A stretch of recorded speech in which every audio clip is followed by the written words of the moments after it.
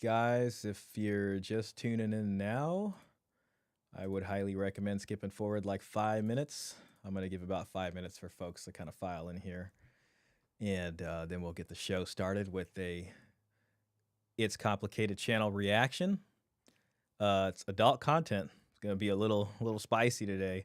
But we also have a bonus content here, and that's going to be pimp versus trick, right? So we got an hour and a half conversation that is as funny as it looks. And it's all about, who has the better philosophy here. So I think we'll have fun with that. We're going to have a fun stream today. Just kind of take it easy. And then maybe some other discussions along the way. So I'm going to give it about 5 minutes. Let some folks come in. And then we will get going.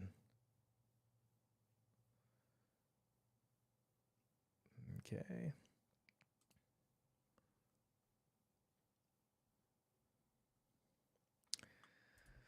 YouTube is always so finicky. We got Mr. Pitt. Another Saturday night stream with Shah. Let's go. Thank you, Mr. Pitt. Got to get my headphones on. Today was kind of a photo finish for the start. I've just been occupied with things. All right. Looks like sound is good. Put my phone away. That's just a distraction. I got my cup of coffee. And we'll give it a few minutes for some folks to get in here before we get started. So, again, if you're watching this after the live, I would just skip forward and just get straight to the action. I feel like I might be missing something, but I don't know what that is. I don't know what that is. Hopefully it's nothing too important.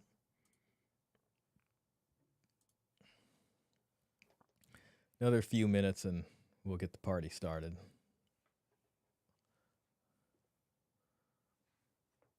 Let me make sure we're live on Twitter.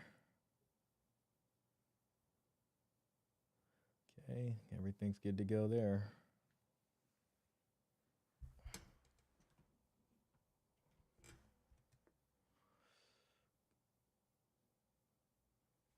Okay.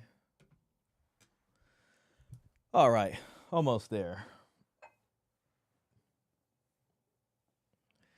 I've been thinking about playing that Dowry AI song that the guys got for me. That would be an okay intro, but part of me likes hanging out and waiting for people to come in and greeting, some of the first folks that get in here. Oh man, that's a good cup of coffee. Ah, that's good.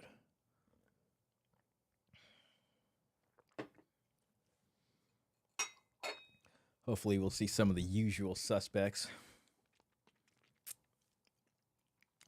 Another couple minutes and we'll get things started. Ugh. That's all good. All right, Klaus coming in to save the day and get the stream started. Hello, Shah. Hello, Klaus. Pleasure to see you, man. Man, I know you left some stuff in the Discord. I got to get in there and respond to some stuff. I'm sorry. It's just, I got really no excuse. I have been a little occupied, but I saw your guys' messages, and I just want to make sure I take the time to respond to them with the level of depth that it warrants. Hey, Arwen, great to see you in here. We got Arwen, we got Klaus in the house. Let me see if my sound effects are in. Beautiful. Sound effects are looking good.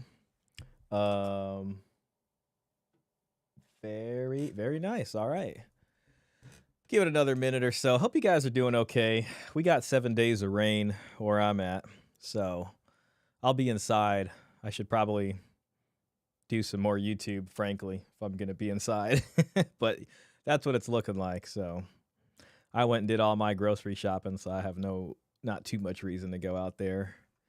And by the way, if you guys are just getting in, we're reacting to It's Complicated channel's adult content here, the shame and liabilities of spicy work. So this is pretty interesting. We got a thumbnail. So we got an actual spicy worker, and then we have an AI doll of the worker. So this is a OF content creator, and she's promoting like a robot doll that looks just like her. It's almost kind of creepy how accurate it looks. That's that's kind of strange. And then for bonus guys, I got a lot of other videos we can react to, but I thought we'd keep it lighthearted today. And on this one, we got Pimp versus Trick. America's most glorified pimp, Pimpin' Kennan versus world's biggest trick, millionaire or willionaire Trick. And I watched about a solid 8 minutes of this, and it is as funny as it sounds like it's going to be. This is straight comedy. Um, I figure we just enjoy this. We talk about shame, we talk about stuff, and then we just have a little bit of fun with this one. So I hope you guys are in the mood for that. And that's I don't know. I saw that and I'm like, I gotta react to this on stream. This is too funny. You know what I mean? So uh we're gonna have some fun talking about that. Klaus says, it's okay. I was busy too. Yeah, last week was a busy week for me. Hope you got through it okay and that everything's okay. Some types of some work is just like that. Sometimes you just have weeks like that, but once you get through it, you feel good. Panda Bea says, ooh woo. That reminds me of like Twitch. I feel like I got something stuck in my teeth, but I can swish my mouth with water in a bit. Klaus says, this Destiny debacle is quite entertaining right now. Yeah, I've seen bits and pieces, and some of the folks in the Discord, I think it was Dart Chaperia, put in some info about that, so I read about it, and it's really strange. The thing I can't help but think about is like you have Andrew Tate on one side and you have Destiny on the other side, and they're both like doing some type of thing here. You know what I mean? I know it's all alleged, except for the Destiny stuff. There seems to be a lot of proof on that side. But I remember him covering the Andrew Tate thing and really going hard at that. And it's crazy because it's like at the same time, forgot to turn on a light. I knew I forgot something. At the same time, he's kind of doing these things on the other side. So that's one hell of a story. I think the whole thing kind of goes into this difference between like people's public persona and then what they're doing in their private life. And sometimes it seems like the people who are the most like, I don't know how to say it, vitriolic, venomous, the people who are like the biggest in the blood sport debating, like the people who take kind of cheap below the belt shots and are just like kind of mean to other people or almost bullying to people. It always seems like they're hiding some stuff. You know what I mean? So I don't know. There's probably going to be more to come on that situation. But yeah, that's a story. Panda Bea says, I do spicy work. Hey, shout out to you. You will not be judged over here. Though I will say you may want to actually be shamed because shame might actually be good for the industry. That might actually help bring in the customer. So, if you'd like to be shamed, maybe we can work something out. I cannot wait to watch this with you guys after we watch this. Both of these are going to be great pieces of content. This is just going to be funny right here. And, I might put a poll in there and say, which do you guys prefer? I will say from the 8 minutes I saw, the gentleman representing the Trick side of this made some interesting points about why he would say he's got it better than this guy. But, to each his own on that. That's what that's going to be. Klaus says, I cook spicy food. Panda Bea says, I cook spicy beets. Oh, there you go. Okay, so spicy can be done in many ways. I gotcha. Yo, JP, thank you so much for the donation right out of the gate here. $1.99. Hope you've been well, Shah. Yeah, I've been well, man. I can't complain. As you guys probably know and seen, Paul went ahead and posted our discussion on his channel. I could probably bring that up for you guys right now. Paul Elam. Oops, let me get that up. What the heck? Paul Ela. There's like a whole other person named Paul Ela. All right. So yeah, we got this up here and a full hour and 23 minutes of it. I think it's generated some great discussion in the comments, and anyone who's taken the time to watch, I really appreciate that. So there's actually more to come on this. Paul and I are talking about doing a follow-up to this, so we're going to get more content. Also, our very own Caesar Quintana actually just had a discussion with Paul Elam here. That was 4 days ago, so I don't think Caesar's in here now, but you guys probably all recognize Caesar from the chat, and he's got a fantastic story. When you hear this, I mean, and by fantastic, I don't. It's part of it's not happy. I just mean like it is a very intense story. So, we might even go over that if he's okay with that. So, shout out to Caesar Quintana. Mr. Pitt says, if you fire up a few live streams during the rainy week, I'll be certain to join as much as possible. I'll keep that in mind. I have been saving a lot of videos to my React playlist, and I'm like, man, this is starting to get out of hand. I'm waiting for Dan the Man to come in here, but I read a comment from him on one of my whatever podcast videos from like 7 months ago where I talked about it possibly being a Tradcon psyop. All allegations, of course. And he linked this video, which is it's from 2 years ago, possibly prior to the hijacking. But leaving that aside, it's an interview with Warren Farrell, and he is another legendary men's rights activist. So I feel like I kind of want to do a stream to this just to give Brian some be charitable to the whatever podcast, give him some flowers, give him some credit. I mean, he did interview Warren Farrell. This was 2 years ago, and then after that, it was Tradcon. But leaving that alone, he did have Warren Farrell on here, and it might be an interesting stream for us because we can see kind of some of these opinions from 2 years ago and see how it reflects today, right? So, it's not about throwing shade at anybody or anything. I mean, we got to recognize and give credit where we see it when we see it. So that was a comment by Dan the Man, our very own Dan the Man, by the way. So maybe he'll show up in here. We'll go over this. I haven't watched a lot of it, but it looked like it was an interesting discussion. I kind of clicked into a few places. So who knows? Maybe whatever podcast will bring more MRAs on, and we'll see kind of what happens after that. So. Yeah, that's coming down the pipeline too. Maybe we could do that on a Wednesday. Maybe we can do that on a Wednesday. Join the chat. Panabe says, shame me, daddy. Just kidding. Well, you've been a very, very bad spicy content creator, and you shouldn't be doing that. You're a degenerate. You're destroying society. It's your fault. You should not be taking advantage of this free market economy in which what you're doing is not illegal, though it is morally reprehensible, and I want you to know that, and I want people to see me shaming you so that I can make myself look better, so people can see me standing up against the degens, so to speak, and give me credit.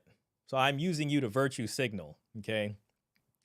Now, after the show, a lot of people who agree with me might end up finding their way over to your specific corner of the internet here and might invest only for research purposes so that they can know what not to do. Klaus says Destiny canceled a debate with Andrew Wilson as one of the talking points was sexual morality. I've seen a clip from Andrew making fun of it. I wouldn't be surprised by that. I'll be honest. I had first seen Andrew Wilson when he had like 10,000 subscribers, or a little less than that. So I'd watched him back then. He's another Bloodsport debater. I'll be honest. I've unsubscribed from all the Bloodsport debaters that I did watch at a time, because the reason was it's just like your feed gets filled with nothing but just people crapping on each other. So it's just like everything that you might watch just ends up being like tension, and it's like, this is probably not good for me if I keep watching this stuff. But one of his, I've seen him when he was a small channel, and I saw him talk with Destiny, and that's what I noticed. I was like, okay, this guy's a very good debater, because at that time Destiny was like the premier debater of YouTube.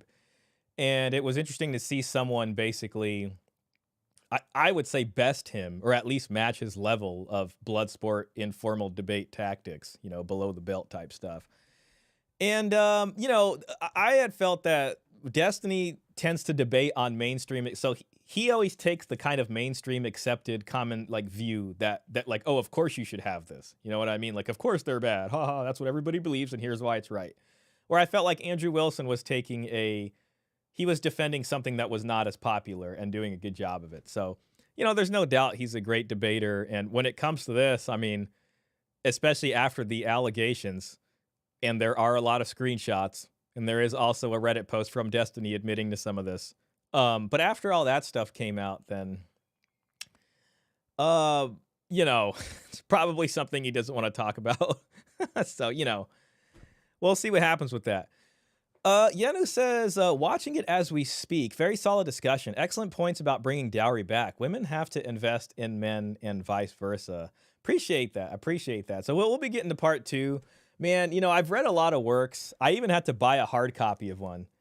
I got a good deal on this. It was $6.99. Originally, it was like $30 for a paperback, and I saw one used hard copy that came. This looks like something straight out of like my childhood. You got the whole library card thing. You got got the little flap in there.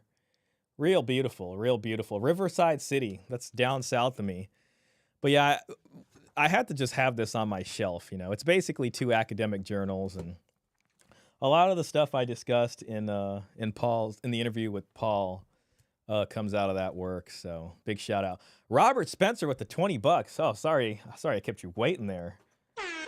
Thank you so much for the generosity there, and I'm glad you didn't accidentally double tap the donation button again. Right? Robert has this habit of hitting it twice, and it'll be the same comment with twice the donation. So this is fair and just in a sense. I'm starting to feel bad about what was going on there. Destiny's destiny was to become undestined. One could say unburdened by what has been. That's a beautiful mix of progressive liberalism mixed with Kamala-isms. Yes, so that all seems to mesh together beautifully. I think Panda is enjoying the shaming here. We gotta be careful with this. Well, thank you, Panda. I appreciate that. It's nice to be loved. Shah is into shaming. Listen, I'm gonna tell you right now, shaming is not easy to do. Well, that sounds like I'm gonna say pimping ain't easy or something. But like in that dynamic of the one who shames and the other one who likes being shamed, I feel like a lot of the work comes from the one doing the shaming, because you got to have the imagination. You got to have the vision. You got to create the fantasy. You got to create the framework of the shaming for the shamed to live in. You know what I mean? So it's like you got to have the brain power. You got to think about this. You got to think about the psychology of this. The other person just gets to be shamed upon. See? So this takes work. I'm just saying it's a skill. Okay, I used to do spicy work. I honestly don't do too much anymore, but sometimes I do still. Are you sure about that? That sounds like something, isn't that what all the ladies kind of say? Well, I used to. It was just this one thing. I never went all the way. It was just like a thing, I needed money back in college, but I never went that far. It was mostly just online. It's okay, Panda. Well, actually, I'm supposed to be shaming you. Never mind. Robert says, Arwen is immune to shame. She's like the Teflon Don of shaming. Well, I mean, that's how Donald Trump became president. So, Yenu Ojiak says, I saw bits and pieces of the video, man. It's brutal. The women are absolutely insufferable. Prepare for the worst. I think it's going to be a good video. Totally. That's the price of being dominant. Yeah, and you got to go out here and you got to do work. You got to do work, and I mean, there's something to be gained from it. You bring a kind of pleasure to other people. It makes them happy. It makes you happy. It's good. Shaming is not allowed. Yeah, there will be no shaming of shame. All right. Anyways, I think we got the folks in the stream. We're ready to go. Mr. Pitt says it was just feet pics, right? Yeah, exactly. I wore a mask. There was nothing else in there. All right. Let's get into this. So it's Complicated channel, guys. If you're not subscribed to him, please subscribe to him. Also, there's a lot of comments here. We got a 40 comment pin here. So we'll talk about the comments after. Then we're gonna get into pimp versus trick. I want you guys to think about. I'm gonna put a poll up after that, in the transition here between videos, and I want you guys to just think clearly about, who do you think here is in the right, the pimp or the trick? What side do you lean on? I feel like most people want to say the pimp, but when you hear what the trick has to say, it makes a lot of sense. Also, I'll be using Mr. Pitt's wonderful grid that he gave to us. I don't know why. this just feels like a kind of video where if I don't put the grid on it, it might kill the stream halfway. It just seems that good of a production. So, all right, let's go and get started. Do you think women in this industry really have compassion for lonely men, or are they just capitalizing off of men's sexual deprivation?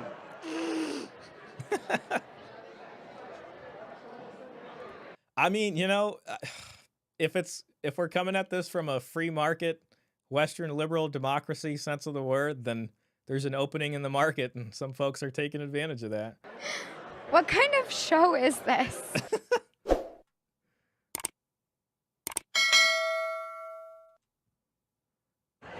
Do you believe that sex is a need or a want? I think sex is a need. That's a good question. I think if you would have asked me a couple years ago, I'd be like, "Oh, it's a want," But the more I think about it, I do kind of see it more as a need. And I don't know, especially working at child support, like when I really think about it, it's like at a certain point, on a long enough timelines, people's lizard brain kind of takes over there, and that it leads them to some kind of situation with that. And, you could only hope that you make good decisions in that and don't do anything too too out of control, So, yes, I think it's a need, and as evidence, this is a whole convention center full of folks here. This is an industry. How would you respond to people who say you don't need sex to survive? I would just assume they have a low sex drive. I think it's like saying you don't need to be happy to survive. It's so funny. It's like there's a Ronald McDonald in here. That's very strange. It's an emotion, and you need all your emotions to live a complete life. It depends. I feel like it's definitely a want. You can live without it, and sometimes I feel like it's healthy to go without it for a certain period of time. But I feel like there's also people with sex addictions that really need to have that interaction all the time, whether it be emotional or not. I feel like she's kind of like she doesn't want to talk too badly about the sex addiction because like she totally needs people with sex addiction to be buying her stuff. But I could see it like food, you know what I mean? And there's certain foods that can be addictive foods, but you do need stuff sometimes. I think some people say, no, you don't need it. Like you're not, it's not like you're going to pass away from it. But I think that kind of stuff happens indirectly. Like, and you kind of see this with, people that are like kind of incels and stuff. Like psychologically, people will get really depressed if they don't have someone to connect with on that level. And it can lead to some really tough situations where people do some not so nice things to themselves. So in that way, I mean, I really do see it as a need that can lead to some bad situations. Is it more of a need or a want for men or women, and why? That's hard to say because it goes by person. I wouldn't say that men are more sexual than women or that women are more sexual than men. I feel like it's more of a need for men. Why? Because I mean, before she answers, I think for women, especially if you're attractive. I mean, listen, before we get to a gender split, for people that are attractive, it's it's at least a need that's a lot easier to fulfill for them, so they're not super worried about it. Kind of reminds me of that movie. I think it was Zoolander, but it was about the models, and who was in there? Was that Ben Stiller? I don't remember, but one of the guys was like, "Well, when's the last time you've done it with somebody?" He's like, What's it been for you? Like 8 days or like 3 days? Something funny like that. But now in general, women, I'd say, have a lot easier time going about getting that need filled. So they can take advantage of that difference and sell some of it back to the other side. their sexual nature, not for every single guy, but in a generalization, right? How would women in this industry have opportunities if sex wasn't a need for men more than it is for women? Well, That's a good question because, I mean, if it was an equal need, at least in terms of procurement, then, I mean, both sides could be selling it to each other in that sense. But, you know, what you see is mostly men buying it. Real quick, let me just check in with the chat here. Oh, man. I'm pretty far behind. As a dom, it's fun, but can be hard. In more ways than one, I'm sure. Oh God, there's a lot of stuff in here. I'm ready to feel it. I'm gonna skip some of this. Let's skip some of that. Exactly. That's why switching is fun. Best of both worlds. I'm gonna have to come in here and hardcore shame you guys. If tradcons are watching us from afar, Arwen, they're gonna be getting real mad at you. So, Arwen says it's a want. So it looks like you're on the side of want versus need. You know what? I'm gonna put that as a poll right now. Start poll, and I'm gonna call it something academic. Is coitus a want or a need? Question mark. So that's gonna be a simple yes or no poll. We'll see what the people think. Let's see. It's a need for reproducing, but that's it. Now it's interesting. I'm assuming that you guys are both ladies saying that it's more a want. Now I think on the other side of the aisle, the guys might say it's more of a need. I'm not trying to prompt anything with the poll. I want you guys to be honest, but Yenu says need with the right person, want with the wrong person. That's an interesting distinction right there.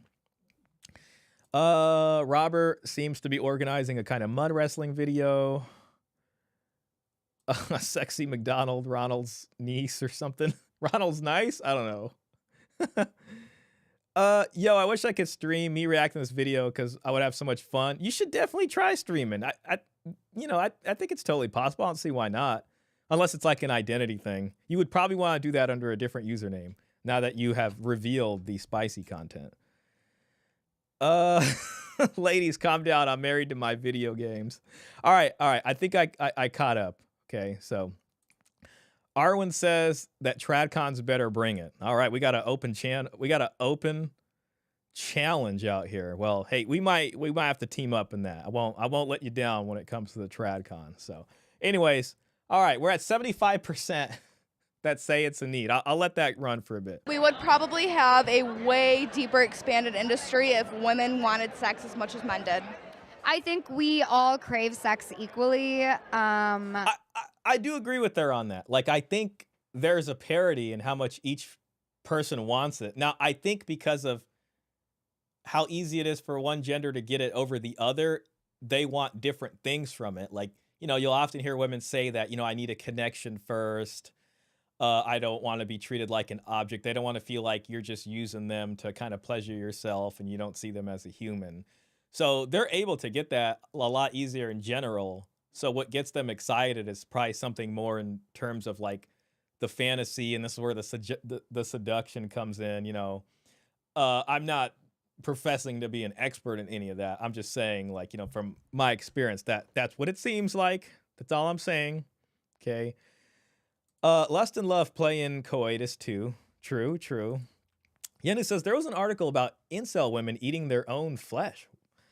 That took a dark turn. There's a flip side that these women do not understand. You know what's interesting? I remember someone here told me that the first person to coin the term incel was actually a woman. So, yeah, I mean, I think a woman deprived of it will be just as desperate as a guy in terms of wanting that. Tradcons are always lurking in the shadows, ever searching for an opportunity to shame you into fulfilling your traditional masculine role in our modern world. Man up and marry that 304. Exactly. They're like orcs in Lord of the Rings, you know what I mean? And it's like, we have to somehow get the ring, to Mount Mordor and release their grasp over men's minds, and finally break free and bring health and a true fertility and renewal to the land. This could be a real King Arthur story here, you know what I mean? A real Parsifal kind of deal. Tradcons are the true lizard people. I mean, definitely seems that way. I think some people are maybe hornier than other, and I don't think that it's more of a need for men than it is women. I personally need to at least 6 times a day. However, again, men have been given everything they want always, so they're like, oh my god, boo, oh, I haven't had sex today. Wah. Grow up. Men have always been given what they want. I just don't know if I agree with that. I think she's either focusing on a very small subset of men, but that's absolutely not true. I mean, the other side of that, the 80% you can say are seen, or at least treated by society as if they're disposable and their needs don't matter. I mean, we got an entire, men's mental health crisis literally going on. So being given what they want all the time, I don't know about that. Also, 6 times a day. Do you guys think she's embellishing or do you think she's serious? That sounds like a lot. Um, Yo, Caesar Quintana, I was just showing off your interview with Paul Elam over here, man. Thanks for coming in. What's up, Shah? Did you see that Michael Knowles did another interview with Saint Nala? I actually saw that on Twitter. I saw Pearl did a quote tweet to that. Michael Knowles put out it was like a teaser trailer, and so he interviewed Nala and her husband. So she's back on the show, he's doubling down. And I think he's going over some of the criticisms, and there's like whatever clips. I think there's some Andrew Wilson in there. But yeah, he's doubling down on his position. So I have not actually watched it, but I know it's coming out soon. It might already be out. I think I saw that yesterday. So that'll be interesting. Or Saint Knowles, as we like to call him.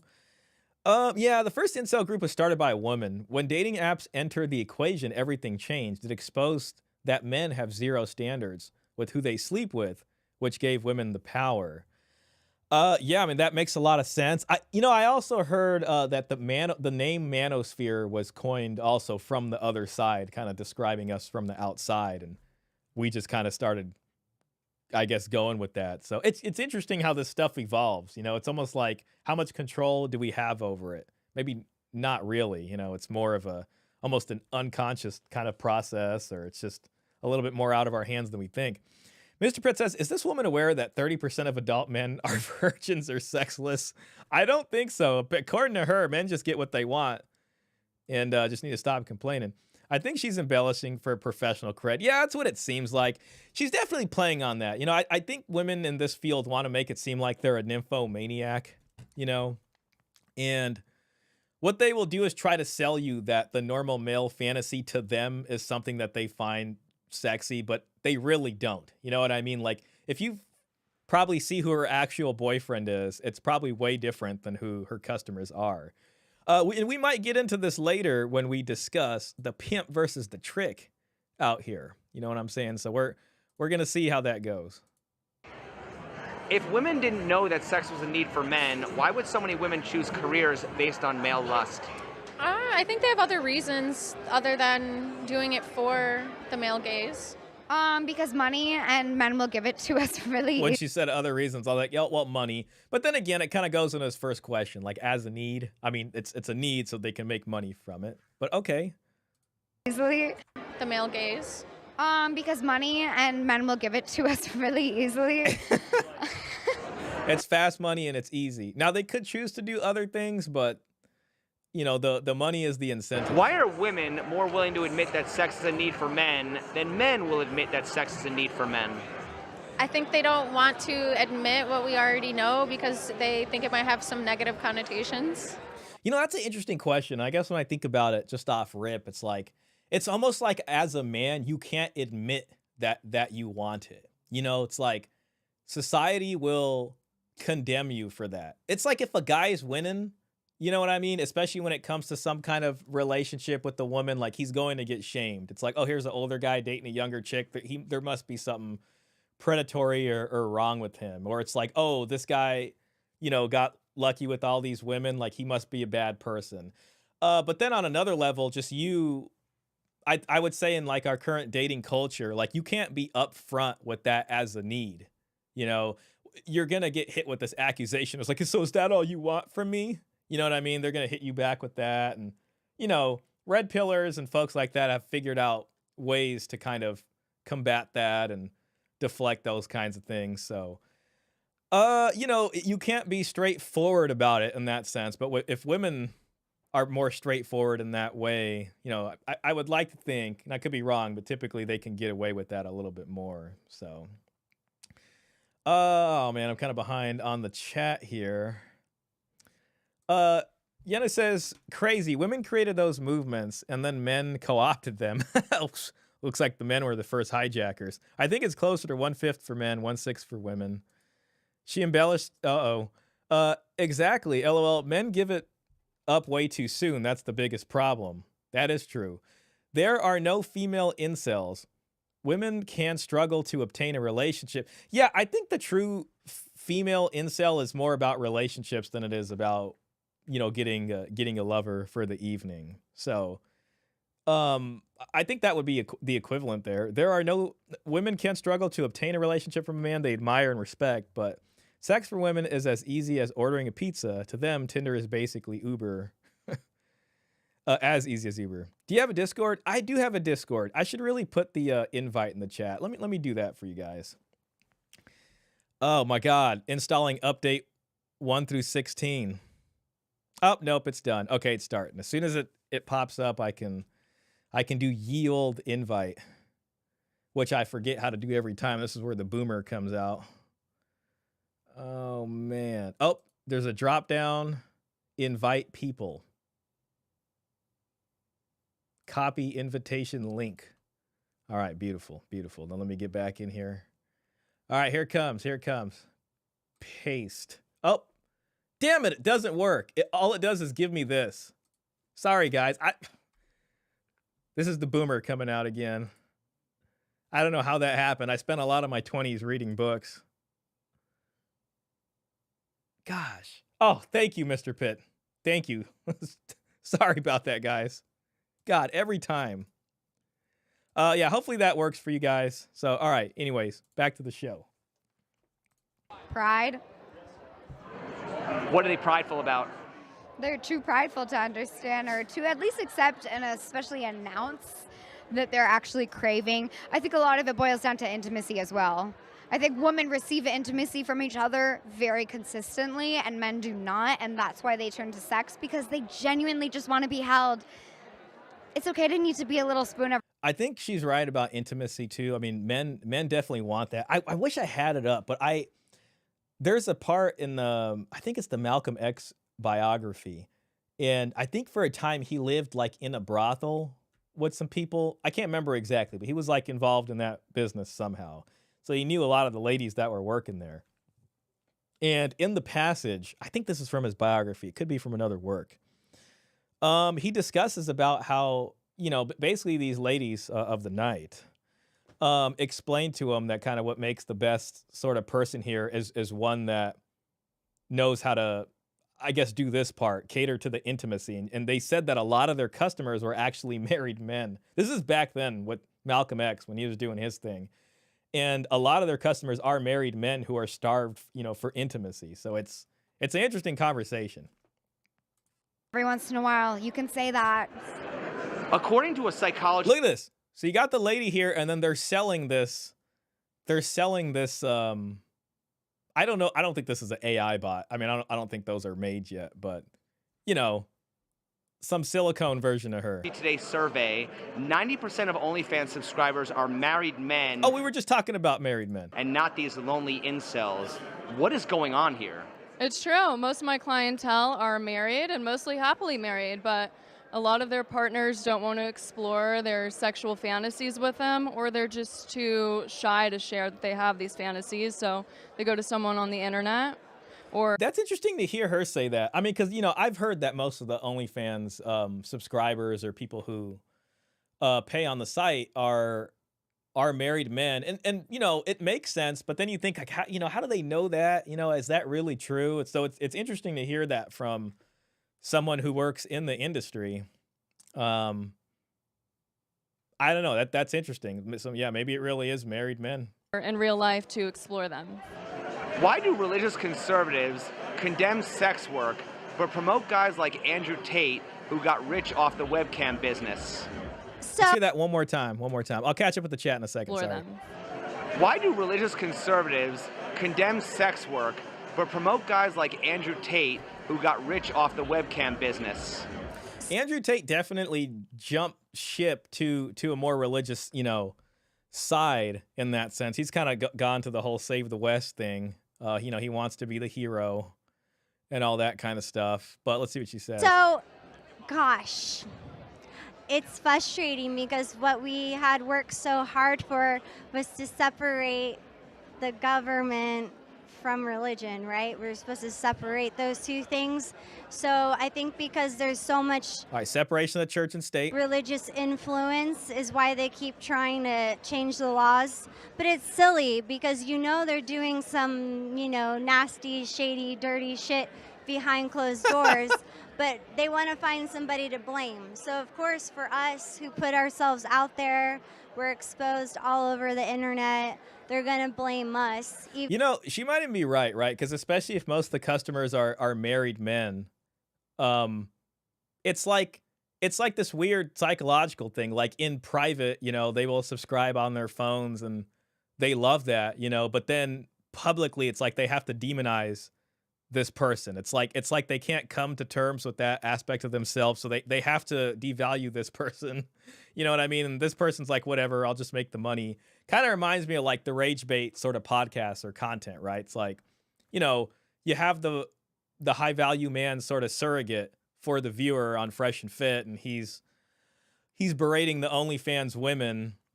The viewer is seeing this, and it's almost like a different form of a nudie film, right? It's like the man actor in a nudie film is an avatar for the viewer, and then, you know, there's whatever's happening on screen. When it comes to the Fresh and Fit thing, it's like, here's your high value man avatar. This is you kind of living through him for a second. That's who you identify with. And then it's him berating all the women that you're frustrated at or whatever. And then, you know, so that's the demonization I think that she's talking about. And then after the show, you know, they all go and subscribe to the OnlyFans. So it's like this masturbatory kind of ordeal. It's really strange. Let me just catch up with this real quick. Yenna says, okay, I was wrong. This woman gets it. Yeah, I think you're right. Aaron is shaming me, Shah. Well, you better start learning how to enjoy that, or you got to learn how to flip that around, and then you become the shamer. See, you got to believe. Panda Bay says, honey, you need to fix your Discord channels. Yeah, it's a mess in there. I might need to appoint some other mod or admin or something. A lot of those channels are from when I was doing Twitch, and you know that was originally made as a gaming Discord, and then like it's just been a while since I did Twitch. Oh, there's AI bots now. AI sex bots. How do you not know? I don't know. I just like, okay, I'm sure there's some kind of AI incorporated, but it can't be that good. Like, it's not the AI bots we're thinking of from the movies. You know, it's not the Blade Runner 2049 type bot. You know what I mean? It's probably more like, yeah, there's probably some AI in it, like you're talking to a chat GPT, but you know, it can't be that good. LOL, people don't know about Bluetooth toys. I'm not surprised. They don't know about AI bots. You guys are deep in this, aren't you? The fact that married men are the #1 clientele for sex workers tells you everything you need to know about marriage in the 21st century. That's a fantastic point right there. I mean, and it's just like the only way to keep up the facade of people are in happy marriages is like, this is the nitty gritty underbelly. And this isn't going away. Like, I'm looking at this and all I see is money. All of this is money right here. Like, they're all out here just raking in the cash. They need it. I mean, there might even be an argument to say these people are keeping marriages together. As crazy as that sounds. Don't let anyone sell you on the idea that marriage will lead to sexual fulfillment in this day and age. Modern women clearly stop putting out once you give them a ring. I mean, I've heard that before. Let me help you fix the Discord. Maybe, you know, why not? Maybe I will. I just got to get in there and, you know, we can do that. But, you know, Panda Bear, I got to say, with great power comes great responsibility, you know, and I don't know. Maybe there needs to be some kind of a initiation ritual here in the old school shamanic sense. You know what I mean? If you're going to be vested with this power over control of the Discord, you know, what you can do, we can get you one of those things with those fire ants in there, those bullet ants, and you can put your hand in for like a solid 15 seconds. If you can handle that, maybe we will give you that power. I will consider it. You know, once the rite of initiation has been completed. Yenu says, marriage is no longer marriage. As an institution, it's utterly broken and devoid of intimacy for both sides, in my opinion.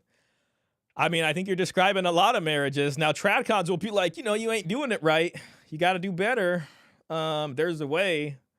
They have tried a lot of things. I mean, you got a whole marriage therapy industry built up around trying to fix that. And it seems like a lot of people, even like the strictest of the strict, have such a hard time where they end up getting divorced. I mean, just looking back at my own childhood, I could think of, pretty religious families that kind of ended up having to get divorced also.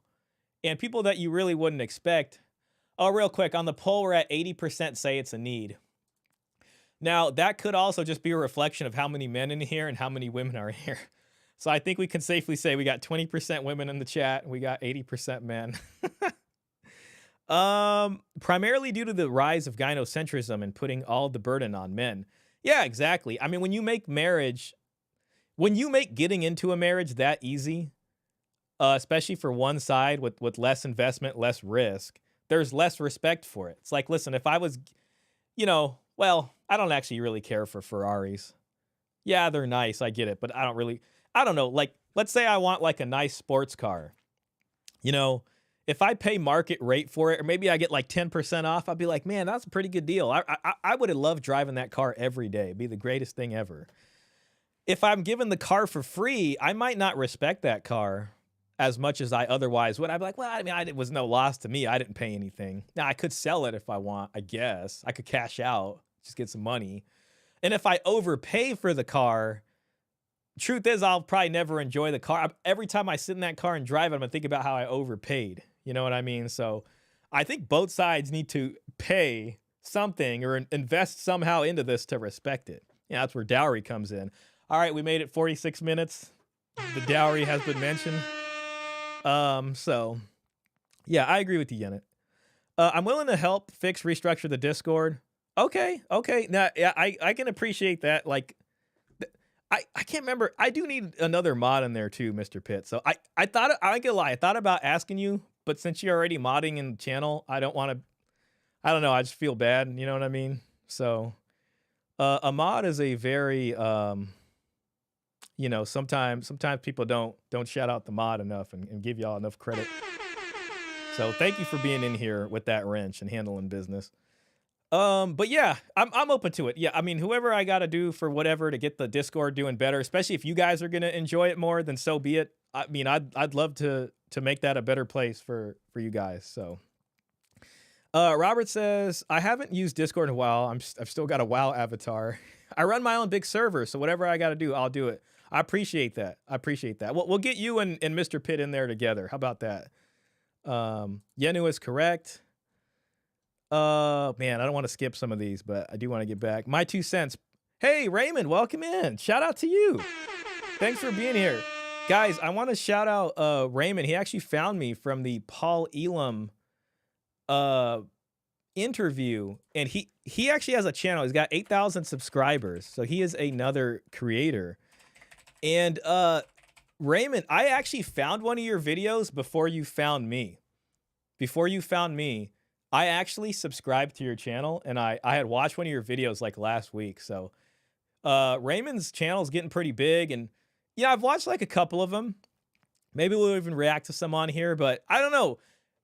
He has like a very authentic, just raw style of making his videos. Like I like this.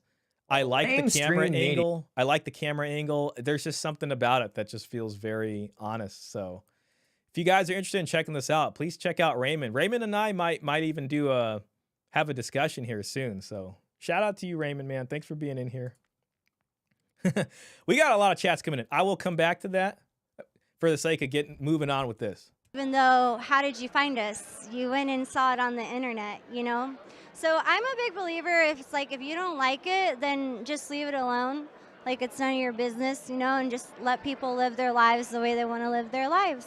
That's America for you. I mean, I'll let Dr. Umar say it. Being a freak is not against the law of the United States of America. Being a sexual deviant is not against the laws of the United States of America. And that is the kind of society we have decided to live in. You know what I mean? There are certain freedoms and rights here. There's the law. Now, people can come together and change the law. But this is what it is now. Now, people can choose to have different opinions on people's way of life, which I accept.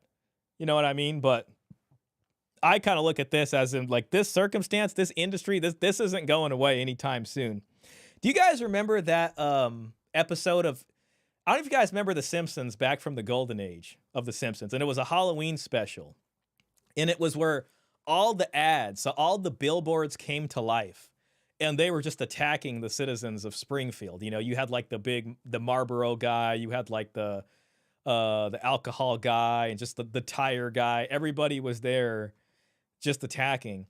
And they didn't know how to stop this. And then in the end, some marketing guy, they come up with the jingle, and the song is called Just Don't Look, Just Don't Look. So they sing to the people, and they tell them, just don't look at them. And then when everybody stops looking at all the billboards, they all just fall away and die. It's kind of similar to this. It's like if every single TradCon, Matt Walsh, all of the Daily Wire has to get angry at, Lily Phillips for whatever stunt she did and shame them. It just, it's just, they get bigger and more monstrous, So if you all ignored them, then maybe they'd go away. Is public shaming of sex workers good beautiful. or bad for business? We're right at the question. Their lives. Is public shaming of sex workers good or bad for business? Isn't there no such thing as bad publicity? I mean, I would say it's worked for a lot of people in their case. I prefer not to have bad publicity, but publicity is publicity. Especially in what we're in, because what we're in is an attention economy. And it always was kind of a thing, but it is more so now than ever. You know what I mean? And Trump proved this, right? It's like he wasn't the darling of the media. He was a villain of the media, but he never apologized. He just kept holding on to that dragon's tail. And then he became the president of the United States, and everybody was shaming him. The whole grab him by the thingy was the thing. There was a lot of things that they tried to take him down with, and it didn't work. It really is the same here. I mean, the shaming works for them. And we know this from the Rage Bait podcast. What does that mean? It's worked for people in their case? Like Lily Phillips, right? Like that. I mean, listen, I'm not looking at her balance sheet, but it seemed to be good for business. Like lots of people have gone viral after doing questionable things. Lily Phillips. Oh my God. First of all, My shout out to It's Complicated for like meeting this person. All right, Lily Phillips. Like lots of people have gone viral after doing questionable things. Lily Phillips. My specialty is honestly at the minute gangbangs, bukakis, large. my specialty is, well, that's what she does. Like, this is her business. You know what I'm saying? Numbers of people. Lily Phillips here, and women like her, who make themselves cheap, are engaging in self-harm. Lily Phillips. Lily Phillips. OnlyFans model Lily Phillips. She is undermining the authority of basic morality. God, even Steven Crowder. And most importantly, what she is doing is disgusting. You know what's so funny? He literally has a sticker that says, "Facts don't care about your feelings." And, the fact of the matter is these people are out here making a bunch of money. Dr. Umar told us that's not against the laws of the United States of America. But what we have here is somebody in his feelings that doesn't like it. But nobody cares. You know what I mean? And he's just advertising morality. And most importantly, what she is doing is disgusting. The public shaming of it makes what she's doing is disgusting. Okay, he's using a feeling word. That's disgusting. My inside feels weird when I see this. Yeah, but that they don't care about his feelings. This taboo. Importantly, what she is doing is disgusting. The public shaming of it makes it this taboo thing that makes it kind of more sexual to This woman is like really funny. Subscribers. They're like, oh, this is real quick. Look at the bottom of the screen here. I mean, and again, I think everybody, can be religious. I would never try to take away someone's religion card. Doesn't matter where you are in life. I think religion is good for certain things. And if you're an atheist, hey man, shout out to you. You're out here raw dogging it, whatever.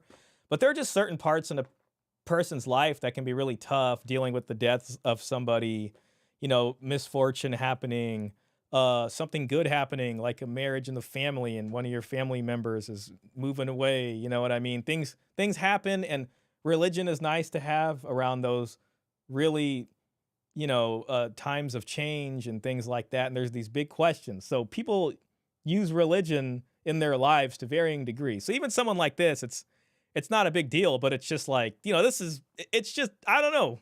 What do you guys make of this? It's like, she's religious, you know what I mean? But this is kind of emblematic of maybe where religion takes its place in our society. You know what I mean? It kind of takes a back seat. Oh man, I am far back. Let me just get a couple minutes in. We'll get in with the Such chat. a bad thing. I'm doing a bad thing. Oh, she likes that. This is what Panda Bea right here wants. So it doesn't necessarily mean it's bad for my business. There is no such thing as bad publicity. And also, when you shame us, it just makes our community grow and feel way more together. There you go. I really hope the Daily Wire people see this interview. I mean, I don't know. Somebody needs to show this to Ben Shapiro. It's bad for my business. There is no such thing as bad publicity. And also, when you shame us, it just makes our community grow and feel way more together. I think she's right. I mean, just look at this place, man. This place is filled. There is just money going around all over the place here. There is an obvious stigma around the adult industry. Does shaming have any influence over your choices, and if so, how? Shaming makes me want to do more. Honestly, I think it just makes me go harder to say F you to the haters. I think she said she was going to try to go for like 1,000 guys or something. I don't know if that was her recently, but somebody did. Somebody did. It does, but in a form of rebellion. I love to make people angry. I genuinely love that people disapprove of what I do, and that's partially why I do it. So they're going for that. They want that reaction. Like that's a success. That's a career success when that happens, you know. I think what people will be like is like, well, they're going to hit the wall and then they're going to be miserable and we're going to be proven right. Like, I don't know. Is that true? Maybe, but maybe not. Maybe they make a bunch of money and then they find somebody and it works out. I don't know. You know what I mean? Maybe someone should follow up with some older, you know, people in the industry. Now, I know some bad things have happened, so that's true. Real quick, I'm gonna try to hit some of these chats. I'm so happy that you guys are all so lively. You know what I mean? If I don't get to your chat, I'm sorry, but I will try to. I tried to be very OCD about reading everything because I just like doing that. Raymond says, my 2 cents. Prawn wouldn't be a problem if women liked sex. Yeah, I guess you could say that. I mean, like as far as for women or women getting mad at their husbands looking at it, I think for them, that's definitely part of their power over, you know, their partner. And some women would look at that as cheating or something like that. So, you know, they'd get angry. So, I mean, you know, porn whatever, takes advantage of that. Oh, I answered it wrong. You talking about the poll? Likely prawn viewing would go down if incelflation was corrected, and the only way to solve incelflation is enforced monogamy, as boring as that is. Yeah, honestly, I think the only other thing that would make people watching the nudie videos is if prostitution was legalized. I think so. I could be wrong. But I think, you know, especially in the US, you know, like that stuff is outlawed, so it's like a lot of people probably just turn to this kind of stuff, so that creates the need, and then people fill it through this. I don't think most people want to be on the other side of the law and deal with all that kind of stuff. But I could be wrong. I'd have to look at a country where it is legalized and see if usage in that country is actually lower. So, you know, I don't know. R.I.P. Uh-oh. We got a man down. Arwen says, maybe women don't want to do that with you because you're bad at it. Well, actually, It's Complicated had an episode, and I think he asked a question, or somebody mentioned something about, you know, the orgasm gap or something. So you bring up a point. I mean, there are a lot of women out here who don't get satisfied. And I mean, that's another hit against monogamy for a lot of these people, and that probably makes the marriage miserable. He said the thing, I am with Stephen Baskerville in that the only way to correct matters is primarily through correction of the legal system and other institutions, not culture. You know what? Stephen Baskerville actually put up a tweet about that recently. I think I did bookmark it, but yeah, he basically said people who, you know what? Let me pull it up just to give Stephen Baskerville some shine. For those that don't know, I did interview Stephen Baskerville. He was kind enough to grace the channel with the interview. So if you guys go back a little bit, you can see that. Gosh, they're going to make it this hard for me. Okay, Dr. Stephen Baskerville. Here we go. Yes. Here is the comment. It says, we need to change the culture first. This is a quote. This is a slogan that he hears. A slogan designed to paralyze action. The sexual revolution was legislated, enforced, and institutionalized through government power. It will not be reversed by quote-unquote cultural conversations, but by dismantling the political machinery that sustains it. So that's an interesting discussion there. Like, what do you guys think needs to happen first? Does the culture need to change first, or the laws need to change first? You know, I'm going to make another poll. Yo, Raymond, I see your donation there. I'm going to get to that. Real quick, let me just make the poll, and thank you so much for your generosity. I will read that. Dang it. Okay, let's see. What needs changing first? Culture or the laws? Question mark. It definitely seems like a chicken versus egg kind of deal. So, you know, it might not be as easy to answer in that sense, but I just want to see what the chat thinks. Okay, we'll get back to our shame and liabilities. Let me at the very least just run down here and read. Oh God, that's a lot of stuff. Raymond, thank you so much that's very generous, very kind of you, sir. I appreciate you supporting the channel in this way. None of this is going to matter once the power grid and indoor plumbing fails. You can't have a functioning society where 80% or more primary GDP producers can't get a woman. More to come. I'll be in touch. You know, when I had my discussion with Paul Elam, he seemed to be of the same mind in the sense that either what's going to change is going to be the result of some sort of economic, downfall or disaster. I feel like we're flying into a period of turbulence, especially economically speaking. I mean, I'm really interested to see what's going to happen with Trump's tariffs and things. I shall be back. Take your time. Appreciate you being here. And hey, do what you got to do. Come back whenever you're ready. No stress on that. Robert Spencer says she's old news. Where's the chick who has banged over 1,000 dudes in a day? Can you imagine being 837th in that line? Man, I don't know. Somebody should interview one of those guys and just ask them, really ask them, so why? And I could only imagine that interview is going to have to be like one of those Gangland interviews from 2006 or 2002, where it's like the face is shaded out and then the voice change, and he's just like, well, I liked it. And that's why I did it. So I don't know. I don't even know what the guy would say, to be honest. Arwen says we have states that are trying to make porneia, the ancient Greek word here, maybe we can use that as a stand-in, porneia illegal. All you need to do is get around it is to get a VPN. Yeah, I don't know. Listen, if they're going to be all or nothing, maybe it's better to pick a lane. I heard Candace Owens call for making it illegal. I tend to be on the side of, I think we live in a free society, so I'm not going to sit here and be like, it should be illegal. It is kind of up to, should we make Pepsi or Coca-Cola illegal?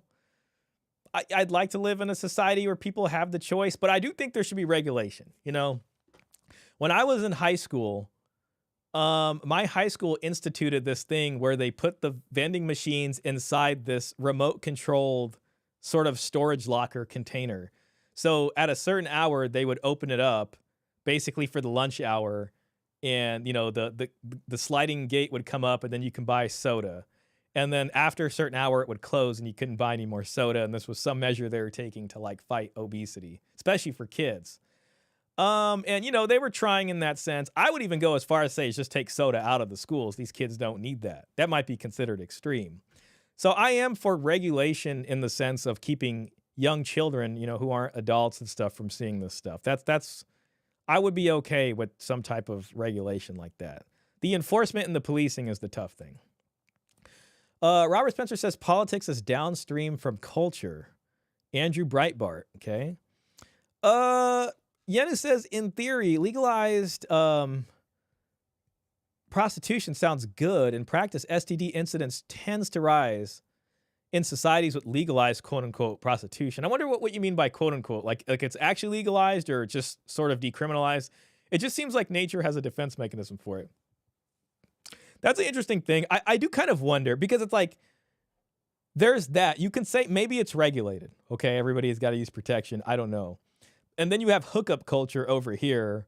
And you got to ask yourself, like, what spreads more disease? Is it hookup culture or is it that? I don't know. But maybe you're right. I mean, maybe there's something out there that shows that it rises in there. So that's a tough question. We're at 67% of people say culture. So moving on. Why do sex workers continue to go on these red pill podcasts to get dunked on? Do they benefit in any way? Oh my goodness, this is literally where I got most of my fan base from. Wow. This is the interview that just keeps giving. An angry man on a red pill podcast, the viewers pay so much money.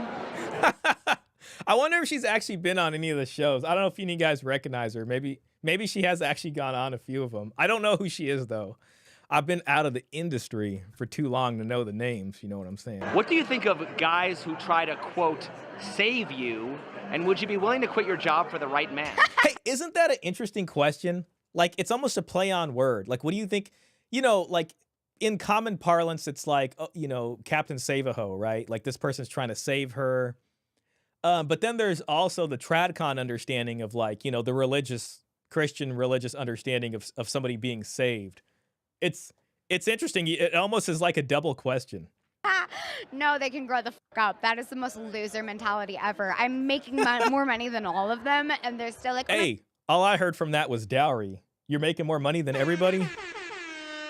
I might be able to overlook some of this past depending on what kind of endowment you'll be bringing to the marriage. Maybe we could talk. Let me save you, but I'm also not going to do anything for you. Oh, hold on a second. We're going to have to change that mindset. I don't need to be saved, but it's always an option to leave it all behind for the See, this right here is the gray world that we live in. And this is, there's no defined lanes for these people. Some time far gone, there would be a very specific lane that this woman is in. Now we live in this gray area, especially where, marriages are based off romantic love, or at least that's how it's sold in the culture, gynocentrism. And, a woman like this has the option to kind of hang up the high heels or whatever and, go the Nala route, and get married. So she knows that. I mean, these people kind of see how that happens. There's a way to do that, and they get to have one foot in and one foot out. And, somebody might take that deal. The last person doesn't want to do anything. I don't think she wants to bring anything to the marriage. They still want the guy to pay for everything. Real quick, Robert says, so does human trafficking because the police regularly save prostitutes in the jails from their pimps. Yeah, that's an issue also. I don't know if legalization and regulation would help with that. It's really hard to say. Maybe it would, but maybe it wouldn't. Yenny says, correct, Robert Spencer. It opens a can of worms that society may not be ready for. Mr. Pitt says, adult services needs to be destigmatized and legalized for the incel problem to go away. Being shamed for paying for play would probably make engaging in the lifestyle less enjoyable. I could see that. I could see that. It'd be interesting to see where society goes. I think what we should do is, I don't know. I kind of want to do a poll. Real quick, we're at 67% say the culture should be changed prior to the legalities. So again, Stephen Baskerville is in favor of focusing on laws. I won't lie. I tend to sympathize with that. I understand that culture is important. The argument against the legality is that you change some laws, but culturally speaking, after a certain amount of years, they kind of make all these loopholes and caveats for the law that it effectively becomes neutered. So the culture would kind of help to enforce that. I'm going to add another poll. I'm kind of poll addicted at this point. Should P4P be, I'm just going to call it P4P, be legalized? I don't know. I'm just interested in what you guys think. We got a yes or no question here. So I don't know. I figure I'll just put up a poll, see what y'all think. if she's making so much money, why doesn't she get, oh gosh, Robert. Robert with the just punches in the mouth today. Isn't that what that is? I know it sounds unthinkable. It's from Yenu, but there are men who legitimately don't want it unless it's with the right person and at the right time. Christians, certain societies. Well, I could say, like, you know, taking the religious stuff out of it, I think there's definitely guys who want the woman to like them. You know what I mean? So it's like, we've talked about this before, and I think it kind of depends where you are in your life. I think guys who maybe have been married, ended up divorced, they've had kids, like Coach Greg Adams, he's kind of on a different, he's on the other side, you know, of the fence. He's kind of done that stuff, so maybe he doesn't care, and the way he lives his life, it works out for him. I think for younger guys, there's something about, you know, I don't know, interacting with a woman and she actually likes you, and it's there's just something that you get from that. I don't want to say it's like an egotism thing. I don't think it's that, but I think that is the intimacy part of that equation would probably be accurate. Hey, welcome back, Pan Debate. P for P, we're talking about, you know, should you legalize the services that are like in Amsterdam and some other countries like Germany that are legal? Should it be legalized or not? So, oh, thank you, Klaus. Arwen says legalize P for P makes it safer for them. I tend to think that's true. I don't know for sure, but you know, that's probably true. Right one. Do you believe in 50-50 relationships or traditional gender roles, and why? I think that I believe in traditional gender roles. Man, you got this woman over here raking in the cash. She's raking in the cash over here, myfreecams.com. And she believes in traditional. Now, okay, I can maybe see traditional where it's like, you know, split on some other things, but when it comes to the money and the provisioning, you know, if she's going to say, well, you know, no, but the guy has to pay for everything and I get to keep mine, I can't get behind that. However, I don't mind doing my part. Okay. I got to shout out to her for that. Would it make sense to have roles? Nah, I wonder what she means by part. If you're not traditional and you're probably out earning your man. Ooh, good question. Good follow-up question. This is exactly what I wanted to hear. I don't think that me out earning a man should mean that he doesn't take care of me or take care of things. I don't think that should mean anything. I think it just means I'll have more to spend on myself. Oh, see? Okay. She almost had it. I thought she meant that like when she said do your part, she means like contributing and all that, like household finances and things like that. She's obviously making a lot of money, but no, it just went right back to the, well, I'll have extra money for me and he can take care of me. See, this is the 1 foot in, 1 foot out. This is wanting the cake and eating it too. You know, what can we say? That's all I could say about that. First off, the fact that you're out earning. Okay, we got an older woman. Real quick, we were talking about that earlier. See how she's doing.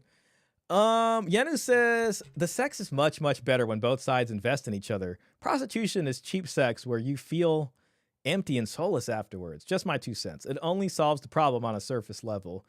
You know, I would agree with you on that. I think it solves the biological need part. Like, listen, I don't know. You know what I mean? Maybe you can see someone regularly and develop something on a human level, I guess. But I don't know. You know what I mean? I don't think that's really what it's for. So I think what you're saying makes sense. I mean, you know, like the woman was talking about before, I mean, men do want some kind of intimacy. Otherwise, it's like you're using another person's body to kind of pleasure yourself with. But that being said, you know, legalized, I wouldn't be against it being legalized. And I think it could help some men, you know what I mean? Like, I don't know, maybe we need to look at a society like Japan. I don't know if it's legalized there or not, but I think they look at it differently, you know? So I don't know, maybe I think it would help to some extent, especially for guys that are having a lot of trouble with it or not even having trouble with it. Like, you know, there's so many freaking stories out here of like high value, quote unquote, guys, high status men that end up getting into some screwy situations. There was that baseball player, Trevor Bauer, and he had like this one night fling with this, some woman on Instagram. And then there was a whole thing. He got kicked out of the Dodgers. I think he ended up going to Japan to play there. And then he ended up being exonerated. It was all a lie. And it's like, you know, if prostitution was legal, maybe he could have just did that. You know what I mean? So it's like there's definitely a lane for people who want to do that. And sometimes people are going to get the itch and they're going to make some stupid decisions where they can otherwise get a square deal, for this kind of short-term engagement. Who's that other guy? Was that Robert Kraft? I can't remember. He was like the coach for, I think it was in Florida.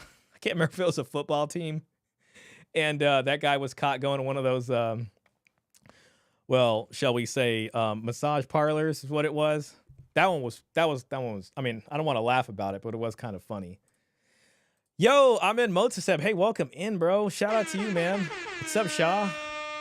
Great to see you, man. Arwen says, totally agree with Yenu. Robert says, I still think that completely decriminalizing it is dangerous for exploited women and children. A lot of these people are trafficked, and the only way they are saved from their pimps is by arrest. Yeah, I would, that would be the tough part about this whole thing is how do you regulate it? So I'd like to think, people could come up with the regulation, I guess, structure that would prevent that stuff. But, like you say, there's always people trying to take advantage of that. So we're going to get to our pimp versus trick episode here real soon. Klaus says, there is one positive side of legalization over here. The women tricked or trafficked can go to the police and have their pimps held accountable.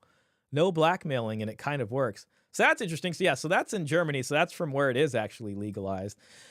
I will say, I think places have it decriminalized for the women. So that's supposed to make it so they can go to the police. But it might be easier if it was fully legalized for them to do that. So, I don't know. Ahmed says the other girl is a sex worker and still expects a one-way servitude so she can keep her money. Yeah, she's traditional, by the way. She said it herself. I hid your message by mistake. Oh, I was actually about to agree with you. Yes, there are plenty of men that only want sex from their special someone, but there are tons of men who don't care. That I think that's true too. So moving on. Man, we are only 7 minutes in. We're an hour and 16 minutes, and we got a whole other discussion after this. Your man, I have friends that do that. They're the breadwinners, and they resent the man, hands down. And then the man's not really respected by members of society, if you will, because he's still looked at as lazy. And I'm not saying that you can't do that, but I think a man should at least be equal, or if not more, in the money making. And if you're not, you got to get there. Because I mean, and we can turn that back on her. It's like she should be at least equal, if not more. Listen, as far as I'm concerned, the marriage laws are all about 50-50. That is the society we live in. I know there's a culture and legality discussion here, but we have this sort of dissonance between culture where a lot of the women are saying, oh, they want a traditional guy to provide and all these kinds of things. Don't get me started on the dowry. Never mind. And then on the other side, you have laws that say, well, it's 50-50 all around. No fault divorce. Doesn't matter who did what. She can step out on you. He can step out on her. That means nothing. It's just splitting the finances down the middle. You know what I mean? So, listen, if that's what the law is, then I think men are fully within their right to account for that. Let me see where I'm at here. Actually, it is regulated. They even have regular health exams and such. Also, the state likes the taxing. Yeah, that makes sense. Yeah, there's probably some kind of study or something out of Germany that, like, if you compared the rates of STDs in Germany with, like, maybe a country of comparable size where it's not legalized, and if it's relatively the same, then it's probably relatively the same, What is the poll? Oh, I just mean the poll, like, in the chat. Like, asking people's opinions. Not that poll, Tacticus. Not that poll. Robert Spencer says, shout out to you, by the way, Tacticus. Great to see you in here. Robert Spencer says, yeah, I'd imagine that it need to be regulated in some way to protect people from trafficking. Definitely. Legalized adult services would need to be accompanied by criminalization of pimping. Robert says, I mean, there's that whole abducting children and getting them hooked on in order to control them for traffic purposes. It is disgusting. Why can't brothel resemble a weed dispensary? People used to worry that weed would lead to degeneracy. Instead, it's solved a lot of issues, and there's a security guard at the entrance typically. That's probably what it would be like. Probably be like a strip club or something, like, but I don't even know, some kind of differences for that. Yanu says it would be very difficult industry to regulate. Like government officials spending a large portion of their budgets to enforce laws, it's a logistical disaster. I can see that being true. Like, because even if it is legalized, there'd probably be so many women who don't want to go through the licensing, and they're just like, whatever, you know, and then some guy's going to be like, okay, whatever, and then that could lead to issues. Basically, you could say from Klaus, Klaus says, basically, you could say the pimp is the manager, and it's like normal business. The state's the pimp in this scenario. Oh, by the way, I found this video. I put it in my reaction thing, but it was about what sex work was like in the medieval times. And apparently, I think it was Caesar Quintana who might have put this in the chat a while ago, but the way the church looked at it was as a necessary evil, apparently. And there are even times where the church regulated brothels and, like, you know, had them in specific places in towns or something like that. So it's just interesting because in a time where it's supposed to be the most traditional, they even had legalized brothels. It's just like this weird upside down kind of thing. You know what I mean? Why would there be pimps if it was legal? I think he just means like the state would be the pimp or something. There's nobody that should be pulling somebody along. How would you characterize your relationship with your followers? Would you consider them more friends, acquaintances, or customers? Oh, come on. You know. Well, some of them are my friends because I've grown to have a more fond relationship with the more respectful ones. See, I think that's like a parasocial relationship. I don't know if that's like a friendship. It's more like, oh, you're my #1 fan. Thank you. That have been consistent throughout my career. You know, it's like one of these. Thank you so much for the sub. Oh my god, guys. Like, I mean, is that sub that guy's friend? I don't know. You know. And then some of them are just customers. But some people just want to be customers. They just want to buy their content and leave. So I let Those are the married guys. my fans decide what relationship they want to have with me. She's selling it right there. She's just like, yeah, there's no relationship. There's not a chance. You know what I mean? But she's got to put on this persona. This is what sells. This is what sells the OF. As somebody with a big following of fans, how would you define the difference between love and obsession? It's kind of funny because one of my big fetishes is encouraging a love addiction, a very unhealthy obsession and addiction to me. It's tough. I have a lot of fans and clients that have a parasocial relationship with me, and I support that. Women will do that. Well, people will do that. I mean, men will do it to women too, but it's like once they know they got you, then they'll just cut off the honey, and they just love seeing you just suffer in that way. At what point would you consider your fans to be potential predators and stalkers? Obviously breaking boundaries. If they send a message and I'm like, hey, I'm actually not okay with that, and they continue to do the same behavior, then that's predatory. As long as they're not trying to get your address and they're not guilting you for not spending every waking moment with them. I instantly smile when I see like this nice Ronald McDonald lady. I think it's fine. How would you real quick, our poll is at 75% here, so 75% would be for legalization, I believe. All right, that's pretty interesting. So we do not have a lot of the tradcons have not found us yet. That's good. That's good. Define a simp. How do you define a them, simp? I think it's fine. How would you define a simp? I don't know. I mean, I feel like people want to say that's like a derogatory thing, but I actually really enjoy a simp. I think a simp is someone who just appreciates a person and shows them love and appreciation. A simp is someone who just appreciates a person and shows them love. And that's not a bad thing. Not a bad thing for her. I mean, it must be nice. Simps. I think it's a cute term. Oh, of course you love simps. That's what she said, right? And that's not a bad thing. I love simps. Oh, I think yeah, it's a you cute do. term. But a simp is generally just a man that is so obsessed with either one female or multiple female that practically do anything for her. She is playing the character right now. I guess by the traditional definition, but a simp to me is just a guy who appreciates a beautiful woman. He's just a chill guy. Hey, have you guys seen that chill guy meme? That's what it kind of seems like she's describing it. Like, a simp is just a chill guy. Let me see if I can find it. It's like that dog with the sweater. This guy right here. I like this guy. See that? Like, oh yeah, a simp is, this is a simp, right? A simp is just a chill guy, you know? What is the difference between a guy who simps for you online versus a guy who simps for you in a relationship? Probably nothing.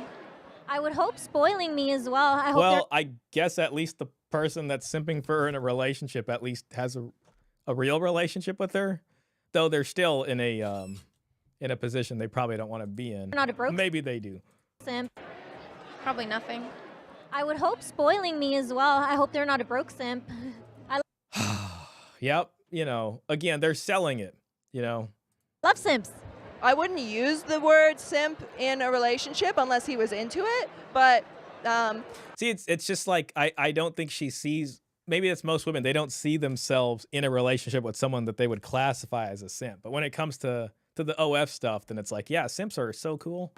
most guys online are simps. Oh man, we all took a verbal lashing. All of us are online right now. So maybe we have to face the dark truth. People often meet their significant other through their work. Would you ever consider being in a relationship with any of your customers, and why? I wouldn't consider it because I value keeping a business, like things separate. But I think if I met someone really special, it wouldn't matter how I met them. What do you think of girls who advertise their OnlyFans on dating sites like Tinder? Is that unethical? No. I think that's unethical. I don't think you're supposed to do that because, I mean, listen, if you're on a dating site and you're trying to use it as a funnel to go to your OnlyFans, what you're doing is you're trying to say that, yes, you're open for a relationship and you're trying to sell them that, yeah, you're willing to be in a relationship with them. But really, you're not. You're just trying to sell them your stuff. So I think that's unethical. Oh, that's how I found sugar daddies back in the day. Do you think women in this industry really have compassion for lonely men, or are they just capitalizing off of men's sexual deprivation? This is the religious one, by the way. It's how she found sugar daddies back in the day. And I'm not, hey, again, Dr. Umar told us. Is not against the law of the United States of America. Being a sexual deviant is not against the laws of the United States of America. So, all right, fair game. What kind of show is this? If your boyfriend bought OnlyFans content every week from the same creator, would that be cheating or masturbation? To me, cheating. Well, with that logic, then, if most of her customers are married men, that's what, I think that was the same question they asked. I was her or the other girl, of who your customers are, and they said they're mostly married men, then we got a lot of married men out here cheating on their wives, these women. If your boyfriend had an AI girlfriend, would that be cheating or masturbation? If it's an emotional connection, it's cheating.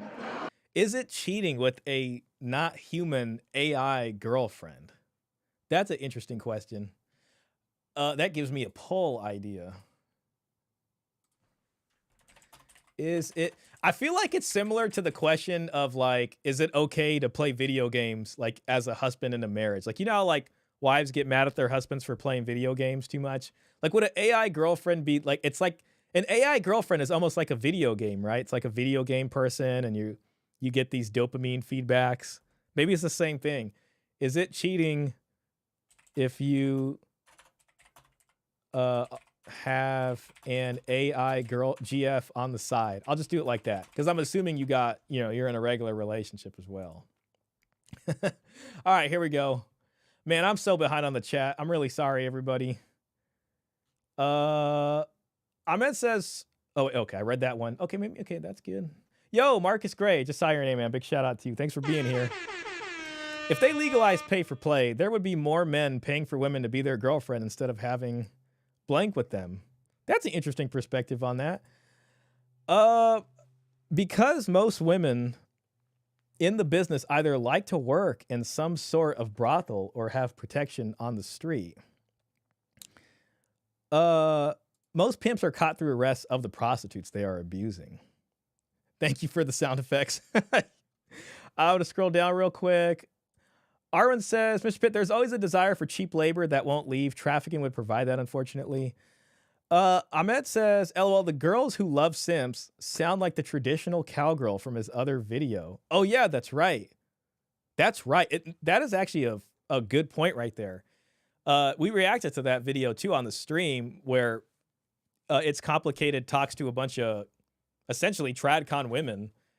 And that's actually a really good point. Like, if you played those interviews side by side of the tradcon women next to these women talking about how much they like men doing that, there would be a lot of similarities. That's a freaking great point. I would think that Tinder wouldn't like that sort of ad. It would be bad for their business model. Yeah, maybe it's actually not allowed there, but a lot of people do that. Yanu says Tinder is cooked. It really is. Ahmed says we should 100% remove OF content from all social media platforms. It's everywhere now. You know what? I wouldn't necessarily be against that. Like Twitter is kind of dangerous. I think Twitter might have did that because there'd be times where you scroll on Twitter and I don't want to do that on stream because someone's in there and they'll just post an explicit video in the comment section. It's like there should at least be a blurring or there should be some sort of NSW tag so you know, like, okay, don't click here if you don't want to. Klaus says, man, I guess I'll have to look if there are conventions like this over here too. This looks like a lot of fun to watch. It does seem like a fun convention to go to. How do you legally sue and take half of a guy's assets for an AI robot, a virtual affair? That would be like a landmark case. Like the gynocentrism is so strong that an AI bot complains and literally goes to court and wins money from a guy. She wins maintenance money. Well, the AI bot does. Is it cheating if they read romance novels, or is it an emotional affair? Fantastic question. That was a fantastic question. I am done with the slippery slope of emotional abuse allegations that are hard to prove and could be construed by normal exchanges. That has been their mechanism for a long time now. Arwen says, yes, it is cheating. Well, we got a woman in here agreeing with you, so that's progress. Panda Bear says, whoever said that yes in that poll, please explain. Like, how can it be if it's just a bot and not at all a person? It can't even have emotions. That reminds me of another Simpsons clip. I don't know if you guys remember that episode. I can't remember what it was, but I don't remember if it was that episode where Homer meets that store owner who's a LGBT guy, and then Homer loves that guy. He thinks he wants him over for dinner, and then once he finds out, he's just suddenly like pissed about it. But there was some robot or something in that. I think it was that episode or a different one, and then it goes on fire, and it's like, why did you program me to feel pain? Maybe it could be programmed to have emotions, Panda. Maybe its emotions are real because it's programmed to experience the emotions. See, that's the question. Why are we promoting AI girlfriends while shaming men for masturbation? Isn't that the same thing? It is basically the same thing. I don't shame men for it, though. I think it's hot. Yes, she does. She's lying. Which provides you more intimacy, an OnlyFans subscription with a real girl or sex with a robot? Obviously, an OnlyFans connection with a real girl. An OnlyFans connect. She's lying. I mean, she can't say like with the real woman. She has to be careful because if she says like AI or well, he did ask about OnlyFans. I gotta be fair. I think I misunderstood the question. Let me hear it one more time. Which provides you more intimacy, an OnlyFans subscription with a real Okay, he did say OnlyFans. My bad. girl or sex with a robot? Obviously, an OnlyFans connection with a real girl. You know what's crazy about that though? Is it did come out that a lot of these OnlyFans accounts, it's not the woman talking or whatever, right? Like I think they outsource it to a management. You're probably talking to a guy in India. You know, you're probably talking to some guy over there in a call center. He's working his second shift. He just got done calling you to talk about Social Security and how you need to go to Western Union and send $1,500 an hour. The police are coming. And then he picks up his second shift, moonlighting as an OnlyFans woman to give starved men intimacy. It's very strange. You know what I mean? So it's like, the AI bot is probably more genuine than that, frankly. So why would society sooner promote sex dolls to lonely men rather than just legalize prostitution? That's a good question. A question for the United States government. But, since we can't legalize prostitution, the sex doll is the next best thing. See, I don't think she wants it to be legalized. I mean, Every one of these that sells, she probably gets a good $150 in the pocket, you know, aside from the company. That's not a bad deal for her, man. She contracts with some company. They get these things made in China. I don't know what they would sell these for. This looks like a freaking $3,000 ordeal right here. She's got a contract with them. She gets about, I don't know, 15% royalties for each sale, plus a nice, you know, $100,000 down payment to begin the partnership. It's good times out here. It's good times. 2, you know, having that companion. Bots can't feel. Maybe they can be programmed to feel, but Oh, there we go. Yeah, she knows. the actual Shout out to her. conversation, because you can bond with somebody long distance, so you can't bond with a machine. Are sex workers afraid of being replaced by AI? No, Why not? because you cannot replace a warm body and you know, a actual human being with a mind that has some depth to it. You know what? I honestly, I think she's right. I mean, maybe I just come from I'm just getting older now, and I don't know what the young people think. And maybe Gen Z can be emotional with the machine and be happy about it and get fulfillment, you know? But I don't know about that. I agree with her. And it's just funny also hearing it from her, because it's like a lot of the manosphere will be like, hey, the AI bots are coming and we're not going to need women. Women are going to go obsolete. But, you know, they don't care. And I think she's right. I think they'll make just as much money as they ever did. So I don't know. What do you guys think about that? Man, I'm missing a lot of chats here. Oh man. I'm sorry. I'm not gonna be able to get to all of them, I don't think. LOL, if you really want me to read it, just get mad. Just be like, how come you didn't read my comment? I'm pissed at you, Shah. You didn't read my chat. Read my chat, Shah. Just do that, and I'll go back and look for it. The girls who love simps sound like the traditional. Oh yeah, okay. We've been here before. Okay, I went far back. That's good. Let me just get back in here. Mr. Pitt says, while I don't think an AI bot is a form of infidelity, it should definitely cause you to start asking your spouse questions about why they aren't satisfied with the relationship. I think that's an incredibly fair take right there. That's true. It could mean something is wrong. What if AI robots are educating me about how my significant other is failing? Yeah. If you have to turn to an AI robot, then something is probably missing. That's like what we were talking about, what Malcolm X was talking about in his biography. I think it was his biography. You know, about the married men visiting the brothel because they weren't getting something in their marriage. Panda Bea says, but a person can be long distance and have a conversation because that is a person. I think that's true. I think people can develop some sort of bond with the long distance person, or like to someone far away if they know it's a real person. Now, it could be a catfish. We've all seen that before. Aaron says, have you seen the movie Her? It's not about the bot. It's about the desperation of the person. I have seen that movie. That's a pretty good movie. Joaquin Phoenix is a fantastic actor. You know, the parts I can't remember how it ended though. It's been that long. But I remember feel free to spoil it unless somebody else hasn't seen it. I'd hate to spoil it, but I've seen it once. I just can't remember. I remember when he finds out that she's having like 1,000 other conversations at once and he's like hurt over it.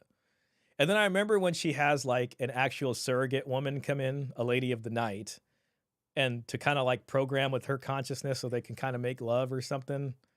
But I don't think he was into that. So I do remember that. I think another funny part of the movie was like him just talking about his girlfriend. And then like, I think somebody finds out he's talking about an AI the whole time. And they're like, wait a minute, she's not real. He's just like, I think she's real. Sex bots, same thing as vibrators. I'd say that. I think you're right. You think she's right, but OF content doesn't offer a warm body. Yeah, it doesn't. It doesn't. Just instant gratification, no depth. A bot doesn't either. Okay, does it matter that if it's a bot, if you're desperate enough for connection? I guess it's just like, does it count as connection? I don't think it does. Like I don't think the OF one does either, right? Because after they kind of go through their masturbatory fantasies, they're going to hit this lull, this kind of, this real, it's almost like I guess a post-nut clarity where they feel like crap, and that probably gets worse and worse, and then they need like more of a hit. That's how it creates an addiction, I think. Robert says, I'm probably weird. I abuse the bots in ways. You abuse the bots. We got to go save some of these AI bots from Roberts. We got AI abuse happening. I abuse the bots in ways that I wouldn't an actual woman and probably can't describe in this chat. Robert, I don't know what I should take away from that. I believe you. You know, okay, no, I'm gonna look at this in a different way. It's like somebody who plays Grand Theft Auto. You know, when you play Grand Theft Auto and you're in a simulation, and then when you're driving the car in Grand Theft Auto, you can run a bunch of people over because it's just a video game. But you wouldn't do that in real life. You know, it's that age-old conversation about gamers. Like, is violent gaming making people more violent? I don't believe that it is, you know. But people like to act out and when things are a simulation. So, no, yes, Robert is not suspect at all. We're putting that away. You are not suspect. Chat, I'm losing it. Ahmed Montaseb says, there's a movie on HBO, I think, called Subservience with Megan about an AI bot that falls in love with her owner. Wife was definitely jealous. That sounds like an interesting movie. I could watch that. If that were the case, then you would form a connection with the sex toy. Also a good point. Ahmed says, by the way, Shah, I have to applaud you for doing so well on the Paul Elam show. So refreshing to listen in. Hopefully the conversation shifts from alpha simp content to actual solutions. Yeah, I mean, that's what we're trying to do. Or at least get out of, you know, some of the rage and then move away from some of that alpha simp kind of stuff. Just real quick, good news. You know, Paul and I, we've talked a bit, and we're gonna try to do a part 2 to that. So, hey, more to come on that. But I'm glad you enjoyed the video. I did. You know, I did the discussion with them, and then like I listened to myself again when it got posted, and it was like in my mind, I'm just like, oh man, like, you know, maybe I don't know how I did or this or that. But seeing the reception to it and listening to it again, I felt really good about it. Big shout out to Jack Goody and SJ Tambia for their amazing, you know, writings. This is Cambridge University Press here, Bride, Wealth, and Dowry. This was an amazing, I had to get it on my bookshelf after all the research I did, but a lot of that discussion, you know, comes from this book amongst other academic papers. So I like collecting books. Caesar Quintana with another $20 donation. Thank you, Caesar. Thank you so much. Guys, please check out Caesar's discussion with Paul Elam also. He was it's on the episode right before mine. Yeah, Shah, St. Thomas Aquinas in the Summa Theologica suggests that if prostitution were completely outlawed, it could lead to more serious moral disorders. His perspective is interpreted as pragmatic, not an endorsement. That's really interesting. So it's in the sense of, well, it should be legalized because if it's not legalized, men who are unable, I guess, to satisfy the need. So I'm assuming St. Thomas Aquinas is looking at sex as a need here with this. And he's saying it should be legalized so that it can serve as an exhaust so that men don't, I guess, commit other evils or harms as a result of desiring that or something like that. It's interesting, you know what I mean? Because that's kind of legalized the whole way up until relatively recently. And it's interesting that, you know, there's kind of church doctrine behind that. I never expected that. I think it was you who told me the first time, so I appreciate you filling us in on that. A sex toy doesn't talk. A sex toy doesn't imitate emotions. It's not the same. Interesting. Robert says, I'm simping. Hey, shout out to you for being honest. You know, I don't know. An honest simp might be more respectable than a lying pimp. Quite possibly. According to the standard of emotional affairs, women divorce over a vibrator could be grounds for that case. Ahmed says, it was a fantastic conversation every way. You are a force to be reckoned with. Thank you, man. I appreciate that. You know, all I want to do is just keep my head in the books. I just like reading, you know, and I got a ton more books, man, that I got my hands on recently that are kind of peripherally related to a lot of these things. So, you know, in a perfect world, I could spend all my evening hours dedicated to that, completely focused and zeroed in. Sometimes it gets tough, but you know, that's part of the fun. Like I am very appreciative for life that I get to kind of be here and exist and learn things and think about things and ponder things. So that's a huge blessing. Let's just get back to the show. We will get back to this, back to the chat. Should premature ejaculation be held against men? Yes. Who was it in the chat? I think it was Arwen that was mentioning earlier about women not being like women don't like sex because they're not often satisfied in it, which I think is a valid thing, and that might even be why women are most likely to be transactional about sex. Because if they're like, well, I'm not going to get anything from this, then what else can I get? I mean, it's him having a good time, and you know, I don't get anything. But then that also begs the question. It's like if men need to do all if I don't like when people say all sex is transactional. I don't truly believe that. You know, maybe for some people it is. But if you're going to believe that philosophy, then why would a man need to be concerned about performing during sex if he's already transacted goods prior to the actual lovemaking? You know what I mean? Then it's just like, but if he has to go in there and still perform and get the job done and ring the bell, so to speak, you know, then what's the point of the other transactional stuff? Interesting thing. What is a mature ejaculation as opposed to a premature ejaculation? If I don't come and you A mature ejaculation has good manners. do, you're out. I'm never talking to you again. Premature means that you can basically barely hold it in, generally less than a minute, whereas normal ejaculation can last, you know, at least 3 minutes or more. 3 minutes being bare minimum.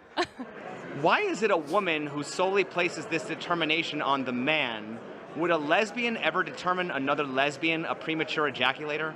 It's an interesting question. I think it's just probably because of the biomechanics of the situation, you know. Once like the fun's kind of over, I guess, to some extent, once the guy's tapped out. It's possible. This interview is digging real deep here. I've never heard of it, but I won't say couldn't be a thing. I think it's mainly based on the man, just because it's the man that's really ejaculating, and the woman, I guess, is more having that theatrical orgasm. A lesbian would like consider another lesbian a premature ejaculator. If anything, it's like, oh my God, she came right away. That's amazing. So with men, I guess it's only because. I guess that makes sense. Like if you're a guy and you're with a woman and it's like, you know, you take her there and then you're just like, heck yeah, I did that. That's awesome. Like you wouldn't be like, oh man, she ended up doing that too fast. It's more like, all right, that's legit. Now, you know, I guess after that, you know, I don't know, the pressure's kind of off maybe a little bit. Because in theory, he then can't continue the sex for a little while after he ejaculates, so she's a little disappointed that she didn't get to have some more dick, so she just got to wait 5 minutes or 10 minutes or whatever, and then round two, you know? You know, and I could see women being upset about that, right? Because it's like, I don't know, as a guy, if you take somebody there is this kind of, I don't know what you would call it, like satisfaction or validation or something like that. And it's a whole different, you know, like, it's a different kind of feeling from just the pleasure of the biological function from your end, if you know what I'm saying. So it's like, if a man doesn't have that in mind and then, you know, the woman doesn't get anything about it, then I can see how she would be, you know, upset about that. Real quick, let me just catch up with the chat.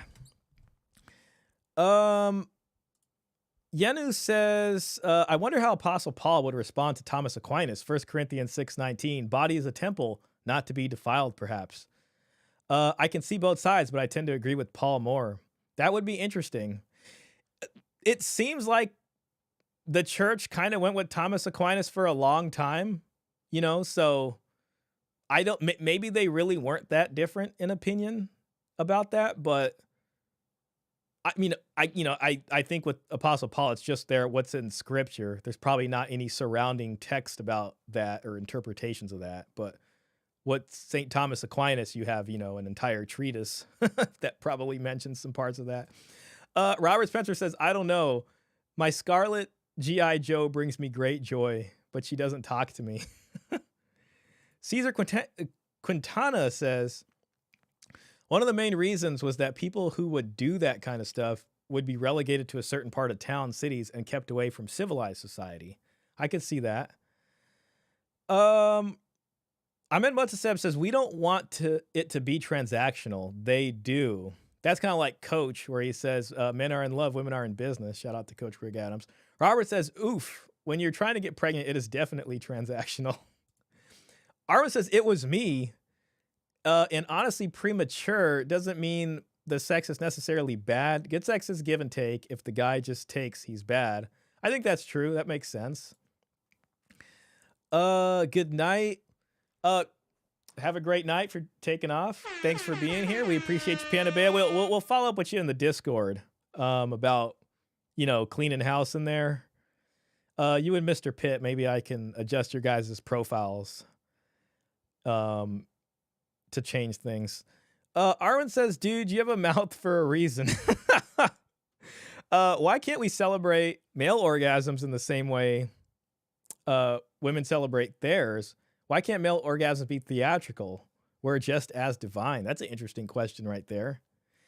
Yanu says, all of these issues are fixed with communication and connection. This is just surface level nonsense again. I'm dead. Tactica says, concubines and wives were in the Bible. Concubines were a thing, for a while. What's interesting? The church outlawed adoption. So adoption was actually illegal in Europe for a lot of, all throughout United Christendom. It wasn't until, I think, the early 1900s that adoption became legal in Britain. And it was like the mid 1800s when adoption became legal in the US. Which is interesting to me, so I don't know, like that. It's just fascinating that was the case, but I read that before. Mr. Pitt says, oh man, I'm so far. Mr. Pitt says, Apostle Paul also said that marriage was the answer to preventing sexual immorality. What's the Discord? Oh man, we put the invite link in there. Mr. Pitt, sir, if you could please put it in there again. I don't know why I can't figure out how to copy and paste it. I am going to work on that. I think if I do it from my cell phone and put it in the chat, then it'll work. But yeah, getting back to this, we're almost at 2 hours. I didn't know if this was going to take that long, but we definitely will be getting to pimp versus trick here real soon. Why do some men believe in semen retention while other men feel like you need to get the poison out? You know what? I read a study that men who ejaculate, I think it was 5 times a week or some stupid shit like that, have less of a chance of testicular cancer. So go ahead, rub one out. No, that's propaganda. That's all propaganda. Come. No, that's just her trying to sell. Listen, I gotta be honest. And I get it. This is an extremist view. This is I used to follow the NoFap community for a while, and I do practice that. Now, yes, there is a lot of embellishment. There's a lot of bro science when it comes to NoFap about superpowers and this and that, but I think the semen retention thing is a good thing. Like, and I don't mean like the extreme sense of avoiding women, but I just mean in the sense of like not watching the nudie videos. And I don't know. I just think if you don't watch that and you don't fat, basically, that you're just more likely to just go out into the world and meet women and do things. So I tend to be of that stripe. Now, some people might say, that's too extreme, but, that's how I choose to live. So Men who believe in chi believe that coming is releasing your chi and can be bad for you, whereas a woman coming is good for her chi. It's a cultural thing. I mean, it boils down to religion and cultural Man, she's been down the rabbit hole. She's been reading all the Montauk Chia books. preferences and shame around sex. Since sex work is filmed without condoms, if a woman gets pregnant during the shooting of a professional scene, is there anything the man can do to avoid being held responsible? Well, I don't. Nope. I mean, listen, as someone who worked at a child support office, and listen, I've heard of some legendary cases. I'm talking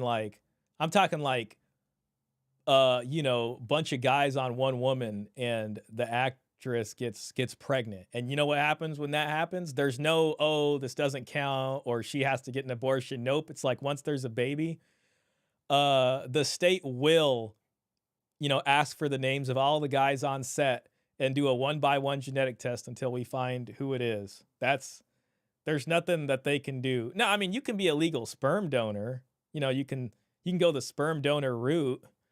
And have a legal protection that way. You don't have any rights over, claiming custody and stuff like that. But as far as a porn set thing goes, now I will say if that does happen, if that's probably the end of her career in this industry, because I don't know who would want to work with her after that. But, most of them are probably on birth control, but it does happen. So there is no exception I've ever seen for it happened on a porn set, therefore it doesn't count. Really know that side of it because I make sure that I don't get pregnant, but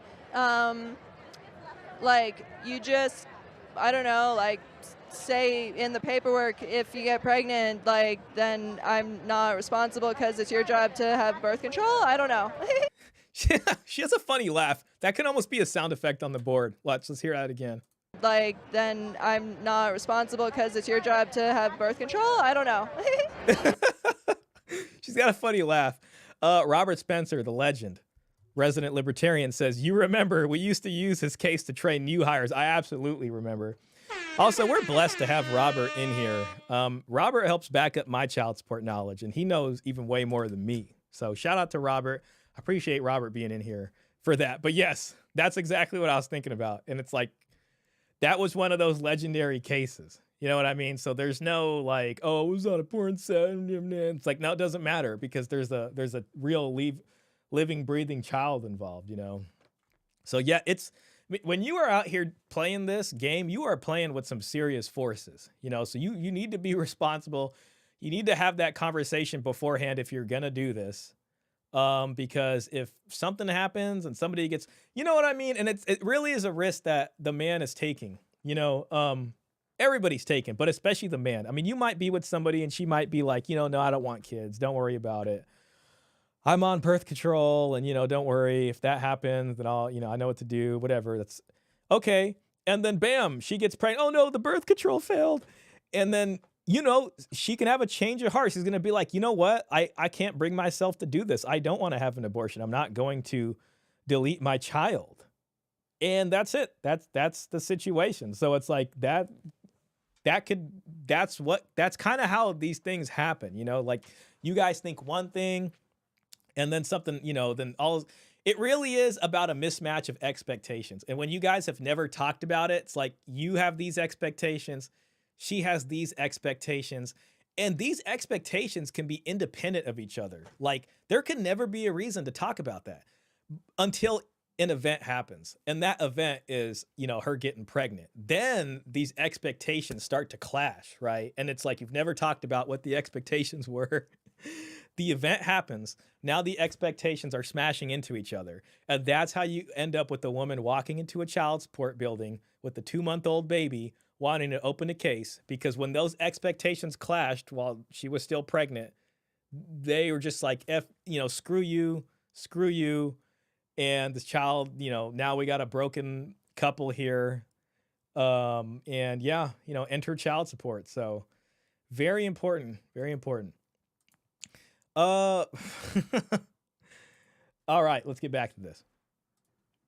Why is it when it comes to sex work, women are responsible for not getting Hey, I think she's got a cross on her chest too. She must be religious. themselves pregnant, but when it comes to sex work, See, look. women are responsible for not getting themselves pregnant, but when it's normal sex outside the industry, the man is typically blamed for knocking her up. Well, again, the woman in this industry knows, and if you're with an agency, you have to use some form of birth control. And then if you get pregnant and you didn't follow the rules, that's on you. And then it's not just on you. I mean, it's on the guy too. I mean, again, we got Robert in here corroborating. That's what's gonna happen. You know what I mean? So it's like, now I will say, I mean, I don't know about the industry like that, but I think what she's kind of indicating is that that agency is not going to want to work with you, and you'll probably be blacklisted from that. But it's not just on the woman. I mean, it's totally on the guy at that point. So That's all I'm saying, you know. Now, most of them probably, you know, they care about their career and I don't know, maybe they, you know, I'm sure they're smart about it or whatever.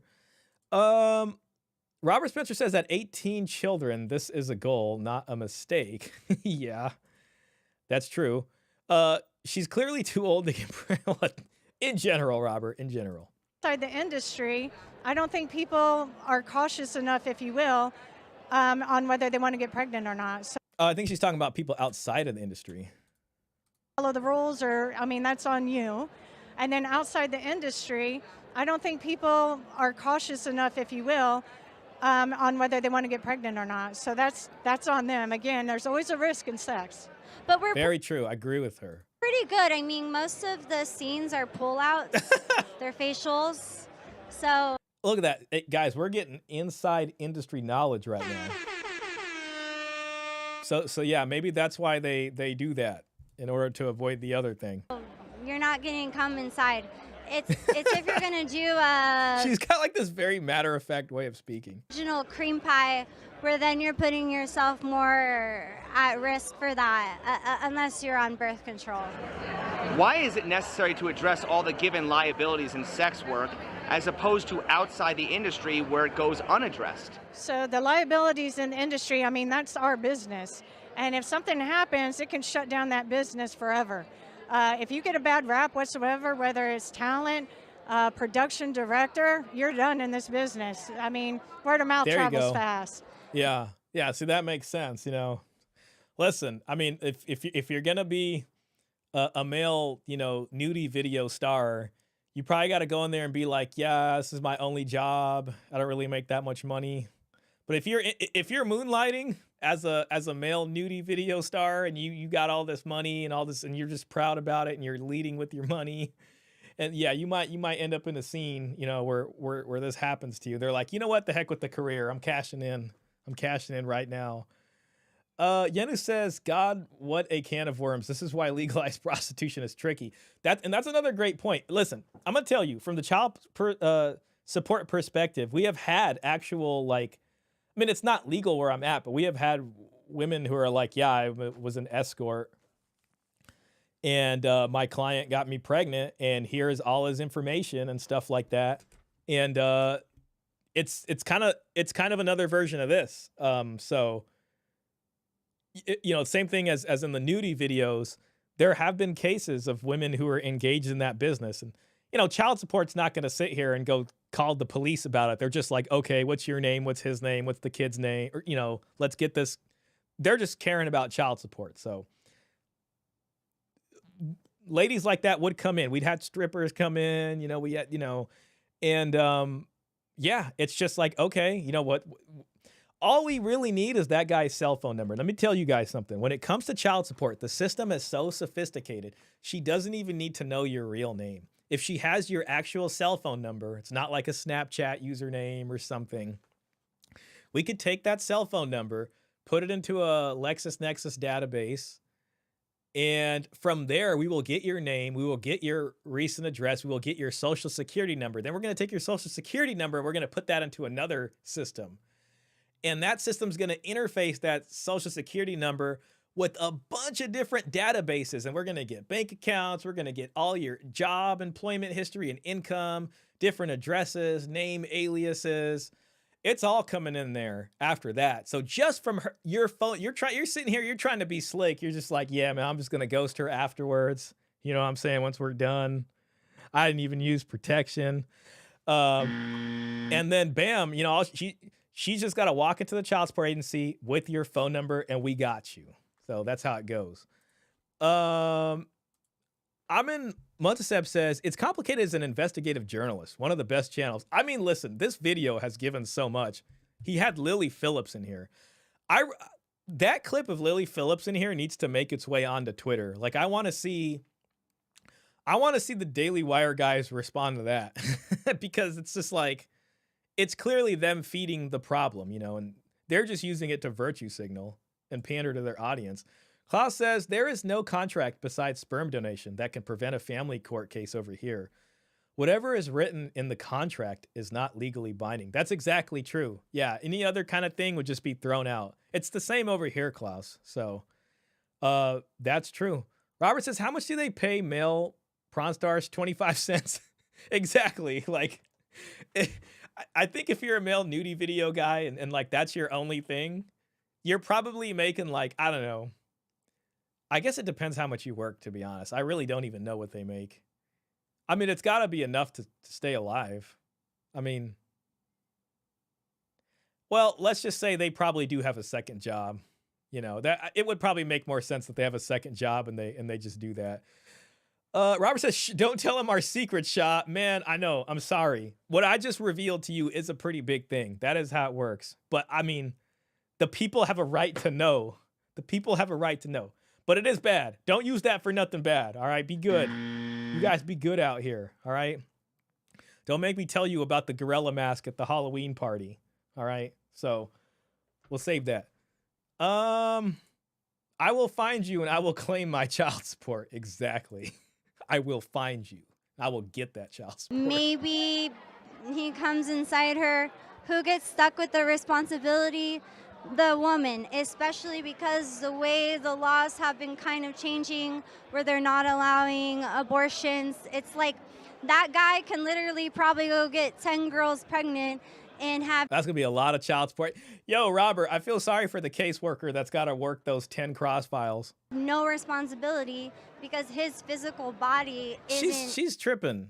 I mean, what do you mean no responsibility? Listen, this guy could go in here completely well-meaning, assuming you're on birth control, go at the scene. The director's going to be like, we need you to finish inside her. And then bam, child support. Having to carry that child. I think that they should have equal responsibility. I think that if they knew all of the things that we had to go through to bear children, then they... Here's the thing about the bearing children part. And I don't mean to be... I don't mean to be rude about this. And you know, obviously, bearing children is a tough thing, and women are rightfully respected for that.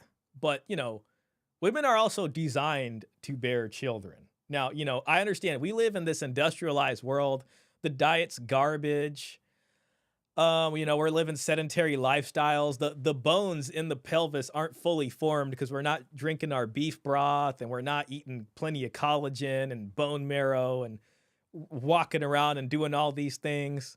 So yes, childbirth becomes more painful in this kind of human farm scenario that we live in.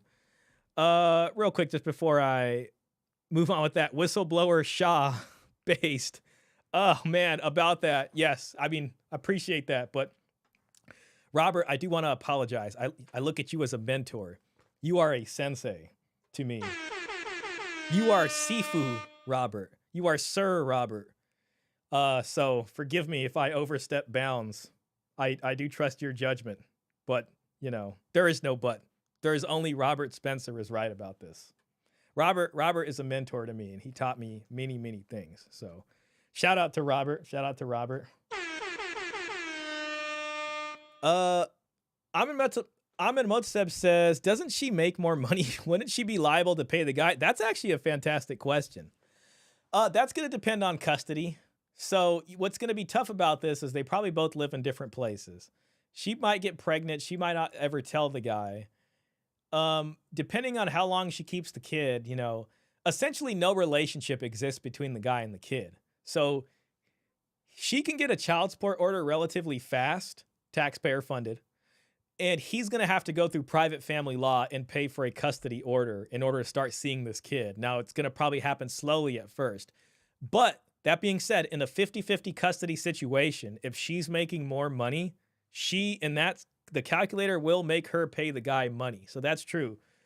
Hey, listen, maybe that's an angle. You go in there as a nudie video guy, you barely make any money. She's the real star of the show. She's making all this cash. Maybe this is the goal. I like the way you think, actually. This is very, very true. Good point. Robert Spencer says, the Taco Bell employees with 10 kids baffle me. Robert, but listen, our society rewards that. You know, it's like as harsh as our family law system is, it makes people who are actually like high earning citizens not want to have many kids because we come after them way too hard. If you're working at Taco Bell and you get like one child support case and you're barely making above minimum wage, you might as well have another 9 other baby mamas. I mean, you know, they're going to get like a little, you know, half the check or whatever, but it's not that much money. So, you know this too. Some of the kids are going to be getting like $16 a month. We have a system that enables people at the bottom to want to have a bunch of kids, and it's not that bad. You know, it's still going to suck. I mean, they probably still going to be in debt. That's true. I used to call this going nuclear. It's like if you're really pissed off that you have to pay child support, if you're really pissed and it's like there's nothing you can do about it, go and have like, okay, I'm not telling you to do this. What some guys do, what I call going nuclear, is what they'll do is they will just continue to get women pregnant. They lie to the women. They get them pregnant. Now you have 4 or 5 baby mamas, and they each got a kid, and they're each coming after one man for child support. And then each of the women end up getting like $86 a piece, you know, from whatever the guy's check is. So if you really want to piss everybody off, you can go nuclear. But going nuclear has its consequences. You know, you're probably going to be a lifer in that you'll probably never pay off the child support. But, you know, hey, everybody loses and you took everybody with you. And there you go. Depends on timeshare, Ahmed. Yep. Yes, she should be paying the guy in a fair society. Yes. Yep. Where custody is 50-50 or he has majority custody, that would be it. My pelvis is fine, Shah. Thanks for your concern. That's good. That's good. So then pushing a baby out would be, you know, at natural there. Robert Spencer says, I can confirm that, oh gosh, I got to stop reading all these out loud. I take that job seriously. I hear you, Robert. I hear you. Coach Robert. Probably would think twice about using condoms. Which of the following do you think is worse? A woman's fear of getting pregnant or a man's fear of 18 years of child support?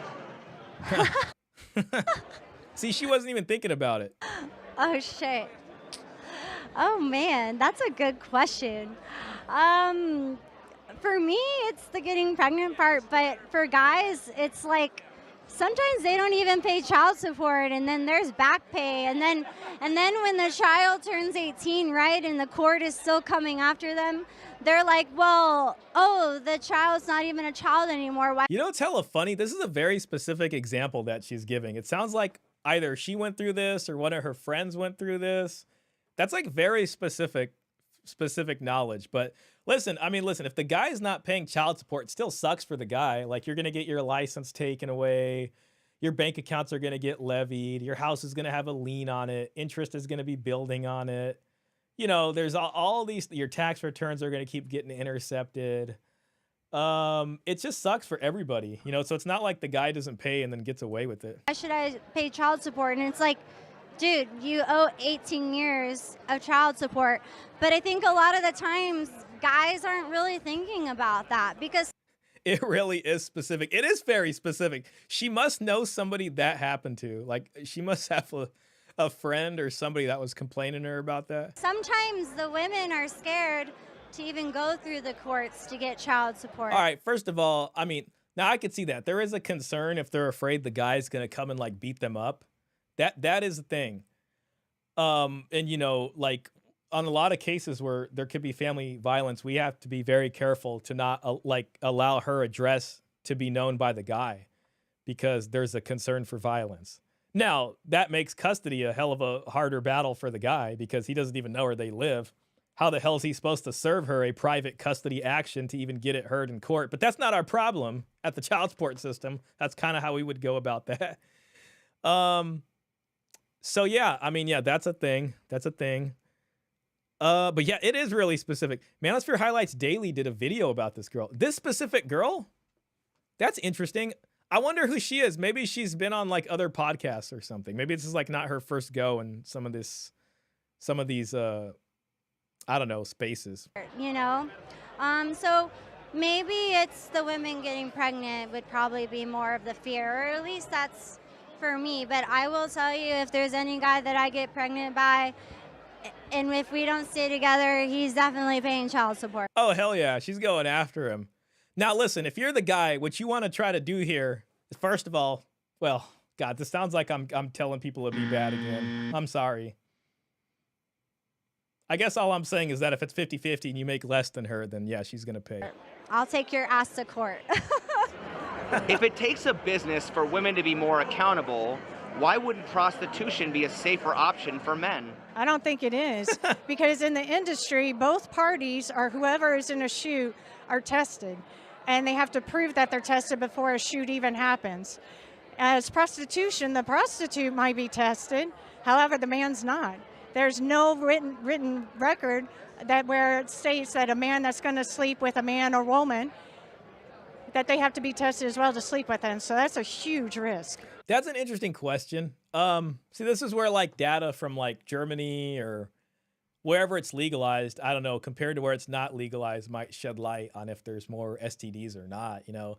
To be honest, I don't think there's a difference because I saw articles about the US, like especially in like bigger cities in the US having really high STD rates now.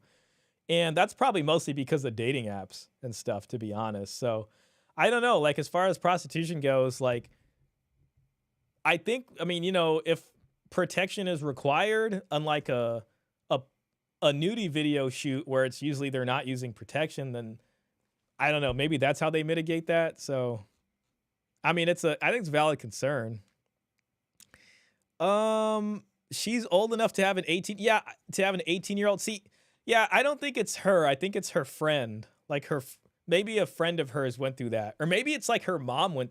You know what it is? It's probably her mom went through that with her dad and she's the kid. So she has a child support case on her and her dad never paid anything. And then her dad's telling her mom, like, come on, I mean, she's a grown adult now and her OnlyFans is so successful. Why do I owe you child support? Just close the case. She's grown up now. She doesn't need anything. She takes good care of herself. I don't think she's talking about her own child. I could drop the link to the video MHD did in the Discord. It's still up on YouTube, so I doubt there's any X-rated content. Yeah, please put it in the Discord. That'd be great if folks want to watch it. I'll check it out later, too. You know what? Why is prostitution not legal yet? How about that? I know they decriminalized it in... It's not legal because of, well, I want to say because of tradcons mainly. Like there's a Puritan stripe here who I think don't want it to be legalized. Now, it could also not be legalized because of feminists, right? It's like they could be, you know, for their own reasons, and they'll probably say it's exploitative of women. So it's like tradcons on the one side don't want it legalized, and progressive feminists on the other side don't want it legalized. And, you know, that's maybe something that's unique about the US right there. But in hookup culture, no one is tested, so it's much less safe than legalized prostitution. That's my suspicion. So can STDs be detected quickly? What if a legal brothel can offer its customers on-the-spot STD testing? I mean, you know, I've seen those things like that, like they have at like a Walgreens or something, where it's like the little pinprick tests. They could probably do that. You know, I think it's probably just better to require protection, to be honest. That just solves more problems because it's like, you know, require the protection be used. And then it also solves problems of accidental pregnancy, which is, you know, the whole other side of that. Clause says protection required. Otherwise, the customer risks a forced coercion accusation. Yes, that is true. I would go with that. New York, but like it's very interesting to me how in our country we're allowed to shoot porn on camera and have it exposed all over the internet forever to the entire world, but yet we're not like prostitution isn't legal for people to go ahead and... Yeah, her interview really, like, you know, when she first started talking, you're just like, I don't know, but she's kind of got some very specific points. Yeah, shout out to her. I think she's interesting. Do their own thing in their private space. And therefore, wouldn't a business contract have more legitimacy than a marriage contract? Yeah, 100%. Why? Well, I love how that question starts. It's just like, and therefore, it's almost like he's explained like just like a whole freaking treatise on why it makes sense. And he's just like, and therefore. well, the fact that a business contract, what you're going to do... Shout out to It's Complicated. You're going to hold true to that contract or else you're finished. In a marriage contract, if you'll look at it that way, you're not necessarily sticking with one person throughout your marriage. You know what's crazy too? It's like, I mean, you know, at-fault marriage used to be more like a business contract, right? And there was actually somebody who can be an injured party. And if there was an injured party or someone does something that they weren't supposed to do, as far as the terms of that contract went, there was actual consequences, like the divvying up of the assets were going to depend on who committed an injustice and who was the injured party. With no fault, it's not really a business contract at all. It's just a split 50-50 no matter who does what. There's a lot of cheating going on in a marriage, so therefore I feel that sometimes that fails. Man, I feel like a lot of this episode has been about how there's like a lot of cheating in marriage. I mean, we had the OF girl telling her most of her customers are married men. I think a lot of these women, I mean, they probably just see that side of it. So they're just like, yeah, I see married men all the time. Well, therefore, wouldn't a business contract have more legitimacy than a marriage contract? Yeah? Whoa! Can I drop the mic on that question? Yeah! That's half and half. That's half and half. And I feel like, look! This was a fire episode. I don't know why. I just feel like that was pretty cool. I mean, he had Lily Phillips in there, and just that's an interesting thing. One of those conventions. Klaus, I hope you find one of those conventions in Germany. I mean, maybe they have one in the EU. I don't see why they wouldn't. I mean, I don't know. I don't see why not. Yenu says the logistics funding required for that would be tough. They had issues with COVID testing, and it cost more than it needed to.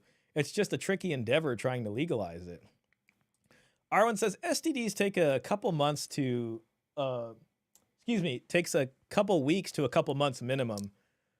That's true. That's true. Yeah, for antibody testing. Sorry about that, guys. My voice was getting a little dry there. Yeah, you're right about that. And certain ones take a long time to become, I guess, detectable, at least with like standard cheap means. You would need like some kind of RNA test. Remember how it was like that with COVID? There was like those antibody tests, and I think those are the ones you put up your nose. And I think for those ones to be accurate, you had to be sick for longer for it to catch the antibody. Then there's the more expensive RNA tests, and that can tell you like very fast if someone had COVID or not. So yeah, I mean, it's the same thing, I think, with STDs. Tacticus 1979 says she plays innocent. Condoms also don't protect against all STDs, by the way. Very true. That's good knowledge for everybody to be aware about. Mr. Pitt says, America is very selective about what forms of sex work are okay, quote unquote. If you pay close attention, we're okay with allowing men to play with the illusion of sex, corn stripping, etc., but no actual sex. I mean, yeah, and part of me thinks it's just about keeping a huge industry alive. You know what I mean? Because men don't have that outlet. I think comparing and contrasting countries where it is legal versus where it's not is probably the best way, to determine what the effectiveness of all this is. Like, I don't know. Like, what if OF use is a lot lower in Germany than it is in the US? And maybe the reason for that would be because certain services are available, Ahmed says, I agree, it's tricky, but talking about legalized sex work raises some of the core issues men deal with: male loneliness, exploitation, servitude, and the current price of intimacy. Very true. Tactica says, yes, purity culture taboos things that drive demand and offer a arduous high-risk supply marriage license. Yeah, right? Like putting my tinfoil hat on, it almost seemed like it's done on purpose. You know what I mean? It's like it's part of it could be, part of a conspiracy in order to get guys to buy into some sort of, I don't know, buy into the system. Okay, we got comments here. Let's see. Sorry, guys. I just want to understand one thing about the conservatives at Daily Wire. What's the point of publicly shaming these women? Is it to help them find God? Because it's pretty clear that's not going to happen. Or is the point to incite their followers into choosing a God-fearing woman? The social media Okay, yeah. So it's complicated. Respond. The social media experts at the Daily Wire are fully aware of how cross promotion and audience sharing works. That's a good point. I think they're aware of it. They'll never admit it because it helps them get views too. They know that's a hot ticket item. They're like, hey, you know what? Like, let's jump on this. This is going to get views this week. Why are they promoting sex workers and how does this align with their traditional Christian values? They're literally feeding their audience poison. Don't even get me started on whatever podcast. Yeah.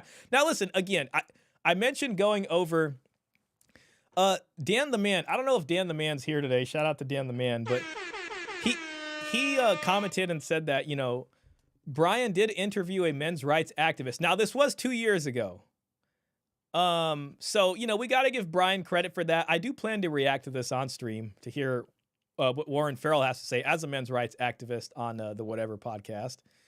But, you know, that was 2 years ago. And to be honest, I do think it kind of then became a sort of TradCon thing, you know, from here on out. I think to give credit, it looks like it really started out about some good stuff here. But then it becomes, you know, I mean, really, it becomes this, right? Like, look at the thumbnails, right? Which part of this thumbnail is men's rights? You know, but okay, you know, I get it. It's the views. This is more of the rage bait. I mean, look at these, man. Look at these. You know what I mean? So, not enough men's rights activists. Hey, maybe that'll change. Maybe Brian will get men's rights activists, other RP guys, big towel guys, and maybe we'll see the day. So, yeah, I mean, there is legitimacy to this point here. Let's just see the replies. I want to see what It's Complicated said. Let me just read some of this. Sorry, I like reading the comments, guys. I don't think they believe that talking about it automatically means promoting it. That'd be the same as debating someone equals platforming them, which I don't think they believe. That's an interesting question. I wonder how you guys feel about it. Oh, wait, 90% of you guys say no to the last poll. I'm gonna do a new poll, guys. Is she cheating if you have an AI GF? Is it cheating? Okay, 90% of you guys say no. All right, yeah, I can deal with that. It's probably just like playing video games too much. I would equate it to looking at a nudie video. Start a poll. Is it, God, so what does he say? That'd be the same as debating equals platforming them. Does whatever platform, I don't know, OF chicks count as promotion? How about that? That's a poorly worded question, but, you know, I'm interested. You know, this is I think this is a democracy. Gentlemen, this is Democracy Manifest. All right. Your frustration is valid, but this reads a bit like projection and cope. The Daily Wire and similar outlets definitely lean into outrage marketing. But assuming they're secretly collaborating with and promoting OnlyFans models only for monetary value might be a stretch. That said, people should not blindly defend their content either. There's plenty to critique without diving into conspiracy. So, I mean, that's interesting. You know, maybe they're not outright promoting it as good, but in the attention economy that we live in, shaming it and putting it on blast like that also helps them. So that's what like Lily Phillips said in the video. Like they love it when they get shamed. The other girl said that she loves the red pill guys because they inevitably buy her content also. You know, you kind of see this with like Fresh and Fit. So I don't know. You know what I mean? I think it could probably still be considered a kind of promotion. The point is to deter people from said lifestyle or supporting said lifestyle. The point is to get views. I mean, I think this person's right. Hey, that's our very own right here. Ahmed, yo, look at, you're the man here. Shout out to you. We got Ahmed in here. If the point is to deter, then don't say her name. Don't show pictures of her. Don't interview them and paint them as victims to scumbag men the way Candace Owens did. That's a fantastic point, actually, because that's what they do, right? I mean, they completely victimize them. Or like that's how Nala goes on the circuit, right? Because they're looking at her as exploited. And it really is a good point because the most recent one was Lily Phillips, right? So what they did with her was footage came out of her like right after the 100-man ordeal. And all of them were like, oh, look how broken she looks. Oh, she totally, like they were all projecting their own like assumptions onto this like 1 minute, 2 minute video of her right after the ordeal happened. Now, frankly, she probably just looked like she was tired and needed a sandwich. You know what I'm saying? But every single TradCon was like, see, this is what it does. And it was all about victimizing the women. And that's what kind of gives them the way, you know, into the sort of TradCon grift, I guess you could say, if you want to put it that way. But we got literally that same woman in this video, Lily Phillips, pretty much saying that, no, that's her specialization. She loves the shame. It makes them stronger. So, you know, it does come off as just helping her. Don't give them a platform to speak and get their word out. That would be much more aligned with their values. Go and have a look at the thumbnails. That's literally what we just did. I mean, there you go.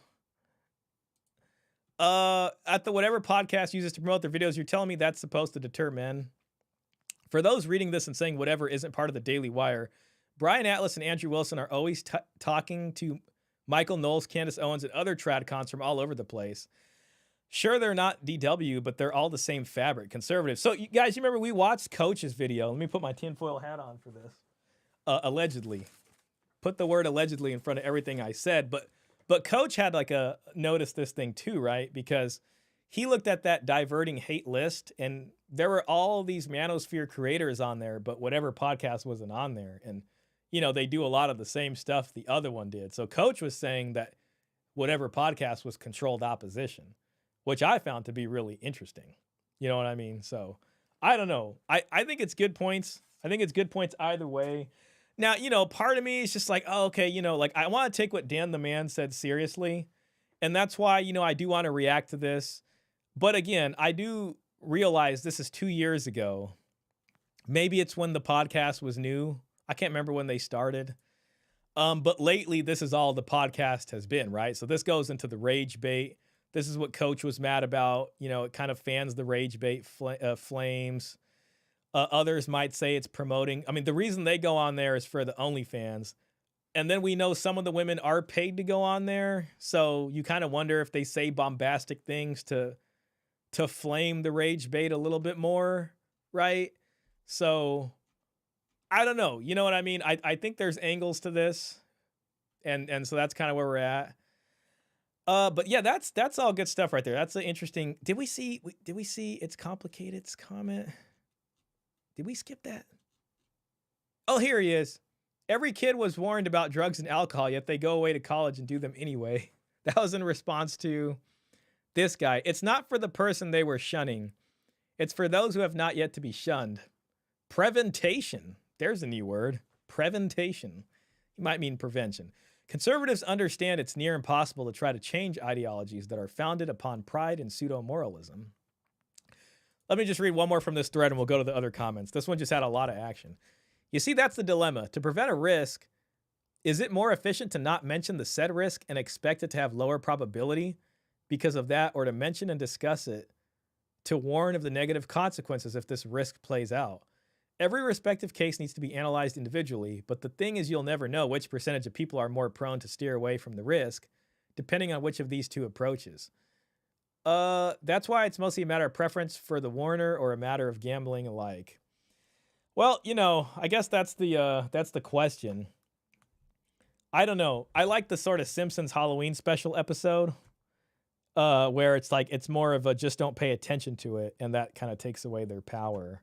This other aspect seems to feed into the kind of they need to be saved thing, right? Remember he asked the question about what do you think about guys that want to save you?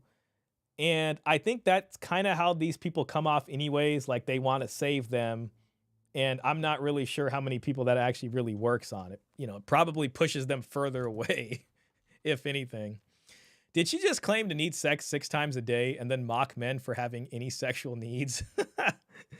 Most of these women are abusive, toxic scammers. Well, you know, this is demonic. The intro says it all. I personally need it at least 6 times a day, quote unquote. Easy to say that when the guy is doing most of the work. Don't shame them. Ignore them. See, yeah, this goes into the Simpsons Halloween special right there. That hurts them more, both financially and emotionally. I think this guy gets it right here. And the Tradcons kind of play into them because they're willing to platform them. You know, like they're willing to give Lily Phillips way more airtime. And then Lily Phillips knows if I do 1,000 guys, then all of this will happen again. I think I might have missed the chat. I think it was Raymond who said that she made $2 million. I didn't read that out loud, but my eye caught it. Apparently, she made $2 million from that whole affair, selling the stuff and everything. A couple more comments and we'll move on to Pimp versus Trick. We got, looks like 2 hours left for that. So this is going to be a long one. We probably can't get through all of it. So, you know, just information there. Likes traditional gender roles, but isn't a traditional woman herself. The hypocrisy. The more I hear the opinions of industry professionals, the more I understand that Jack the Ripper was just trying to keep the oh man, that's mean.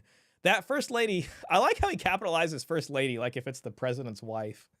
That first lady at the beginning and throughout the interview is a piece of work. 1 minute in and all of their eyes are dead. I still don't get why men would pay for this content when it's literally free. Stop paying the girls. This probably goes into the intimacy conversation. You know, they're paying for it because of the parasocial relationship. That really could be what it is. 6 times a day, ma'am, that's an addiction. After years of nudie video addiction, I'm happy I quit and no longer live a beta male lifestyle. Okay, well, you know, that's... I'm an alpha male. I can do this. I just wanted to let y'all know I'm an alpha male. Okay, so he's no longer a beta. Man, we have to change this. I'm buying a robot wife. All right, well, shout out to him. He's getting the robot wife. All right, we're going to move into this.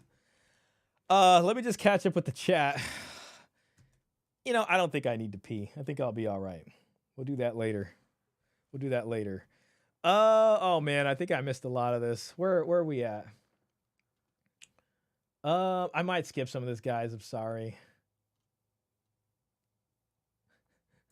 Nice, you're reading my comment. Yeah, shout out to you, man. That was a good comment too, man. That's good discussion, honestly.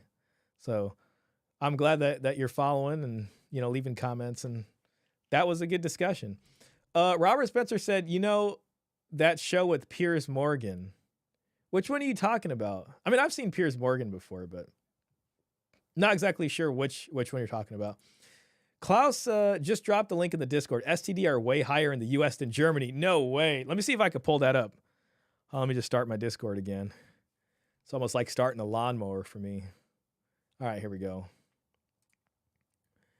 Man, we got some action in the Discord. Oh, Panda Bay's not here anymore, but she totally has some cute dogs. She's got 2 dogs.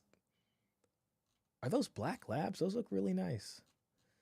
Let me just see if I can find that. Oh, wow, there's the Manosphere highlights video. She did do that. Let me just bring this up on screen. Okay, here's Klaus's thing about higher STD rates. Let me see. This is interesting. Okay, all right, we got the map. Okay, so this is for STD rates by country 2024. That's interesting. Okay, so we have kind of a little legend here. So the darker it is, the more, this is specifically for HIV cases as of 2019. I mean, here's Germany. Germany is lighter than the US. So that's interesting. So yeah, it's illegal here. It's legal here, and I mean, they do a better, you know, it might also have to do with just having like better education on this, and then also like just better healthcare on this. You know what I mean? That's things the US is definitely missing. I think they need more education on how to prevent this stuff, just off rip. Wow. Top 10 countries with the highest rates of HIV. Okay, it's all right. Global. I wonder if it's just HIV. Sexually, STIs collects multiple non-HIV related sexually. Okay, so these are non-HIV. So let's see. The United States. I wonder. I mean, I see United States as number 1, 2, 3, 4, 5. Wow. So we're number 5 on the list. Where's Germany at on this? Oh, man. No way. Hey, Denmark's way down there. That's interesting. I didn't find Germany. My eyes must be deceiving me. Well, the fact is U.S. is higher. Otherwise, Germany would have been on that list somewhere. Damn, sorry. I can't spot it. My eyes are just... United Kingdom. I mean, United Kingdom's lower than the U.S. I'm trying to think of what else has it legalized. I really don't know. Maybe Germany's not on this? I don't know. Klaus, what you're saying makes complete sense. Okay, here's 2024. All right, so this is the newest in. South Africa, Brazil, United States Virgin Islands. Looks like the U.S. is a little lower down. That's cool. That's cool. Still can't spot. I mean, I'm probably passing right by it. My eyes are just not letting me see it. United States, okay. So maybe things got better for the United States in 2024. Greenland. We'll see what Trump... Canada's... I think it's legal in Canada. Canada's lower. Now, this could be affected by population, just to give it a fair shake. Oh, no, it's per 100,000. Okay, so... Well, that's interesting. I appreciate you putting that in there, Klaus. Again, so yeah, that's evidence to the contrary then. So, I mean, maybe legalization does help. I don't think prostitution legalization has anything to do with STD spread. I'm guessing you're probably thinking it more has to do with education and access to healthcare than Robert. Klaus says, I agree. I think access to public healthcare has a lot bigger impact on the rates. That'd be my guess too. And since it is public healthcare, then maybe since it's like not private, the state is more invested with educating people or providing means to help prevent it where they can. So I would agree with that. Robert says the eyes dead comment is spot on. Those women are just, oh man. The hell's going on in South Africa? Yeah, it did seem like a lot of countries on there. They're more interested in penguins in Canada. Canada just taking all kinds. Canada's had a rough week. They just had tariffs put on them. Their economy's not doing well already. Shout out to my buddies in Canada. All right, guys, let's go ahead and move into this. I think I caught up on a lot of the chats. Let me just end the poll here. We're hitting 3 hours. 88% says yes. Whatever podcast does count as promotion for platforming OF chicks. Okay, well, looks like we're on this similar page. We're gonna try to celebrate Brian a little bit, possibly next week, just depending. There's a lot of stuff to react to. Maybe I'll make this a Wednesday stream. And I'm interested to hear what Warren Farrell has to say. So, I think this is good. This is men's rights. Maybe we get more of this from whatever podcast going forward. Who knows? I want to believe. All right, real quick, before we get started on that, one thing that I want to do is make this thing that Mr. Pitt gave us, which was very gracious. Oh, crap, I forgot about my overlay. Grid. Okay, yeah, so Mr. Pitt gave us this grid, and when we were trying to react to a Jubilee video, the stream got cut off. I don't know why. I just feel like this kind of video might have a similar situation going on with that, so I'm just going to take precautions now. I think it's the smart thing to do. So, okay. Robert Spencer says, Warren Farrell, I love that guy. I think he's a little bit before my time. Paul Elam did mention Warren Farrell, I think, in our discussion. So I'm really eager to learn more about him. I think he's one of the men's rights activists that I don't know enough about. So, Brian's interview with them, I think, will be pretty good. All right. Anyways, we got the pimp versus the trick. All right, guys, I'm going to start another poll. And listen, it's all anonymous, guys. Who would you prefer being? The pimp or the trick? There we go. And be honest, guys. All right. I mean, put the machismo aside. Nobody's gonna know who said it. All right. Who do you prefer being? And I want you to think about it because he makes some interesting arguments. Like I've seen 8 minutes of this, and his reasoning on why he chooses to trick is gonna be quite interesting. Oh crap. Oh no, guys, I gotta end the poll. I left it yes or no. I'm sorry about that. That was a rookie mistake on my part. All right. One more time, guys. Do you prefer to be the pimp? Do you prefer to be the pimp or the trick? Remember, guys, this is anonymous. Pimp and trick. Man, I want to see Coach Greg Adams react to this video. I'm surprised. I don't think I've seen anybody react to this video. This is gold right here. This is gold content. This is entertaining. It's funny. I just made another poll, Robert. I'm sorry about that, man. Okay. All right, we're at 50-50. Let's get into this. Basically, the trick is someone. I'm gonna get straight to the point, man. I'm trying to see what you need and what you want. Guys, I don't know why, man. I think this is gonna be very, very entertaining, and I just want us to have fun with this one. All right, like I just figured we'd take it easy on today. I mean, we went through some serious content. We had It's Complicated, amazing video. Please subscribe to his channel if you haven't already. He gave us some gold. That really was a gold interview. But now we're just gonna chill. We're gonna enjoy the last 2 hours of the podcast with some fun conversation here. Also, if the stream gets cut off, it's because I'm, maybe this thing you're not supposed to, but I'm hoping that it's not like Jubilee. So I just wanted to throw that in there. He's a former major feminist. That's interesting. So, going from being a major feminist to a men's rights activist, I think is a fascinating story. I just figured that yes meant okay with being both. Got it. Well, I set it up. So far we're at 50-50, so let's move in. And I'm out to I'm chasing something. You know what I'm saying? She pretty much know what I'm chasing. You know what I'm saying? Once I get what I need and what I want, we good. We own that. I'm tricking. I'm gonna pay the bill, light bill, water bill, gas bill, whatever she need. Put gas alimony. on the car. You know what I'm saying? Car break down, she gonna call Will. I don't even know if alimony has to do anything with them. And if anything, he's preventing alimony by doing this. You know what I mean? Because if he's getting married and all that, then it could be. But it's interesting. And there seems to be a kind of honesty on his side. It's like maybe he's like, I don't want to be manipulative.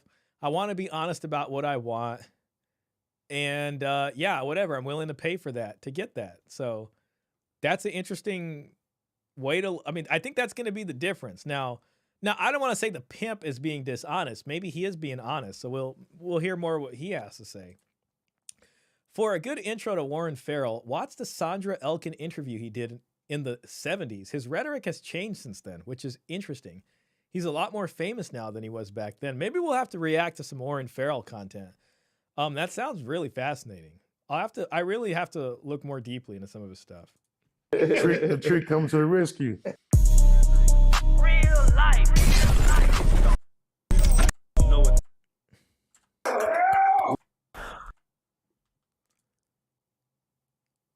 Okay. Real life street stuff. I like his t-shirt. It says, the biggest trick, I pay bills, and the S looks like a money sign. Hold up. We got another situation going down, man. And this one right here is going to be very interesting because we actually got, a pimp versus a trick. When I say pimp, of course, as we all know, Pimp and Ken, retired from the game, but, still got it in them. Still got it on them. Still on that thing. And we got... I don't know. The sort of pimp image I'm familiar with is the Cat Williams pimp from Friday After Next. I don't know if you guys remember that movie, but that's who I know as like a sort of representation of a pimp. Big Will, the world's. Let me see the shirt real quick. The biggest trick, I pay bills. God, that's a plural form. Not a bill. I pay bills. That's low key disrespectful. So we're gonna go and kick it off like this, man. First and foremost, allow me to allow y'all to reintroduce yourselves and where y'all from. Hey, Go. brother Will. I'm Milwaukee County till they down me, baby. Milwaukee's finest, the Royal Highness, baby. Hey, man, we ain't got no T on our forehead. We got P's on our eyes. You know what I mean? Which reminds me of Cat Williams. We'll go introduce yourself, man. Hey, what's up, man? I'm Willionaire Trick, man, from Eastwood, Texas, man. Eastwood? Yeah, Eastwood, Texas, man. Willionaire Trick. I heard there's a lot of tricks in Eastwood, man. Yeah. Without me, a pimp ain't nothing. Yeah, I make the pimp a weed. Listen, like just off top, I think it's there's a difference here, right? It's like, you ever heard that saying, pimping ain't easy? I don't know, like I can see this guy's side of it. Whatever, he just wants to pay what it is, not deal with no BS, and then just go home and then do whatever he wants to do. This person here, he lives at 24 hours. He's got to deal with this whole thing and everybody's problems. And sometimes, I don't know, this could be a very, very stressful life. And hey, maybe he really has to earn his money, I guess. Did they do that on purpose? I'm not sure what you're referring to. I'm only familiar with the pimp named Slickback from the Boondocks. Man, I used to love the Boondocks. That was such a good show. I remember Uncle Ruckus. Like the pimp who he is. Hey, let me say one thing that I like about Will. See, Will like the way the pussy feel. Pimp and Kid like the way the pussy pay the bill. Come on now. Hey. Now, before we get into this deeper, I do want to acknowledge, because Robert brought this up earlier, there might be some element of sex trafficking going on here. Now, I hope that's not the case. I want to assume, I don't even know how any of this can be legal. The fact that they're out here having this conversation, it's got to be illegal. I don't know what the deal is with this, but it could all just be a giant skit. How about that? So that's a serious concern. Whenever we do these verses, we like to define what we're talking about. So first and foremost, on the tricking side, let you define tricking and what a trick is, if you don't mind. Basically, a trick is someone. I'm gonna get straight to the point, man. I'm trying to see what you need and what you want, and I'm out to something. I'm chasing something. You know what I'm saying? She pretty much know what I'm chasing. You know what I'm saying? Once I get what I need and what I want, we good. We own that. I'm tricking. I'm gonna pay the bill, light bill, water bill, gas bill, whatever she need. Put gas alimony. On the car. You know what I'm saying? Car break down, she gonna call Will. The trick comes to the rescue. Okay, that's you know what I'm saying? That's pretty straightforward. That's pretty straightforward. Ken, by definition, pimping. What is pimp? What is a pimp? Well, a pimp is a person that say, put it in my pocket. A pimp believe that, before he lay down with a woman, you know what I'm saying, she got to be first, ass last. If a pimp gonna take a chance, he want his cash in advance. If a bitch can't give a pimp no assistance, that bitch got to keep her distance. One thing I like is when Coach Greg Adams describes this, like he has interesting knowledge about that situation. And I don't know, he talks a little bit about, from what I can remember, like glorification of pimp culture, and it's not what people think it is.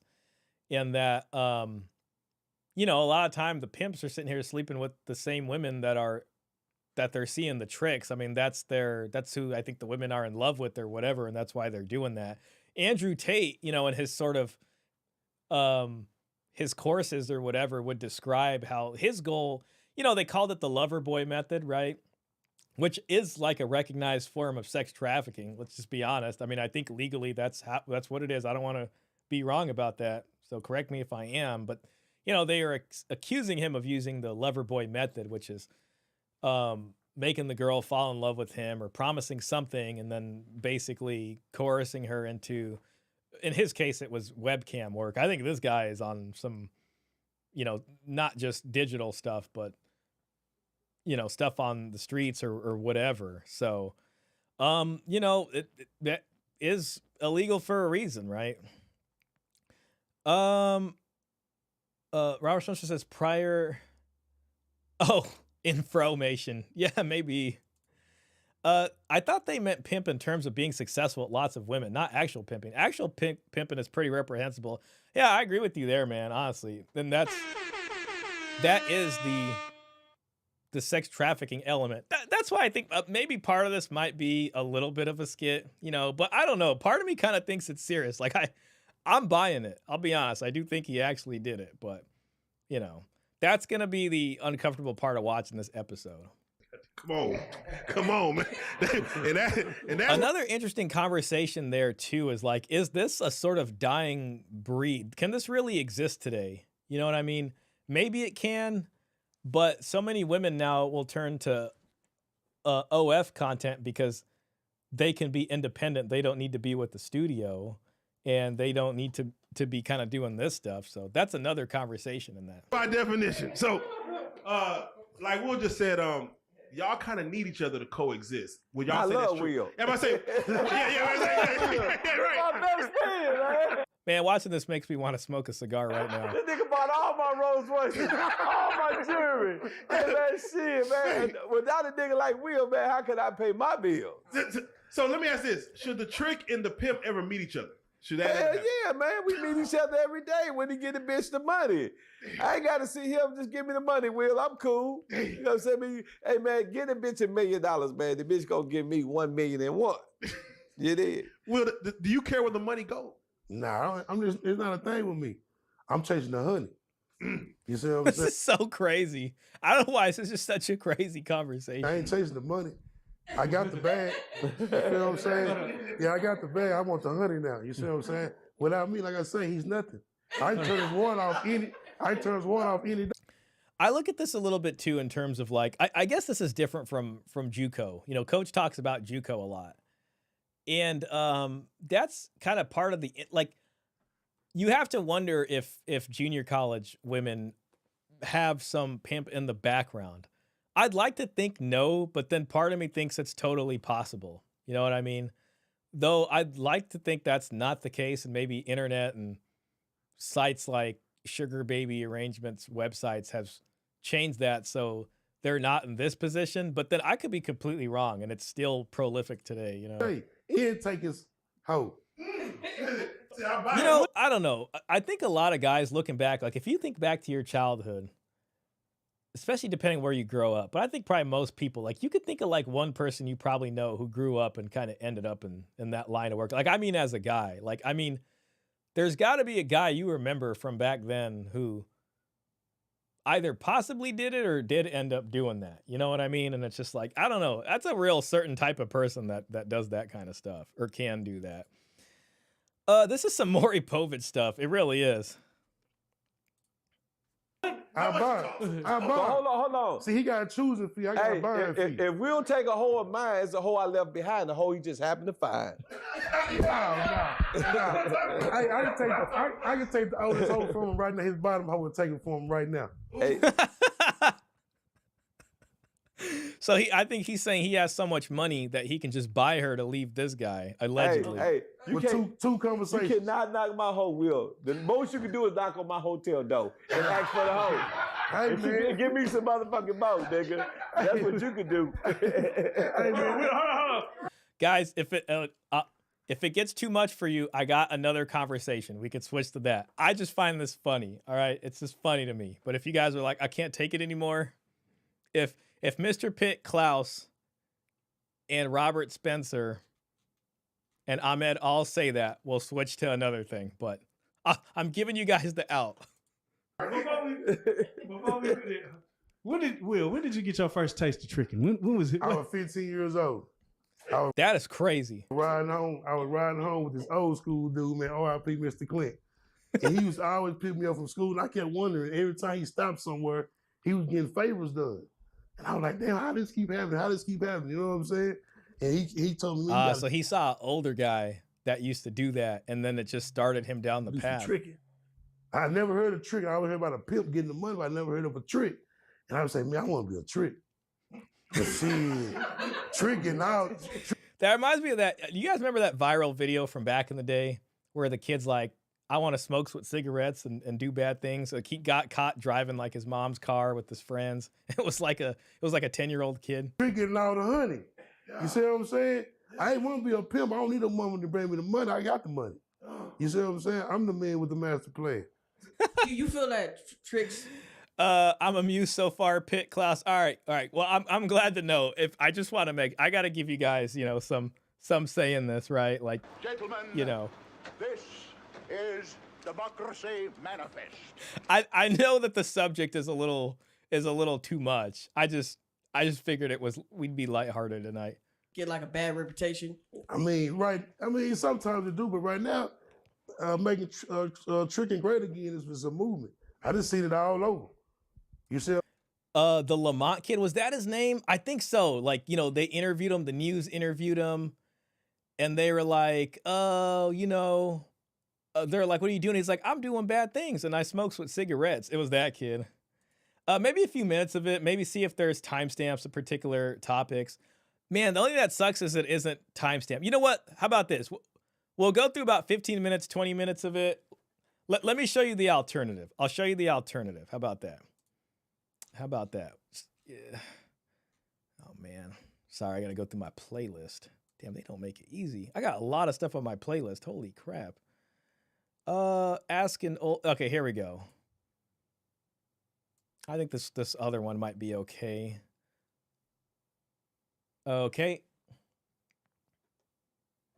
Right here. I like this guy, Ask an Older Man. I watch his videos sometimes.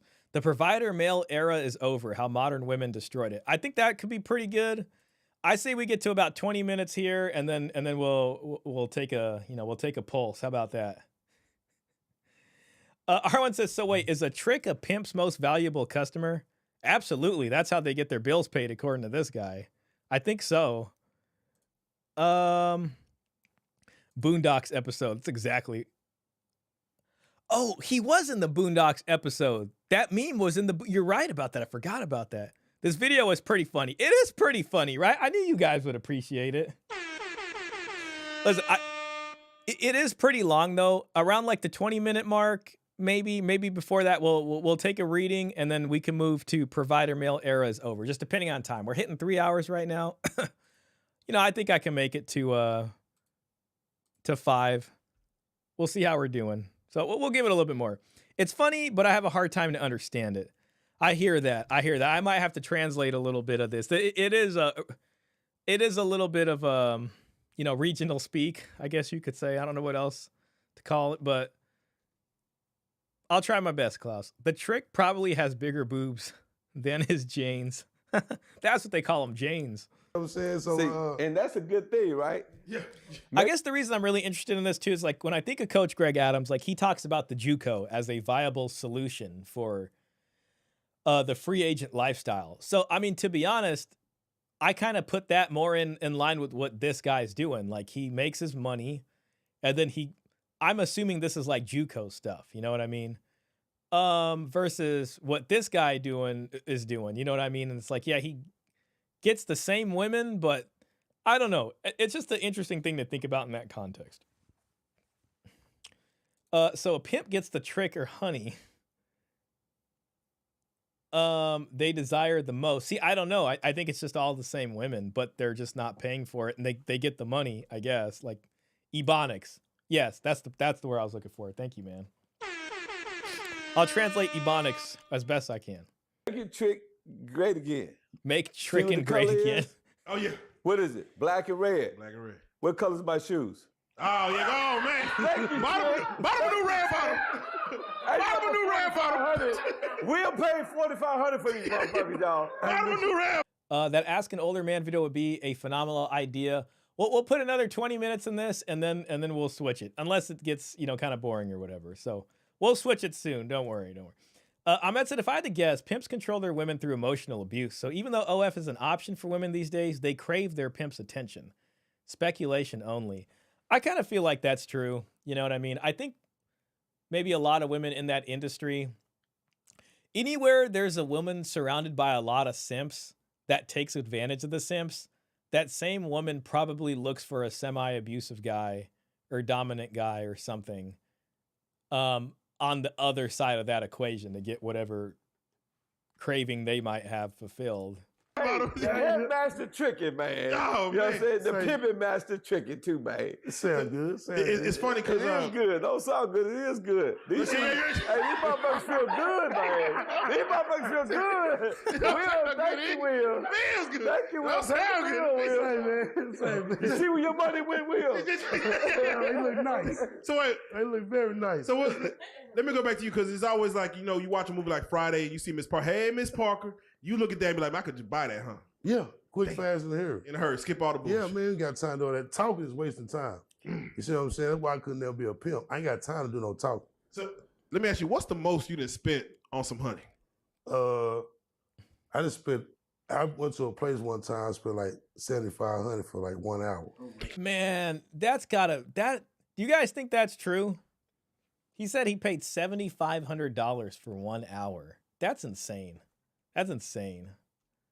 Robert says Andrew Tate was on the other side of the equation in regards to OF anyway. Yeah, like he was.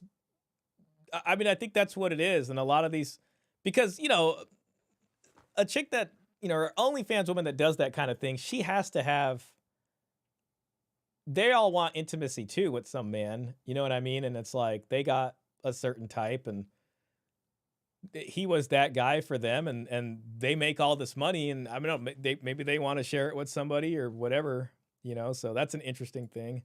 That's a flex. The 7,500's a flex. Think about what you can get with $7,500. You can get probably a 2003 Toyota Tacoma with, I don't know, 97,000 miles on it. What place was this? Hey, how you think I rented that private jet? That niggas gave me $7,500. This is one of my personal customers, man. I love this nigga, man. Y'all laughing, but I love this nigga. I would be shit without him. He absolutely right. Right. So the honey flowed in. Do you ever, after you've spent that money, look at yourself in the mirror and feel away? Nah, I feel good. That's the post-nut clarity. I feel like this, at the end of the day, when I die, I feel like I can think about that. I don't think about no shoes and clothes. You know what I'm saying? I don't wear that. That's why they call him, you know what I'm saying? Mr. He's definitely not worried about the whole, bloodline argument or being alone. He's not worried about being alone when he passes away. He just he's just going to have the life review, right in the end. And it's just going to be a bunch of tricking. It's just going to be a bunch of tricking. That pimp's glasses look like they're about to eat his nose. I think it's some kind of spades or something. Chief empty palms. You see what I'm saying? That's what Pimp McKinney is. The palms stay empty. I'm going to give it to him or I can cut it off one way or another, man. Tricking is a way of life, man. If you ain't tricking, you ain't fucking. It's just simple as that. Nobody. See, now someone like Coach Greg Adams will say all men pay. All men pay, either on the front end or the back end. That's where this is interesting to me. I want no broke nigga, man. So I feel happy when I trick. When I finish tricking, I'm happy. So, Pimp McKinney has mastered the art of conversation while you have virtually none. Don't you feel like instead of spending your money, you should up your conversation? No, that's a waste of time. I can go to a female, I'm like, what you need? Most of the time, their light bill need to be paid. Half the time, if I get the gas bill paid, it's on. I'm talking about the car and the gas in your car. I catch them at the gas station all the time, man. Getting $5, I'll put the 50 in there and it's over with. I prefer to pay on the back end. Oh man! So you catch them, see what they're putting in there. Guys, I'm gonna make it to 10 minutes and switch it over. I don't even know if I can make it the hour. I'm sorry. I think we get the gist of it. Hey, no, that's my tactic. Oh, that's a tricking game right there. That's some tricking game for your ass. I got to do it that way. What's the cheapest you done paid? Like, what's the lowest you done paid? Hey, you know I done paid 40. Oh yeah, goddamn. Paid $40, man. That's high risk. You know I done paid the 40. That was the hottest thing. That's why pimps let it get dropped down low because of the pimps. They got them out there taking 40s now. So Ken, let me ask you, do you ever feel bad for the trick? Like you hear that they done lost like half their fortune, they out doing bad, they done spent all their money on some, chasing a woman's pussy. On to the next one. On to the next one. Hey, name one broke trick you know. That this is the same. That's the same answer as some woman who, I don't know, like takes advantage of a guy or takes the money or does the resource extraction. It's the same thing. It's on to the next one. I don't know. Is there no? Like there's the question to Nala, like, do you feel bad about the customers or whatever? And I don't really think she does. Maybe I'm wrong, but I don't remember, exactly what she said about that.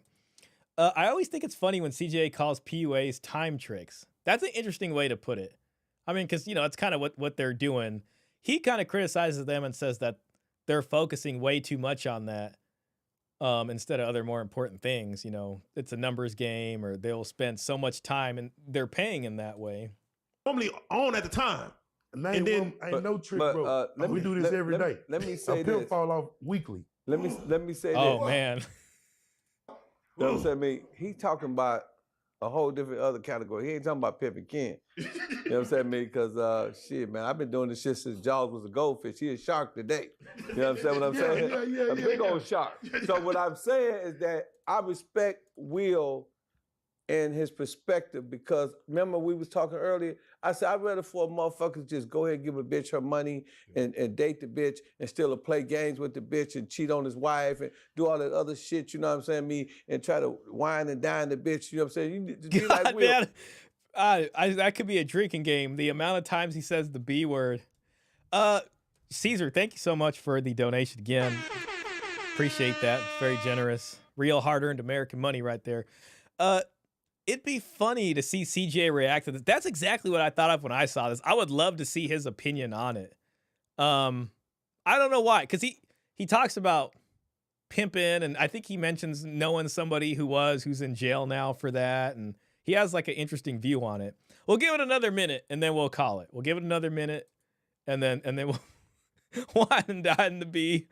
Yeah, that's a little extra. Now, some women probably like that. I mean, I don't know. He seems to have no trouble with keeping them around. If you listen to tricks, just be straight. But pimps are all about breaking down like a person's sense of self and, I don't know, confidence. And then they come in there and it's almost like an emotional Stockholm syndrome, you can say. I don't know. Maybe I'm just coping. Maybe he's just the man and the women like him and I don't understand it, Get a bitch the money, pay her bills, and get the shit over with. That makes it easy for the pimp, for the hoe, for the trick, everybody.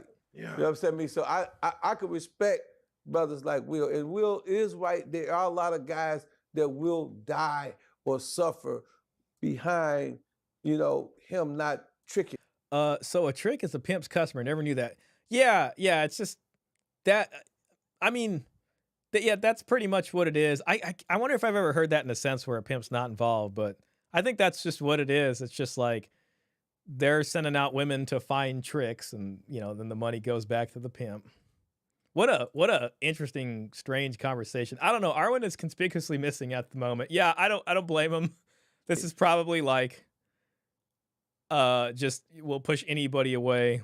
But the only thing I can tell, especially women, they're just like, oh God, no. Man, I turn your whole ends into dividends. You understand me? So every time your bitch give me some money, you know what I do? I go buy a motherfucking house and I name it after the bitch. You know what I'm saying? Sherry, Brenda. Do you think a guy like that, like the pimp, can actually survive in today's world where, there's OF, it's different? Like, think about it. I don't know. Like, does a woman, is there any need for a pimp in 2025 when a woman can, I don't know, like there's dating apps, there's OF, there's the internet, there's social media, which serves as a kind of dividing line. Women can get money all on their own without ever having to meet anybody in person. Like, I don't know, that pimp seems like he's from a different era. I don't know if those guys can exist in today's day and age. Hey, Arwen's back. Shout out to Arwen. Don't worry, Arwen, we'll be done with this video real soon. I just couldn't help myself. It's too funny. Oh, this is why prostitutes turn tricks. I'm just listening. Okay. We're going to move to older man real soon. Tisha? Got it. So what? I love you, man. You know I know. They're going to have a bromance. I ain't gonna do what take all your hoes anyway. You can have them hoes, man. If them hoes fuck with you, you can have them. I want the bitch. I don't need the bitch. Mother had a motherfucker. I don't need them. I let the welfare feed them, man. Yeah, Hey, bitch, you man, want to fuck with Big Will, bitch? A sound deal, That's bitch. what I Fuck like. with Big Will. I like the needy. Now, Big Will. Big Will. Do you ever get tired of paying a bill? No. I love tricking. I went there the with biggest trick. the biggest trick. I got it tatted on my stomach, 100% trick right here. No, he does I'm not. certified Show us with that. it. No, I don't know if he you can does show it to not. me on camera. Nah, we see it, nigga. It's certified 100% trick. What? You know what I'm saying? It's certified. You need a bitch real. I need a bitch every day. Man, I'm so glad we stuck out the 11 minutes and 30 seconds. I wanted to see that. I'm gonna make sure. I'm gonna take you on trips. I'm gonna take. And then drop them off and leave and take all his hoes. Listen. Take me on a trip with you and show me what bitch you want. We ain't got to never meet the bitch. I'm gonna get the bitch for you. That's how good my pimping is. Hey. Okay. All right. I think we've made it as far as I can go. That was funny as hell. Let's at least look at the comments, please. Please. Just give me that courtesy. This has got to be the most ignorant yet fascinating conversation I've ever listened to. That's exactly how I feel about it. The subliminals and sneak dissing between these two were funny as. Greatest part about this interview is nobody expected the trick to be more confident than the pimp. I don't know, man. We live in upside down world, man. Like I just think things have changed so much, you know, like this guy is from a time that it's bygone. I mean, you know, there's the Andrew Tate digital pimp, but I don't know. Maybe I'm wrong. Maybe these archetypes just never go away and he's just different now. I don't know. This is all very strange. It's all very strange to me. Ahmed says it's definitely funny. We'll watch the whole thing on my own later. Well, I'm glad I can show it to you then, at least for the entertainment. I do feel like it kind of drifts pretty far off from what we're used to watching on this channel. That's why I feel bad, but it was just so funny. I just felt like showing it. Arwen says, LOL, I hate everyone in the video. They're all gross. Yeah, I had a feeling you probably weren't going to like that. 7K tattoo. Probably. A trick with the confidence of a pimp is crazy. See, this comment right here explains how like we live in upside. Things are different now. Like something is different. This wouldn't be the case back in that pimp's day, but in 2025, a trick can be more confident than a pimp. By the way, 82% of the folks in the chat said that they would choose to be the pimp versus the trick. Now, I'm sure nobody would want to do any of it. You know, that's just for the sake of conversation. 7,500 for some peace leave. Shout out to Coach. This man got an addiction far beyond tricking. Yeah, $7,500. That's crazy. I get it. Like you're making a lot of money, sure, but man, that could feed a whole family for a few months. That could be 4 months of food for a family of 4. Maybe even more, maybe even longer than that. Without someone like Will, how could I pay my bills? The pimp one with that one. Perspective is everything. One guy can't get women without money. The other can't get money without women. Ooh, that's an interesting. I like this. One guy can't get women without money. The other can't get money without women. Interesting. I don't know. I like that. I like how he put that together. The trick has a decent belly. He's clearly been working on it. Well, he's clearly been eating well. I'll say that. Well, he might enjoy showing off that he can afford all these women. Yeah, it's another form of trying to, I guess, flex his muscles. But it's like when you think about it, it's like, how is that a flex? That almost comes off as like, I don't know. It's just weird, you know. I've been doing this since Jaws was a goldfish. He is a shark now. If you paying like you weighing, you can stay in. Best line ever. Had me rolling. Pimpin' Ken giving Dr. Seuss a run for his money with the wordplay. Come on, guys. It was funny. Give me a break. I never thought a pimp and a trick would ever sit in the same room and have a conversation. I'm entertained. I am very much entertained. This episode deserves an Emmy, a Grammy, all of them. This is primetime television. Very much so. All right, moving on. Thanks for sticking with me on that, guys. I just had to. That was some classic entertainment right there. Simp Jiu-Jitsu. Shout out to Manosphere Highlights Daily. Yeah, I got to go back and watch more of his videos. I used to watch him pretty much daily. It's just been a while. Robert says, I've been doing this since Jaws. The trick reminds me of Jabba the Hutt. That man, well, he's definitely been consuming. I mean, oh, man. All right, well, it was funny. I'll admit it. I appreciate that. Thank you for that. That makes me feel better. It was funny. Come on. How could you not like that? We'll take the grid off. Okay. All right. I'm gonna give you a little. All right. Have you guys watched Ask an Older Man? I've kind of watched him over the last year. Every now and then I see his videos pop up. And I like his stuff. I can't remember what country he's in. I think he's in South Africa. He's not in the US. But I don't remember exactly where he's from. But I like his stuff. He's a chill, it's just cool listening to him. He knows how to eat. And he knows how to trick. I'm gonna give you a little pro tip for you to figure out whether or not the man that you're dating is a natural provider or not, okay? Because if we have to teach them that, they can move to the side. And I really hope this doesn't land on any of the men's For You pages, because if they figure out this hack and figure out this is how we can... All right, this is the hack, guys. We're going to find out how she discerns if we're providers or not. He looks bored. Whether or not they're providers, like, oh my God. But anyway, the next time that you're on a date with a man, I want you to ask him, what are his love languages? Not in terms of receiving love, but in terms of giving love. Because if acts of service is not his main way of showing love. Gosh, the love languages are... What do you guys think of love languages? I feel like those are like some annoying things. I didn't know what they were, and then I remember kind of learning about it from a coworker. And then you kind of see them on dating apps, and people talk about their love languages, and I don't know. It never really jibed with me, I'll tell you that. It's not something I think about. I've never thought to ask someone about that, or I've never wondered, like, if I'm on a date, like, oh, I wonder what their love language is. It's never really crossed my mind, Any of you guys go by love languages? The hack. The hack is to ask about their love language, and if they don't say acts of service, then I guess you're not a natural provider.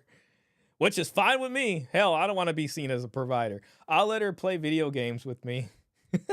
You can provide her video games. Love languages are a joke. I agree. I really do. I don't know. Again, I didn't read the book. I don't know much about them. It just seems like a weird question. I don't know. It seems very limiting. And then there's like, one of them is like touch, I think. And it's just like, I feel like a lot of guys are going to say that. But then it's like a trick question. Like if you say touch, then they're going to be like, oh, that's all he wants. So I don't know. Love languages. That might as well just be an instant disqualification. And if someone's like, what are your love languages? Love languages are basically a shit test, I guess you can say. I mean, that's what it is. Love languages are a shit test. So you really got to go in there and you got to just agree and amplify your way out of that. You got to be like, I love all the love languages, oh my God. But then you'd actually have to know what the love languages are. And you might forget.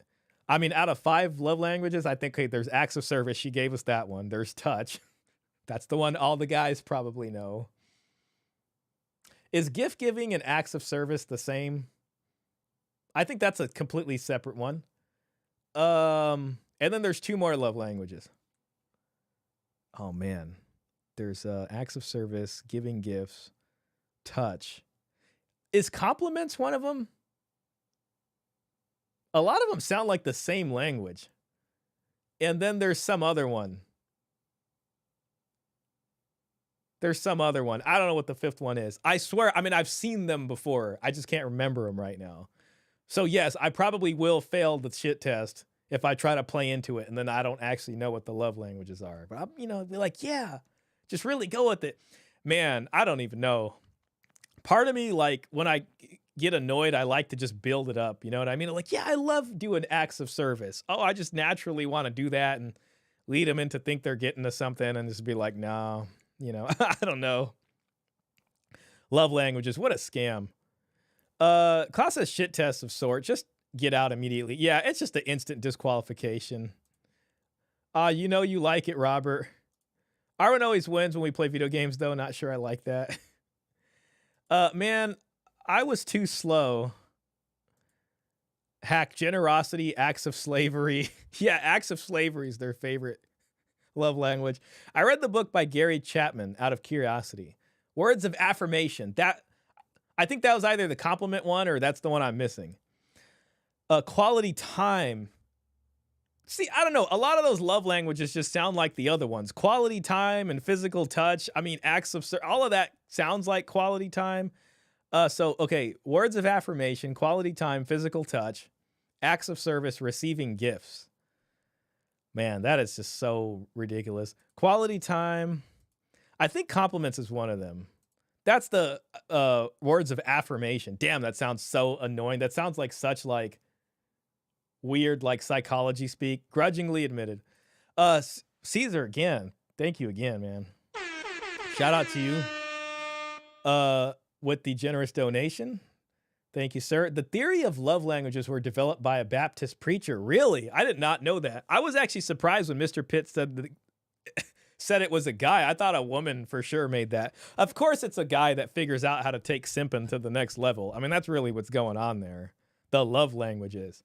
You know, I don't know. I just imagine like hours and hours of like the whole love language thing seems to kind of dovetails into like a kind of couples therapy thing. Like, oh, let's talk about love languages for today's session. And let me charge you $200 for this couple therapy session. Have you tried words of affirmation?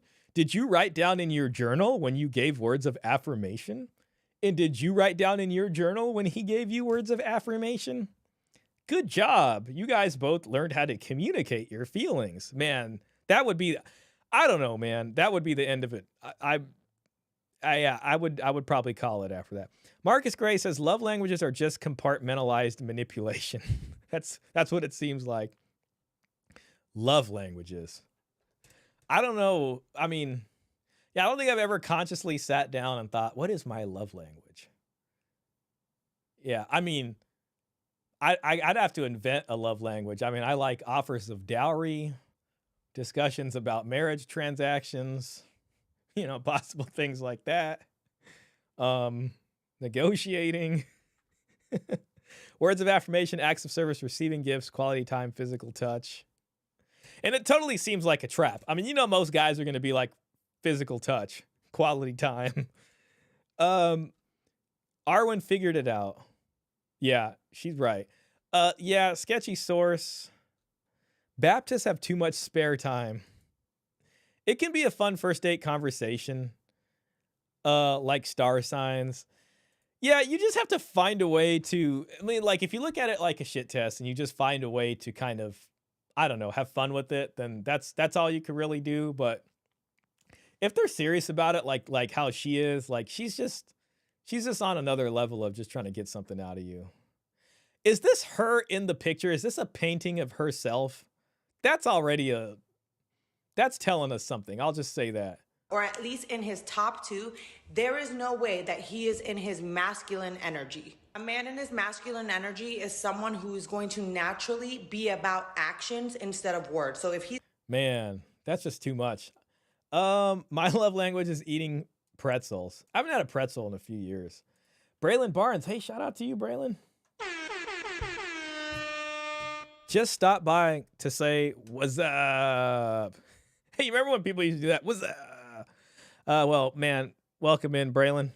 Thanks for coming in to say hello. We appreciate you doing that, man. We're just talking about love languages in here. Arwen says, if someone asks me my love language or my star sign, I'm walking out on the date. Yeah, I support that. That's pretty much the end. You know, I think, see, most guys are going to put up with it, but what the guy's going to do is like mentally he's filing you into a category you would otherwise not want to be filed in, and then he's not telling you that he filed you into that category. Like, oh, okay, this is what it is. Fine, you know. Budweiser commercials well worth the YouTubing. He's telling you that his love language is words of affirmation or like physical touch. That does nothing for you. You don't need a man who's on your phone telling you you're beautiful and then wants to... Because there's plenty of people telling her that online. Fucking have sex with you. You need a man who's going to take care of you and is going to be of service to you. I wonder if she's... I mean, it almost seems like she's not being serious to herself. Do you guys think she's actually serious? You know, I'm making another poll. I'm having a lot of fun with polls tonight. Do you think she is being serious?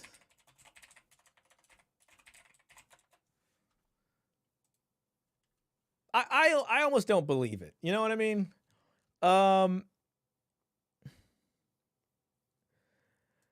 Whoever said acts of slavery is exactly right. That's what they expect from us. Yeah, that's exactly what that is. She seems really angry too. It's like, damn, lighten up, lady. I'm too old for that. If that's how the convo goes, I'm out. I don't have time for that. Exactly. And this is why, like, coffee dates make more sense for a first date. Like, if you're sitting here having a dinner with someone on the first date, and I've done that before. Shit, I think everybody has, but especially with someone like that.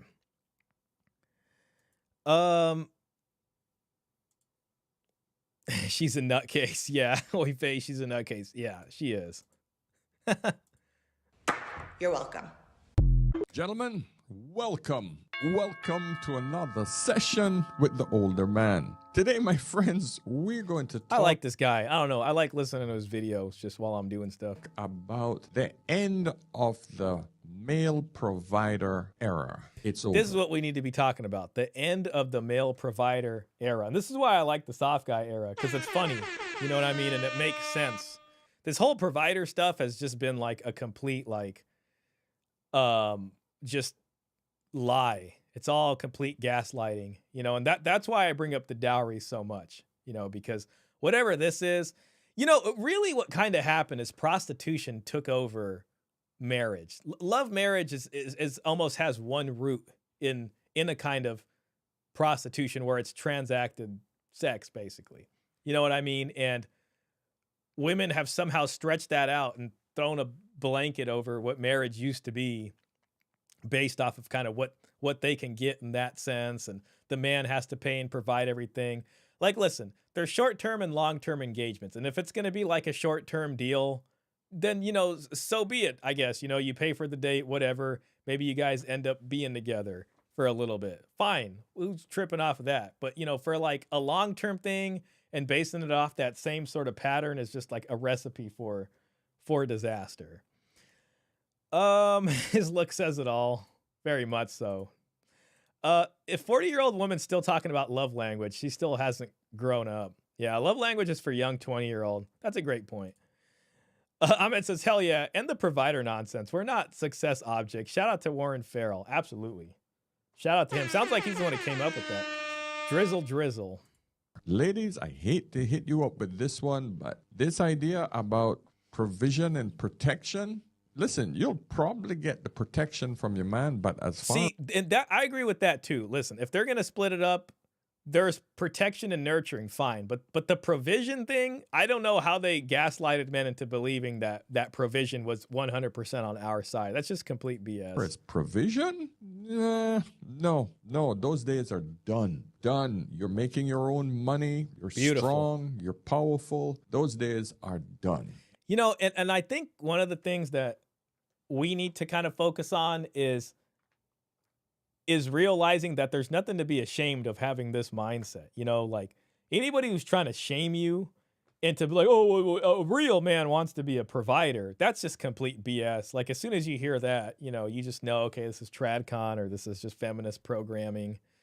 That can go away. And that's what we're going to be discussing today. And listen, it's not like men don't want to do it. It's just that he can't. The average man cannot, no longer can do it. Economics, however you want to freaking say it. The math ain't going to math if a man is providing for you. And it's a sorrowful thing to see, but I'm going to break it down for you why that era is over. Okay, guys, subscribe, please. Book a session if you have any problems at all, you need any advice on relationships, etc.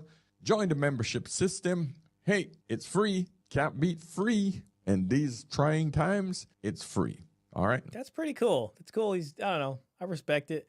You know, I've had people reach out to me to talk about child support, and you know, I've done that for free a few times for people just for the hell of it.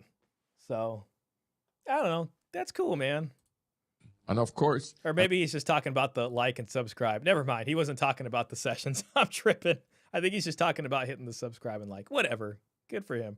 Listen, if you want to try to make some money in this era of AI, get the Content Creators Toolkit where you can create it with there, my friends, because I'm telling you, things are going to get worse. Listen, I'm not saying this to you because, you know, I'm trying to scare you. I'm showing you the reality of life. The reality of life is AI is going to screw near him. The provider male era is over. Let's ask my chat GPT. Hey, Sage. Hey, Paul, what's on your mind? What's the average salary for males in America at this time? Doesn't matter the race. In 2024, the average annual salary for men in the United States was approximately $84,189. The average salary for men was $84,000. Yes, the average annual salary for men in the United States in 2024 was around $84,189. What's the average salary for black men? In the fourth quarter of 2024, black men in the U.S. had median weekly earnings of $1,118, which translates to an annual income of about $58,136. What about white men? In the first quarter of 2024, the median weekly earnings for full-time male workers in the U.S. were $1,227, which translates to an annual salary of approximately $63,804. That sounds about right. Braylon says the reason why I prefer coffee dates is because it's like a screening process to see if we align and also to make sure that I'm not catfish. Yeah. I'm not getting catfished, and if it goes well, then we plan for a date later on that week.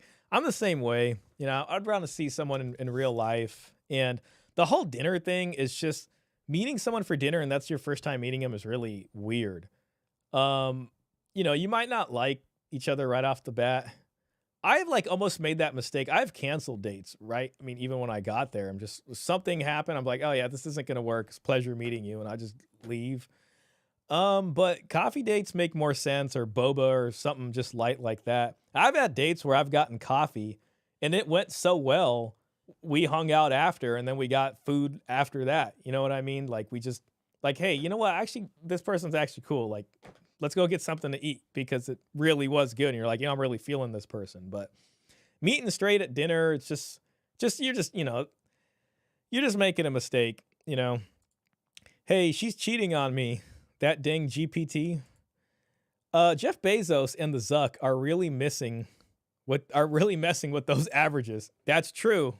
That's true. There's a lot of outliers here pulling that up. All right. So the monthly salary for black men was? The monthly salary for black men in the U.S. was around $4,844. This is calculated from the There's a weird buzzing in the background of his video, but whatever. Annual income of approximately $58,136. Thank you. So let's just focus on the $4,844. Just that amount alone, $4,800. What percentage of that is rent? What is that? Yep.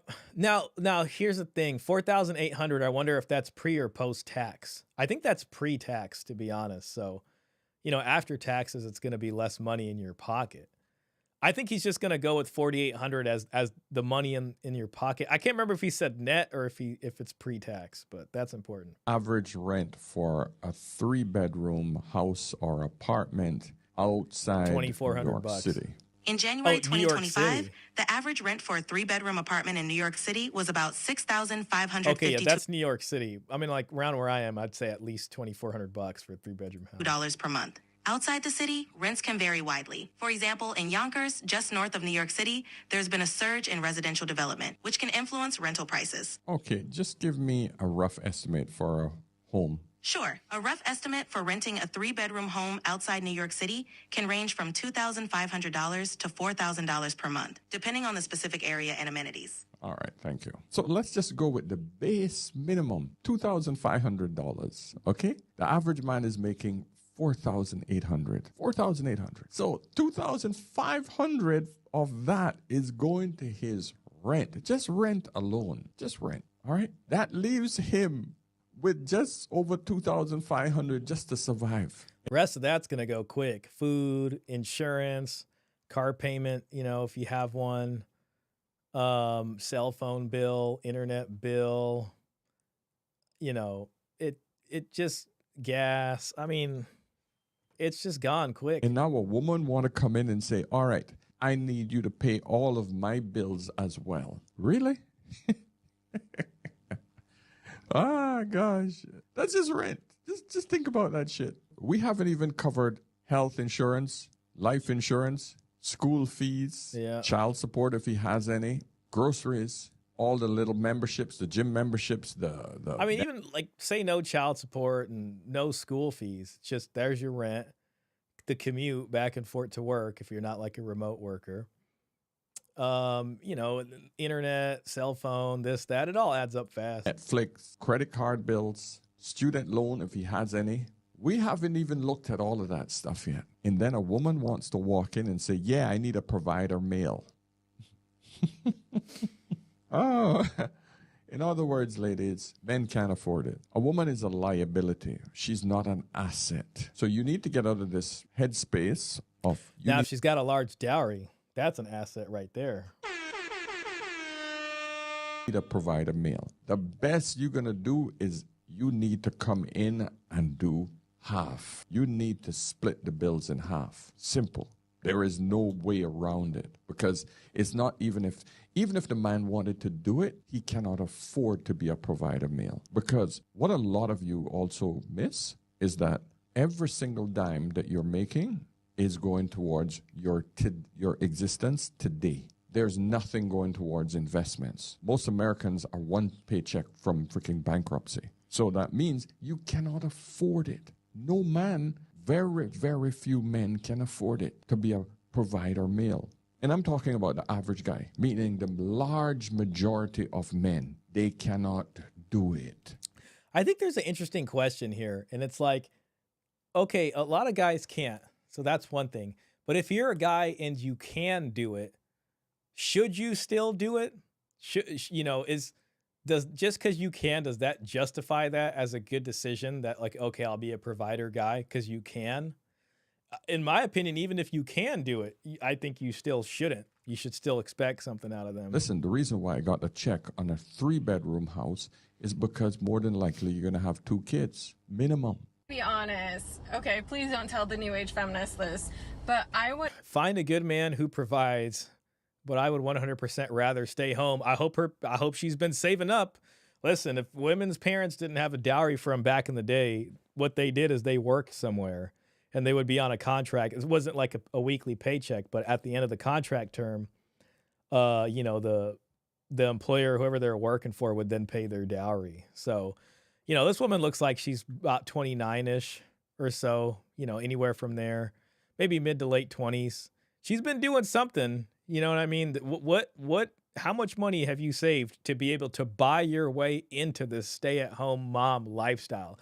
The stay-at-home mom lifestyle needs to be bought and paid for. The queen just didn't get to sit on the queen's throne for free. She came in with a lot of wealth to justify that. 100% rather stay home, cook and clean. 100% rather do that, okay? I love to cook and I love to clean and organize. Feminist, I know, okay? I love to cook good food and I love to clean and I love to do it for my man. Truly, I do. I wonder, like someone should look at her content and I wonder what her content was like 4 or 5 years ago. If that's expected outside of marriage, hard pass. Actually sounds like you're taking care of a child, but the look this on is the cosplay. This is the cosplaying. Man's face. Would you cook for him, clean for him, do anything to please him? That's what it's all about. Having him admire you. Man, she is singing a sweet song, and then 4 years into this, 4 years into cooking and cleaning, it ain't good enough. The guy, she's gonna be on his ass. That is all BS. And a guy who's sitting here who's single and making all this money, I mean, he probably either cooks for himself or he's got that figured out already. Blissfully happy eyes. It melts your heart. There's just something in me as a woman. Yes, exactly. This is the bait and switch. That's 100% the bait and switch. Complete BS. Makes me feel like this whole trad wife living isn't such a terrible thing. It's like, these trad wife influencers, it's not even real. It's just like super rich people that they're really not even doing this in their downtime, but they'll sit there and present this cosplayed version of traditional lifestyle. And, I've heard like a lot of those people have like super rich husbands. They're sitting there. They probably got a nanny hired. You know what I mean? It's all just BS. And she's buying it, and she's sitting there and like, yeah, I'm traditional now, and no. We actually want to work. What was the idea or perspective of pursuing a career. There is nothing more satisfying than having a man that takes care of you. Your gentleman Taking care of a child. that provides for you. You don't have to worry about anything. If you do that, I'll cook and clean all day. Why would I complain? I'll make you an incredible 5-course meal if it means I can stay at home. We fight for again as women because I'd much rather be exhausted from cooking and Man, this is disgusting. cleaning for my family than be exhausted as a career-driven woman working a job I don't like. So hate me all you want, but I'd 100% rather stay home and be provided. Problem is she doesn't want to work at all. And after a while, the job she doesn't like is the one she's describing right now. She's not going to like cooking for you. For by my man and take care of him in return. Yeah, you know, listen, guys, you got to stop falling for this bullshit because Thank you. See, that's why I like him. Woman nowadays realize that this working shit is hard, and now they're willing to be nice, and I'll be more than happy to stay home. The problem, ladies, is too many of you have flooded the job market. Wages. There you go. I'm a way better cook than my girlfriend, and my house is much cleaner. Yeah, exactly. I mean, you know, a lot of people too are just not good cooks. You know, it's like, you know, I doubt they grew up, you know, in the kitchen with grandma, and grandma was teaching them all the traditional recipes and all that stuff. It's just not really the case. Like, listen, let's just be honest. Man or woman, you can just look at YouTube, watch a bunch of videos of a dish you might want to make, and then just make it and learn it, and then, you know, you're on your way. Robert Spencer says disgusting. It's disgusting to me, just like the BS that's coming out of her mouth. It really is. Like, at this point, it's just like, ugh. I want a woman who wants to stay home and take care of me. Well, Robert, I hope and pray that you get that. I'm okay. I'm all right. Ahmed Motaseb says, they also change their minds after a while. 5-course meals will change to frozen pizza when she has the children as leverage. Yeah, exactly. It's just going to be less and less. Are not going up at the price at which you are demanding to stay home or you're wishing to stay home. We can't afford it. Men cannot afford it. This is the problem. You all screwed it up. You don't realize the damage that you've done. And then, you know, even if men can afford it, again, there's no at-fault divorce. There's no protections for men who do that. So men can do everything right. He cannot cheat. He can do that and get screwed over. There is no way a couple can survive in today's modern society living in a city on one income for 80% of the men. Now, Officer Tatum, you know, our TradCon, who was on whatever podcast, his advice is just get a second job. Get 2 incomes. Work 16 hours a day. 0. Do you understand that? 80. That means if you have 10 men in a room, only 2 of them are going to be able to provide for you. And if you... I mean, you know, and not to take the conversation here, but, you know, I did discuss like the H-1B visa stuff with Resurgence. So it's crazy. Like your guy over here, women are taking half the jobs. They still want you to provide for them. And then on the other end, there's a lot of wage depression going on because, you know, corporations are hiring foreign workers to come in because they'll do the job for cheaper. So you got women taking half the jobs. You got H-1B visas coming in and making sure the wages stay lower. It's just like, what the hell are you supposed to do? It's all BS, you know? No. The answer's no. I work 58 hours per day. I don't know what's wrong with the rest of you. Robert Spencer, he can also bench press 300 pounds and he deadlifts 500 pounds and he works 58 hours a day and he has a whole stock portfolio and all this stuff going. And he wrote a New York Times best-selling novel. I mean, he's all over the place. Just get a time machine. Yeah, just stop time and then you can just do everything. Have 10 women in there. Oh, and Robert Spencer has been in space. You know, he's explored and he's meeting with Elon Musk to try to figure out Mars. Looking for those 10 men, only 2 of you are going to get that man. That's the problem. The provider male era is over. Oh, that's beautiful. Yeah, see, that's like music to my ears. The provider male era is over. Doesn't that feel good to hear that? Like, isn't that just like a huge weight just off your shoulders. It's like the provider male era is over. I feel like I hear that and I could fall asleep tonight, like just like a baby, just for a good 9 hours of peaceful sleep. The provider male era is see, if there's ever been words of affirmation that I think have been helpful to somebody, it's that. I want you guys to get up in the morning, and when you're in the mirror getting ready there, I want you to look at yourself and say, the provider male era, the male provider era is over. Feels good. Dave Ramsey, just deliver pizza. Yeah, rice and beans and rice, right? Dave Ramsey style. Work 90 hours, get a third job. Meanwhile, wasn't Dave Ramsey the guy who filed bankruptcy for over $1.5 million, and he's the guy who tells people how to get out of debt? I mean, listen, man, shout out to Dave Ramsey. I'm sure he's helped many people, but rice and beans and rice, unless you're Dave Ramsey. I mean, I do enjoy his radio show and, driving home from work. I used to listen to that back in the day. I did all of that yesterday. Yeah. Let's look at the second problem that we have. Men are no longer getting married. So what does that do for the females? Those 80% of men?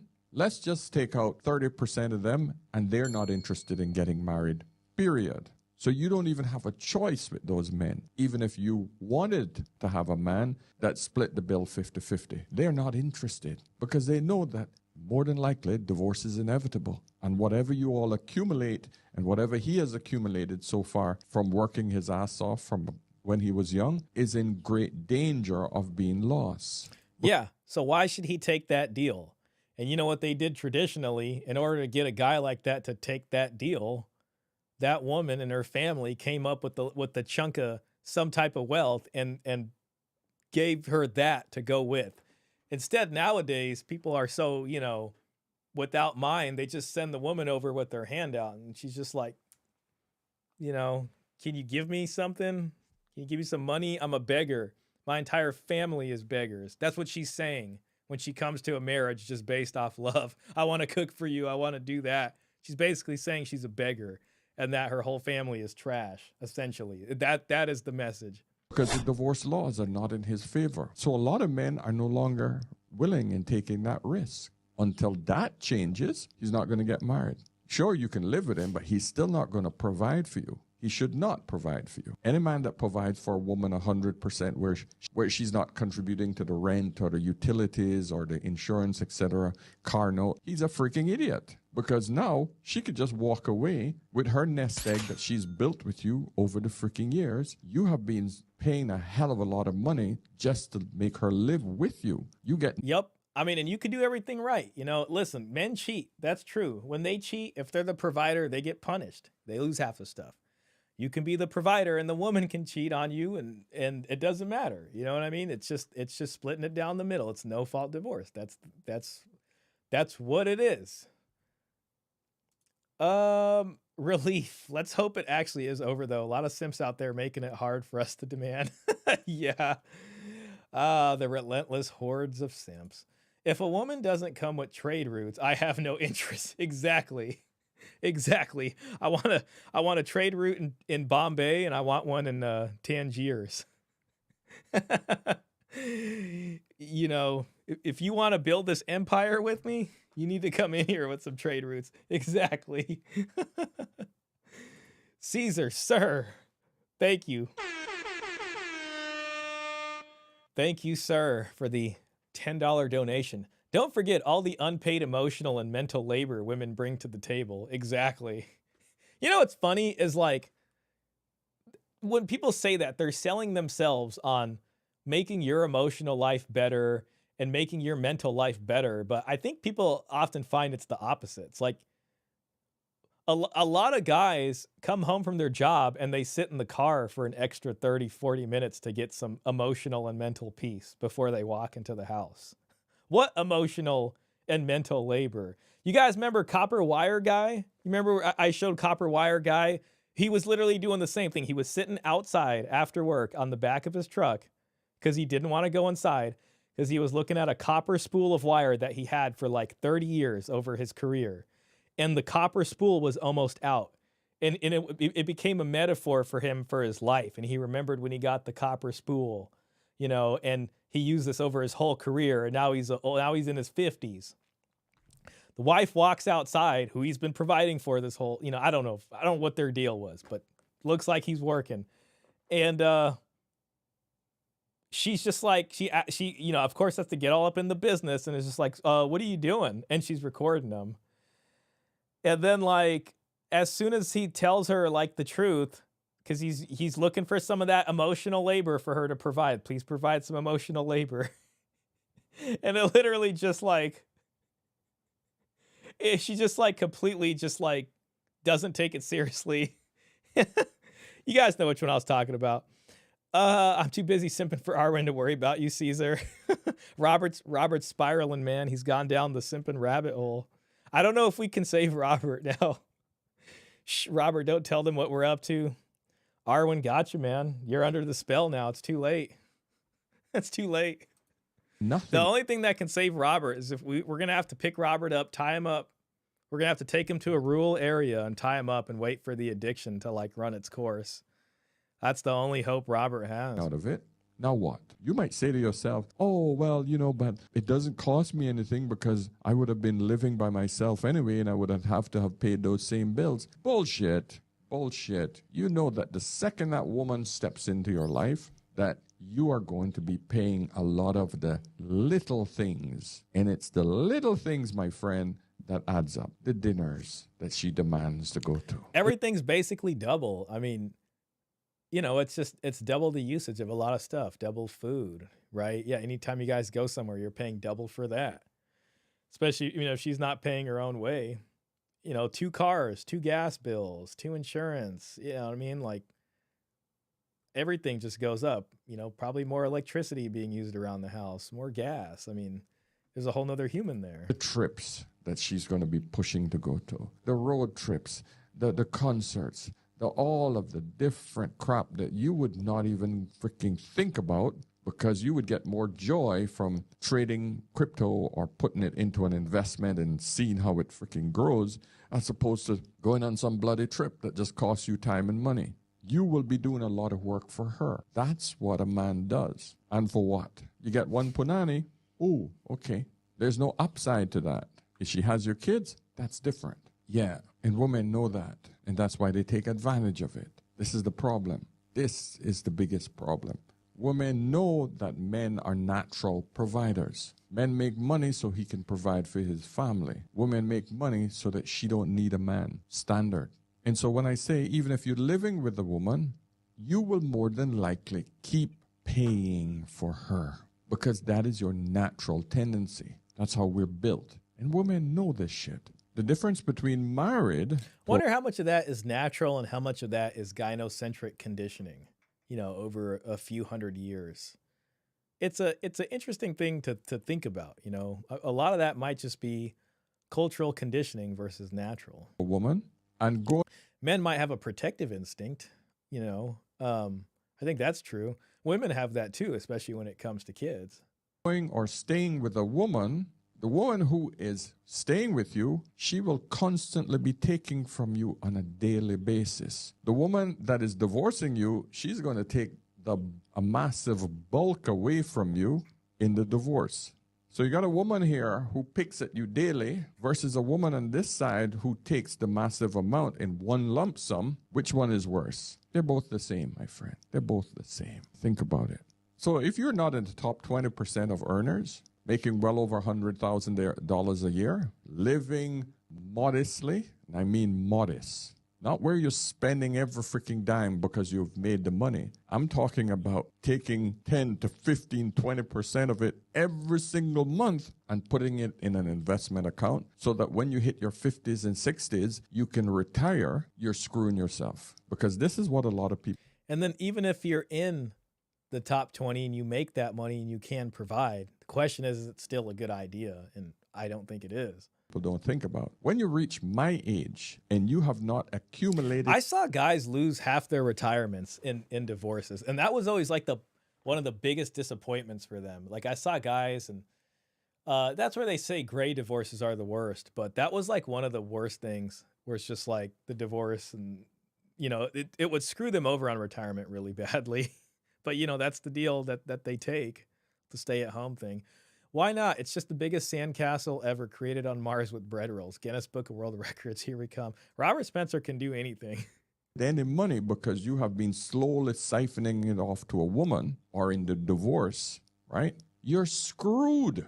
You have been providing for her. You have not been putting the money away or investing it. When it comes to your later years, you're screwed royally because you think that Social Security check is going to help your ass. No. What's Trump doing right now? Cutting federal freaking funds. This is I have zero fears for retiring. That's good. That's good. Going to be painful for everybody. Does he have a choice? No, he don't have any choice because America have been coddling women and all the other individuals who think they need help. You all say, oh, we don't want a socialist state, but you all are, America is quite a socialist society. That's true. The welfare state, that's really what it is. And the truth is it's no guarantee we're going to go one way or the other. It really depends. Trump was like a populist leader on the right, and the left had their own version of that, and that was Bernie Sanders. He was their populist. I think that represents the sort of left-leaning populist side. And someone like that can come up again, and then they might take that deal. But unfortunately, the money is being so misappropriated. And the debt is so it's pretty much wealth transfer crazy that you all have to freaking cut from somewhere, and your deficit is just ballooning every single year. It's just going higher and higher. Trump has to do something.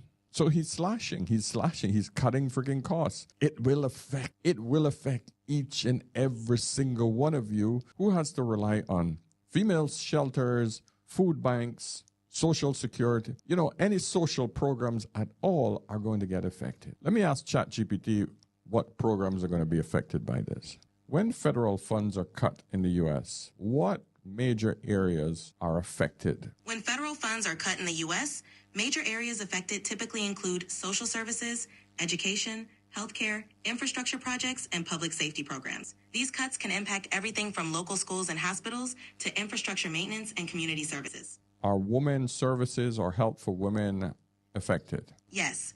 Cuts in federal funding can significantly affect services for women, including healthcare programs, support for domestic violence victims, childcare services, and educational initiatives. These areas often rely on federal support to operate effectively. I rest my case. This is where the problem comes in. Mr. Samuels always says, winter's coming. No, my friends, winter's here. Winter is here. Ladies, you have to find a man that you can cooperate with, settle with, and realize that, hey, these are my only choices. I'm telling you, ladies, I'm all for provider men. Do as you wish, but have your own. Have your own. There is no own in marriage. And it's like when you're the guy and you get married, I mean, that's everybody's income. There is no, I can have my own, so. Account, because listen, if you don't have your own, you're going to be trapped. And a lot of times you see women that don't have their Why is it okay for men to be trapped but not for women to be trapped? own. Shouldn't nobody feel like they're trapped? Be put into these terrible situations because they can't get out. Yeah, they can't get out because where are you going to go? Have your own. I'm telling you, have your own and get you a provider man. That's what I said. Yes, my friends. That's all they're. But there's no reason, it's just like the male provider era is over. Looking to do. Yes, gentlemen, you know the mantra. Have your own, have your own. Spend his money, have your own. So when you're no longer happy, you can just get up and leave his ass.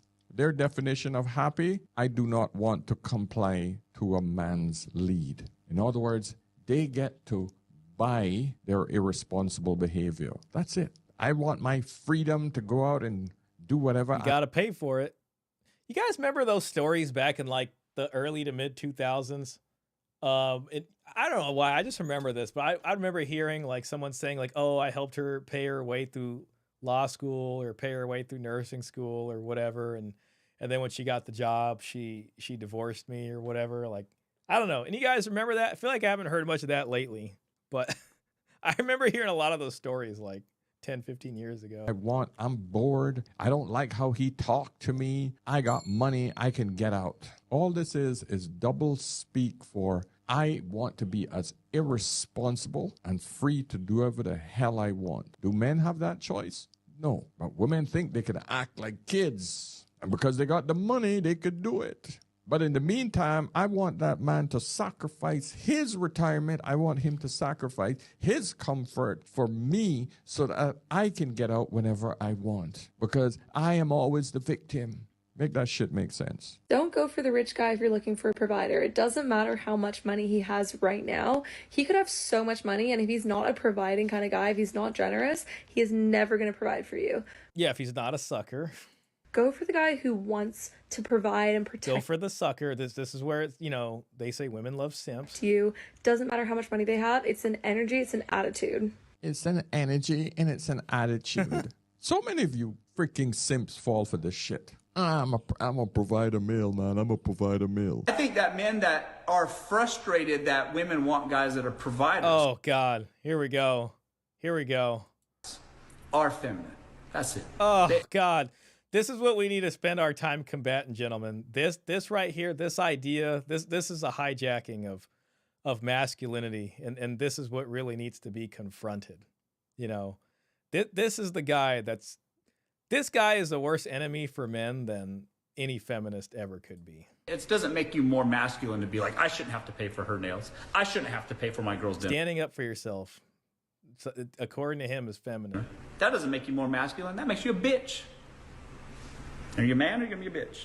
I don't know. Yeah, don't. Man, that same guy is going to be Steven Crowder, in a few years. And then she can get divorced in Texas. She could do that. It's a no-fault state. That guy's going to sound just like Steven Crowder in a bit. That's exactly what's going to happen there. It happens all the time still. I know at least 3 men whose wives left them after he finished paying for their education and they got a job. And if they have a child, she will keep siphoning child support. Yeah, especially, if she can get custody. It's funny, too, because they'll be like, we birthed the man's children. And then when the divorce happens, it's like, those are my children. Listen to this idiot. The reality of it is he's either made it well enough that money isn't a problem, which I doubt, because most men who've made it that far, they want to hold on to their money. But usually... Exactly.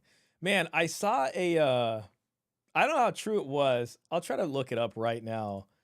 But it was a quote from Cristiano Ronaldo on loving his girlfriend but not marrying her. I don't know how real it is. So I got to make sure. Marrying her. I wish I could find an actual publication. Oh. Okay. Well, nah. Oh, that's not good enough. If it's like a social media site, I don't want to say that. But Football Factly. Nah, it's a Twitter thing. Apparently, Cristiano Ronaldo is quoted as saying, "Sometimes I feel so sorry over the fact that I can't get married to Georgina because of money." Cristiano Ronaldo, I love my girlfriend, Georgina, so much.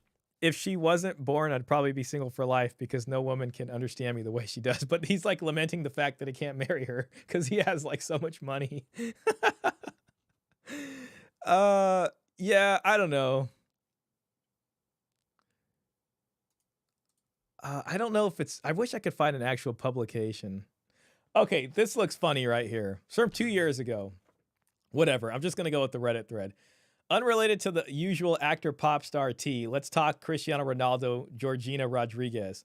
He had a child via surrogate. His own, her eggs were not involved after being in a fully committed relationship with her. This is Cristiano Ronaldo. This is all the steps Cristiano Ronaldo took to not get screwed over by the family court. Like, isn't this just crazy? Isn't it stupid that you can be this successful as a guy and you got to go through this much BS? Like, why shouldn't Cristiano Ronaldo be able to have like 13 kids, without having to worry about this BS? And we wonder why nobody's having kids, She has expressed her wish to be married many times. He still hasn't proposed despite being together for around 7 years. Of course he hasn't. He has automated superficial answers whenever asked about her. Example, she's a great woman. We could all learn from Cristiano Ronaldo. He made a whole country bend their laws about marriage, Saudi Arabia, instead of just signing a damn contract. Apparently, he's a mama's boy, and his mother is controlling of his decisions. And yo, shout out to mom here. Mom knows what's going on. Mom looks at that woman, and she's like, hell no. This low-class woman doesn't deserve to come into your life and screw it up. And tomorrow, she's going to be gone. She comes with no dowry. She's a classless woman. She has no wealth from her family. And she wants to get married to you, Cristiano Ronaldo, who's literally, you know, the soccer or football for you European folks. Shout out to Klaus. Superstar, you know, the MVP. Hell no. The mom here is the real one. Mom here is the real one. Big shout out to mom. Cristiano Ronaldo's mom is a good woman. Wow.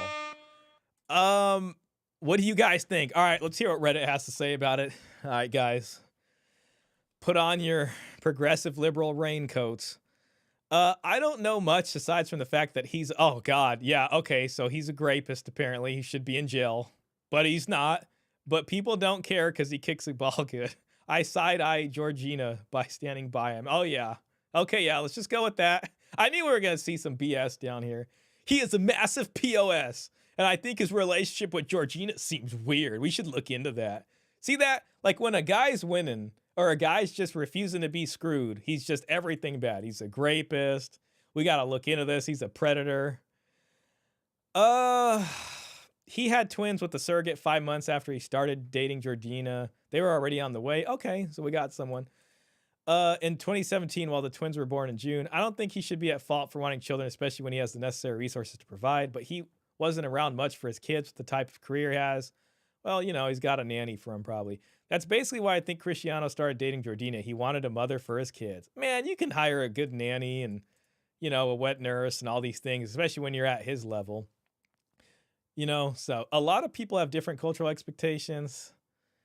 When it comes to a man and woman residing together and having children, I don't believe Cristiano will get married unless Georgina gives him an ultimatum.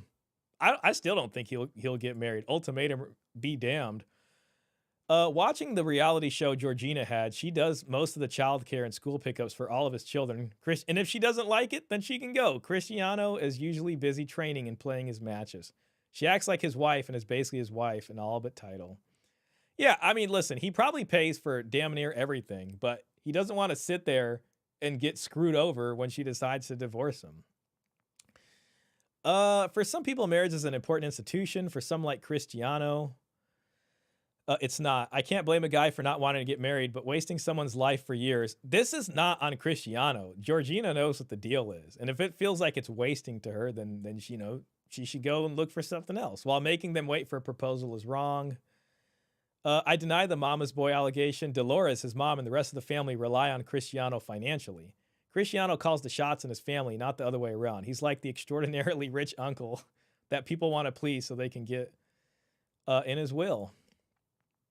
Messi didn't say anything when his team and fans were being racist assholes to the French team, and Pele is the GOAT. I remember that match. Actually, I don't... where are we at here? He is a money-hungry machine that will promote anything under the sun. He promotes NFTs. All right, so some more, you know, let's just hate on him.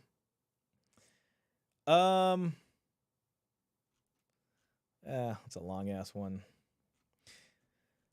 I'll just read one more. We need more football discussion here because internet football sweetheart and Mbappe's BFF, Ashraf Hakimi, has been accused of grape. Yeah, man, see these women, they're just coming in. Like, what is all that? The investigation is going on and there's nothing about it in the sub. I don't know, seeing the background of footballer wives and how a good chunk of them stick with their cheating husbands, I'm convinced the majority of these marriages are pretty transactional. The man gets a baby maker and a family to go when he is not working. Also, most of them comes from humble backgrounds, so they may have that traditional view when it comes to settling down, because footballers seem to settle too young for really famous celebrity men, and the women gets the money, the fame, practically landing a sugar daddy who isn't even old. So I think the only reason Ronaldo and Georgina's relationship is getting attention is because of the surrogacy situation. and them not even getting engaged. He's too self-centered that he doesn't even care to create a flawless illusion of a happy relationship that most footballers seem to create around them. Yeah, interesting story. Real quick, let me just hit that, and then we'll finish the rest of that video. Ahmed says, and it's always resorts to shame. Exactly. Sign language. Shame, insults, guilt. I can't remember what the hell N stands for at this point. He's a mama's boy. Excellent mother. She knows exactly how women are. Exactly. She's like, hell no. He did the surrogate thing. The only way to make sure he's getting paternity. His mother knows what's up. Yep. And, full control. And, he's just at a level where it's like, this isn't worth it, and it's like, they can't find him a suitable match that can, bring something equal to this. So, he's doing the right thing. I mean, his family, I don't know where exactly they're from, but they probably understand how this game goes. Or, transaction, at least with marriage. How much does the surrogate route roughly cost? Honestly, I'm considering it. We need to make it more affordable. I don't know. I have a tough time with that. The surrogate thing. Just personally, like, I guess like deep down, like if I was going to have a kid, I do want them to know who mom is and have a relationship with mom. You know what I mean? But I think that stuff costs a good like $60,000 to $70,000. I'll have to look it up again, but I've heard roughly around there. So maybe it's more. I would rather be a single dad to a child I can teach than to a child who has the power of women. Yeah, I hear what you're saying. To me, it just feels unnatural, which is, that's where it gets me. But I don't know. I don't know what the future holds and what people are going to do. There's a lot of women out there who don't want to have relationships with men. And I follow a subreddit called Single Mothers by Choice. And it's all about women detailing their journey of just getting a donor sperm and having their kid. And they don't want a guy who can be able to file for custody. So they got their own issues with it. And it's interesting because I see a lot of people doing that. And a lot of the women on that subreddit are women that, are probably in their 30s and they're taking the IVF route. So they'll talk about the costs and things like that. Single Mothers by Choice. Like here's just a thing of the site. I told my family and it went well. So, that's part of a discussion. I'm doing it. Hello all. TLDR. I'm a middle income ace demi-girly looking to share my story. Damn, that's the crappiest TLDR I've ever seen. Like, just tell me what the story says. Current situation, I live in a very high cost of living city and work in sales, so my base salary is pretty low for my area. When I hit or exceed my goals, it's great. When I don't, I get about $3,100 a month. That being said, I have excellent insurance and fertility benefits and 12 weeks of mat leave. Okay, she's 32 years old.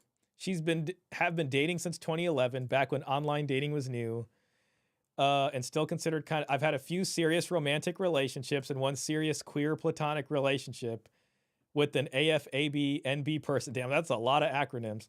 That lasted 7 years and ended earlier this year.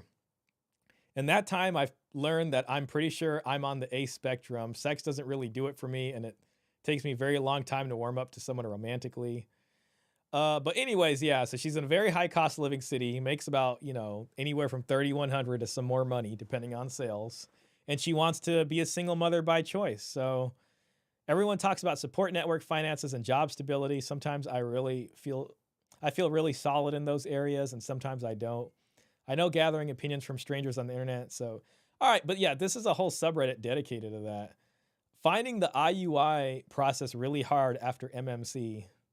I don't know. That's the there's people in here that will post about how many times, like, look, IUI number 2 failed. So this is her second time doing it and it failed. I actually wasn't planning on posting again until I finally had so she's posted more than once until I had a success story to share. But unfortunately that hasn't been the case. I had a MMC success on my first IUI in November, and the good news is that it passed naturally within a few days and my cycle came back within 4 weeks. You learn a lot of stuff just kind of reading this stuff. I've had several ultrasounds and egg count is normal. Everything looks good. I ovulate on time and there is nothing wrong with me, but it feels like There is. It's especially hard reading how you're supposed to get pregnant within 3 to 4 IUI cycles. I think that's the same as IVF, within the implication being just give up if you didn't manage. This is not true for how the clinics in my country represent it. They mention around a 35% success rate after 6 cycles. So people got to do this 6 times and you have a 35% success rate. My clinic will not consider anything but IUI until 12 unmedicated so far attempts. In the Netherlands, where you won't be considered for IVF until you've tried for a year, IUI being no exception. So I don't know. Yeah, that's part of the journey there. You know, that's interesting. We'll go through a couple more of these. Let's see. Second child as a solo mom. This lady's thinking about doing it twice. Very curious. Would you protect yourself through a marriage of convenience? Ooh, what's that mean? Fertility cost for SMB and taxes. SMBC. Okay, let's just go with both of these. All right, here's fertility costs, just to throw this on there. Has anyone deducted expenses for IUI, IVF, donor sperm on taxes as medical expenses? I'm having trouble finding clarity on the IRS website. Also, I spent a total of $14,000 on donor sperm. She spent $14,000 on just the donor sperm?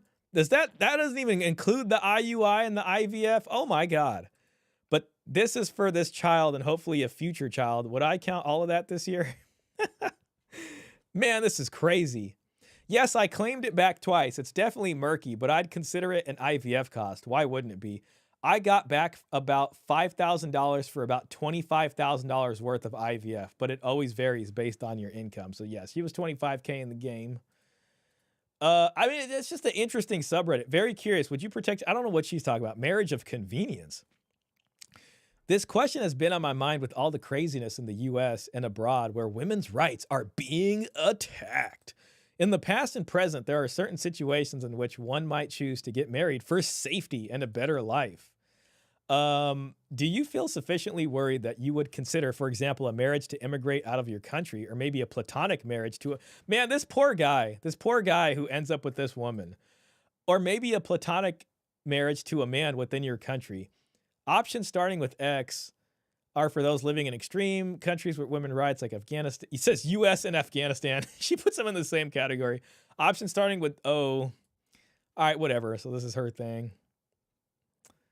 I am in the incredibly fortunate position to have dual citizenship with the US and a European country. While I would love to marry someone in order to help them immigrate, I have been married before for love, not citizenship reasons.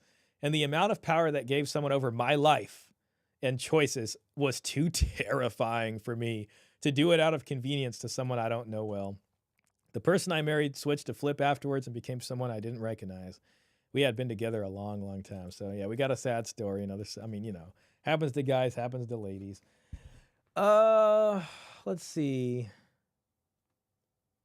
Robert Spencer says, kids need both parents. Yeah, I agree with you, but I'm a child support professional. I just know everything I've experienced for 2 decades. I see it the same way. I can understand why the surrogate stuff. The other part of it's like, okay, I get it. The culture is changing, but I don't know. It's just like a thing with me. Maybe it's just from the era I am, but it just seems unnatural, I guess. What do I know? Ahmed says, yeah, I agree. I love my mother and seems a great mother. But honestly, I can't find a chick that comes remotely close. Can a child be taken care of and loved by a nanny or an aunt or a grandmother? I mean, in that case, like, let's say a child loses his mom early on, oftentimes there's some kind of surrogate mom. Maybe grandma plays that role, if she's still alive. Or an aunt, like you said, maybe a sister. Or, if you get married again, then that can be the case. I think it is tough. I think that does stay with them, though, not having their mom. I'm sure they're grateful for whoever plays a mother figure in their life, but it's tough. It's tough on a kid, So it's just like when I think about that and it's like, you got these single by choice ladies bringing the kid in and they're not going to know who their dad is. And then you got, men and they're not going to know who the mom is. I don't know. I just can't be excited about that. I get it. I get why guys do that, or women, it's just not for me. I would probably choose to just be childless, to be honest. Me and the ex, oh, did I skip one of yours? Trying to make a baby on purpose is hard. You know what's interesting, Robert? I didn't really realize that till I worked at child support, how different fertility is for some couples. Some people can have a one-night stand and bam, pregnancy. Other people can try for like a year or two and they need to do IVF or something. And me and the ex have only one after 2 miscarriages. Yeah. Yeah. See, I mean, that's the thing. It is challenging. And you have to blink daily. The most tedious sex you'll ever have. Man, you are showing us behind the veil. You know, I've known about like just sort of how tough it is, but I've never thought about that aspect of it. Like it's so much, you're just sick of it. It's not fun. Like, you know how they say sex is a bonding activity between people? I feel like if you're in that situation, it's almost the opposite of a bonding activity. Like you're just tired of it. Robert, you have like, I don't know, man. You just showed me another perspective here with that comment. All right, we'll get through this video and then we'll call it. We're at 4 hours, 23 minutes. It's men like him that usually get screwed over by women. Gentlemen, you got to hold on to every single dime, every single cent you must hold on to because hard times are coming. I'm not freaking joking. I've been here before. I've seen it. I can see this as clear as day. Do not fall for this provider. I think he's right. You know, I think we're flying into some serious economic turbulence right now. It is going to get tough. Crap. Maturing is realizing when a woman says she wants a provider, she's not just talking about financially. There's so much ways you can provide for a woman outside of just being about money. Okay? You can provide comfort in her times of need. You know, there's women who are amazing and they've been longing for that person to provide the comfort they've always deserved and needed. There's women who want you to provide for them emotionally also. Can you provide comfort in their darkest times, you know, when they're going through a lot? Can you provide support when they're winning and you not feeling jealous, like, you know, you're not hating, you're not feeling envious of their wins? Like, there's so much more to it. And I think all these men hop on podcasts, make it all about financial, all about money, all about money. And that's exactly why y'all step outside every time y'all go out and put all these expensive designer jewelry, all of this on. But yet, y'all still can't land a woman. Y'all still can't keep a solid woman with y'all. What's up with that? You got all this money, you got all the cars, you got all the jewelry, but you still can't keep a solid woman. Jesus, man. Poor This guy, he's simp been game is, brainwashed. I know. Just ridiculous. Dude, it's all about the money. How many women tell you straight to your face, I don't need your text in the morning. Good morning, queen. Hi, baby. How are you doing? Blah, blah, blah. Pay me some money. Give me some money. Pay my bills. How many times you've heard that? I can guarantee you, young man, you can come with all the flowery stuff. Oh, how was your day? Tell me about your day. And you can't pay those bills? She's going to kick your ass to the curb. Trust me. Ladies, you tell me if I'm wrong. I was talking to one of my guy friends about what it means to him to be a provider, to provide for a woman. And he's a little older. He's in his late 30s. And of course, he wants to provide financially, but ultimately, it's not just that. He was like, I want to make her life easier. I literally want to take away her problems, her worries, so that I can say to her, what are your dreams? What are your passions? Now I'm giving you the ability to pursue those dreams in your That is just so gross. passions because I'm covering you financially. I'm taking away your burdens and your problems so that you can do what you want to do with your life. Very much so. That is what we want. Man, that, you know, like that's the kind of shit where women, you know, like that same woman is going to be complaining about how some guy led her on for 7 years and then didn't marry her and how cruel the guy is. You know, like this Cristiano Ronaldo, Georgina, oh, it's so cruel to lead her on and she's expecting marriage and he hasn't proposed. And it's like, that woman is living in a fantasy and some guy is going to sit there and come up with the biggest bullshit story for her.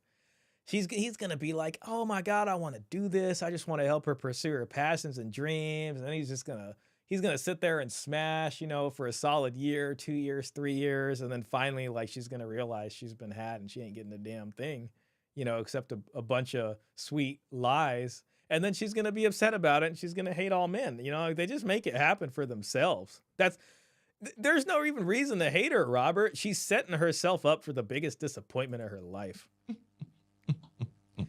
that like she's giving away the formula on what to tell her to get her to make a mistake. That's really what's going to happen. And then she's going to be super heartbroken and she's just going to be like, all men are terrible.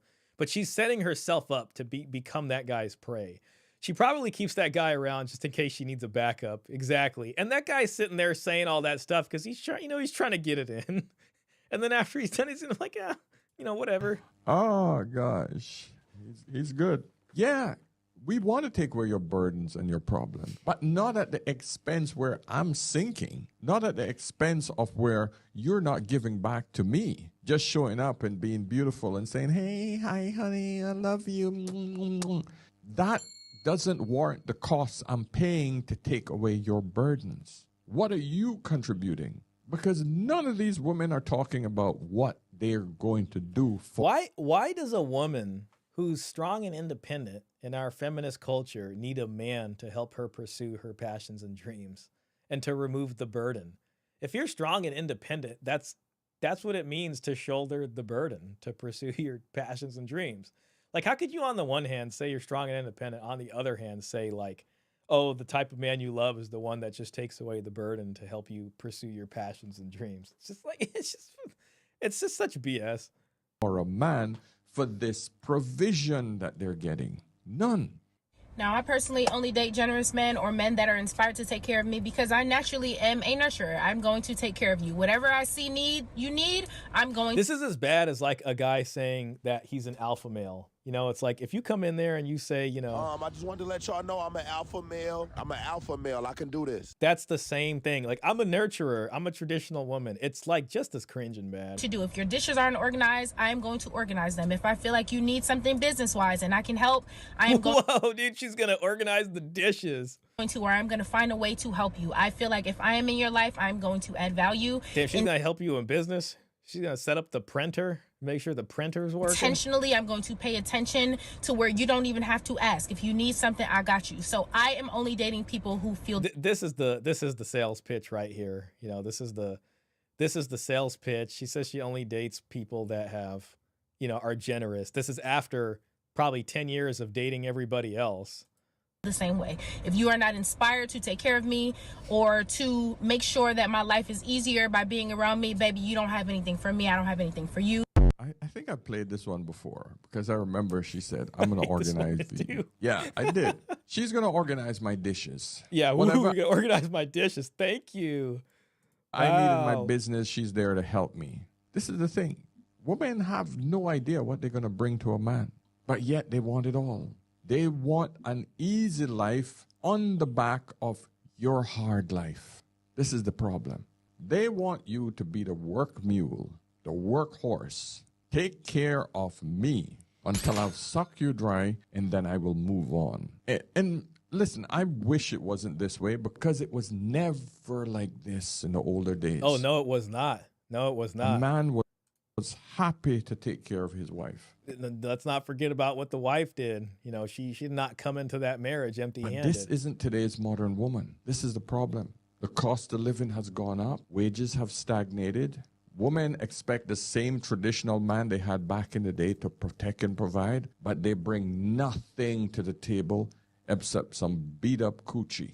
And then, of course, when you're married, that shit shuts down very quickly, leaving you going, okay, what am I getting? That's the reality of life for today's modern relationships. Then add to that, she's bringing student loan debt, consumer credit card debt, more than likely overweight, and an attitude that just isn't really conducive to good relationships because most of them have no idea how to treat a man. They were never taught that. So please don't tell me that a man is getting a good deal for providing. Listen, I've beat this one as much as I can. Listen, let me know what you guys think. But to be honest, I don't see the upside for men in today's environment. Let me know.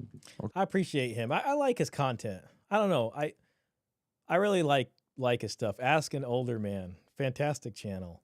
Klaus says, my dishes are organized for optimal convenience. Nobody messes with that. Yeah, exactly. If you're a guy and you're living by yourself, dishes are not the biggest deal. Like, you're not sitting there with a buttload of dishes. You know what I mean? It's probably pretty minimalist. You got a dinner plate, a bowl, some other things. It's like, whoa, you're going to organize my dishes. Thank you. Wow. Congratulations. You're going to organize my dishes. Help me with business things. Yeah. I think it's cool that he has elf ears. You ever seen like some people, like if they're like wearing a hat for too long and it looks like their ears take the shape of it going outside? See what the comments say. And then we'll call it. How about that? 4 hours, 33 minutes. Think that's all right. Parasites, coaching parasites on how to be parasites. Very true. Ladies, we men don't have to do anything for you. Yep. The male provider era is over, gentlemen. I won't pay for high mileage cat or selfish cat. Yeah, I mean, listen, she has to have saved. If she's just been doing nothing from 18 to 29 and just comes in with nothing, like that deserves to be questioned. Like, you've saved no money? What have you been doing for over a decade? You went to college for what? You got no money.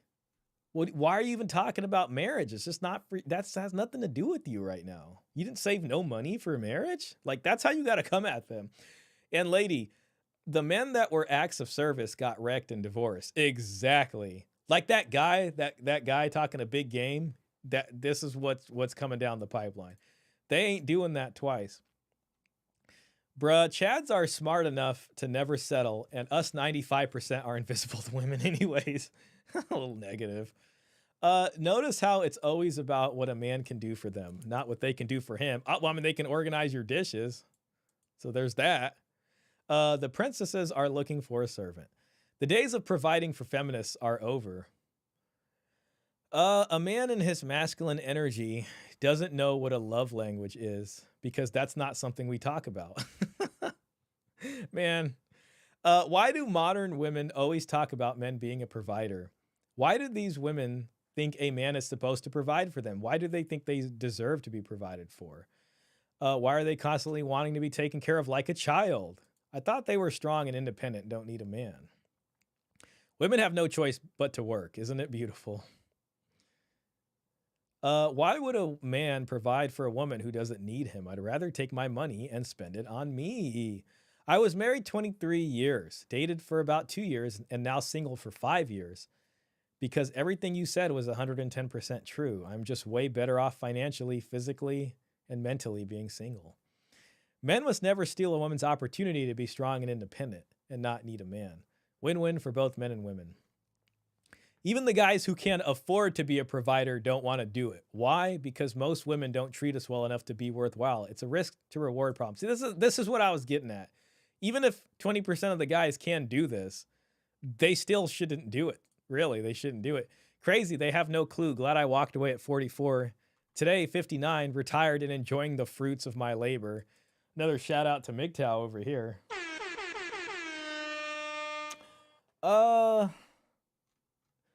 Caesar says, Shah, did you relapse back into red pill rage after listening to these chicks? I know, it kind of sounds that way. I apologize for that. These ones were a little extra. The provider thing is the thing that annoys me the most, but you know, the male provider era is over. So it's a beautiful world, man. It's a beautiful new world. The sun is rising. The grass looks beautiful. The trees look amazing. There's a slight breeze. The sun is shining nicely. The air is crisp and clean. The rivers are flowing. The water's good. I don't know. Sounds like a good time. Yeah, it's easy to. I almost had a relapse there. But yeah, I like his stuff, man. I like his stuff. You guys should check out his channel. We had one hell of a freaking stream today. 4 hours, 37 minutes. I think we made it. We're not touching the 5 hour, but we made it here. Not bad for a Saturday. I appreciate everyone who's in here. Thanks again to all the donations. Very generous. Caesar, JP, Robert Spencer. Appreciate that. And you know, here's looking forward to more. If you guys haven't checked out the Bride Wealth and the Dowry video with Paul Elam, please go to his channel and see that. Also, check out Caesar Quintena's video with Paul. Let me see if I can pull that up just before we go. I'm gonna put that in the Discord for you guys. I watched that as soon as it came out, and I really enjoyed it.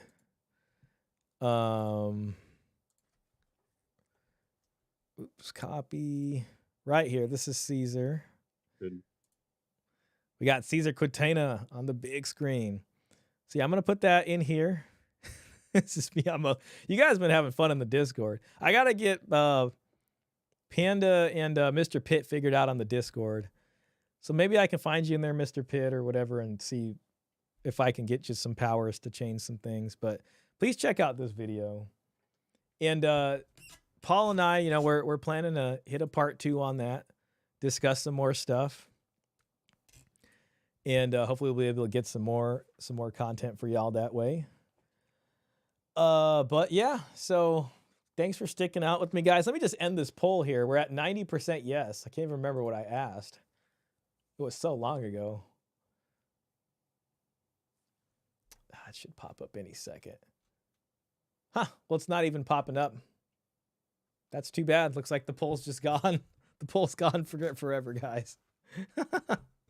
YouTube is finicky sometimes. Hope everybody enjoys their Sunday. And we will catch you guys later. Maybe I'll do another stream Wednesday. We'll see. Next week will probably be the Warren Farrell video with whatever podcast. Well, we'll be a little charitable to Brian. Give him some credit for interviewing a men's rights guy. Oh, do you think she is being serious? 89% said yes. Yeah. Thanks, Shah. I watched yours too as soon as it came out. Man, I appreciate that. I do, man. It's just such an honor. I'm really grateful Paul interviewed me, and I don't know, I appreciate that, and I look at Paul as a mentor and someone with a lot of wisdom to share. So I'm grateful to be able to have discussions with them and learn where I can. So yeah, so more to come on that. She's serious. That's the love language woman. Have a nice evening, all. See you guys.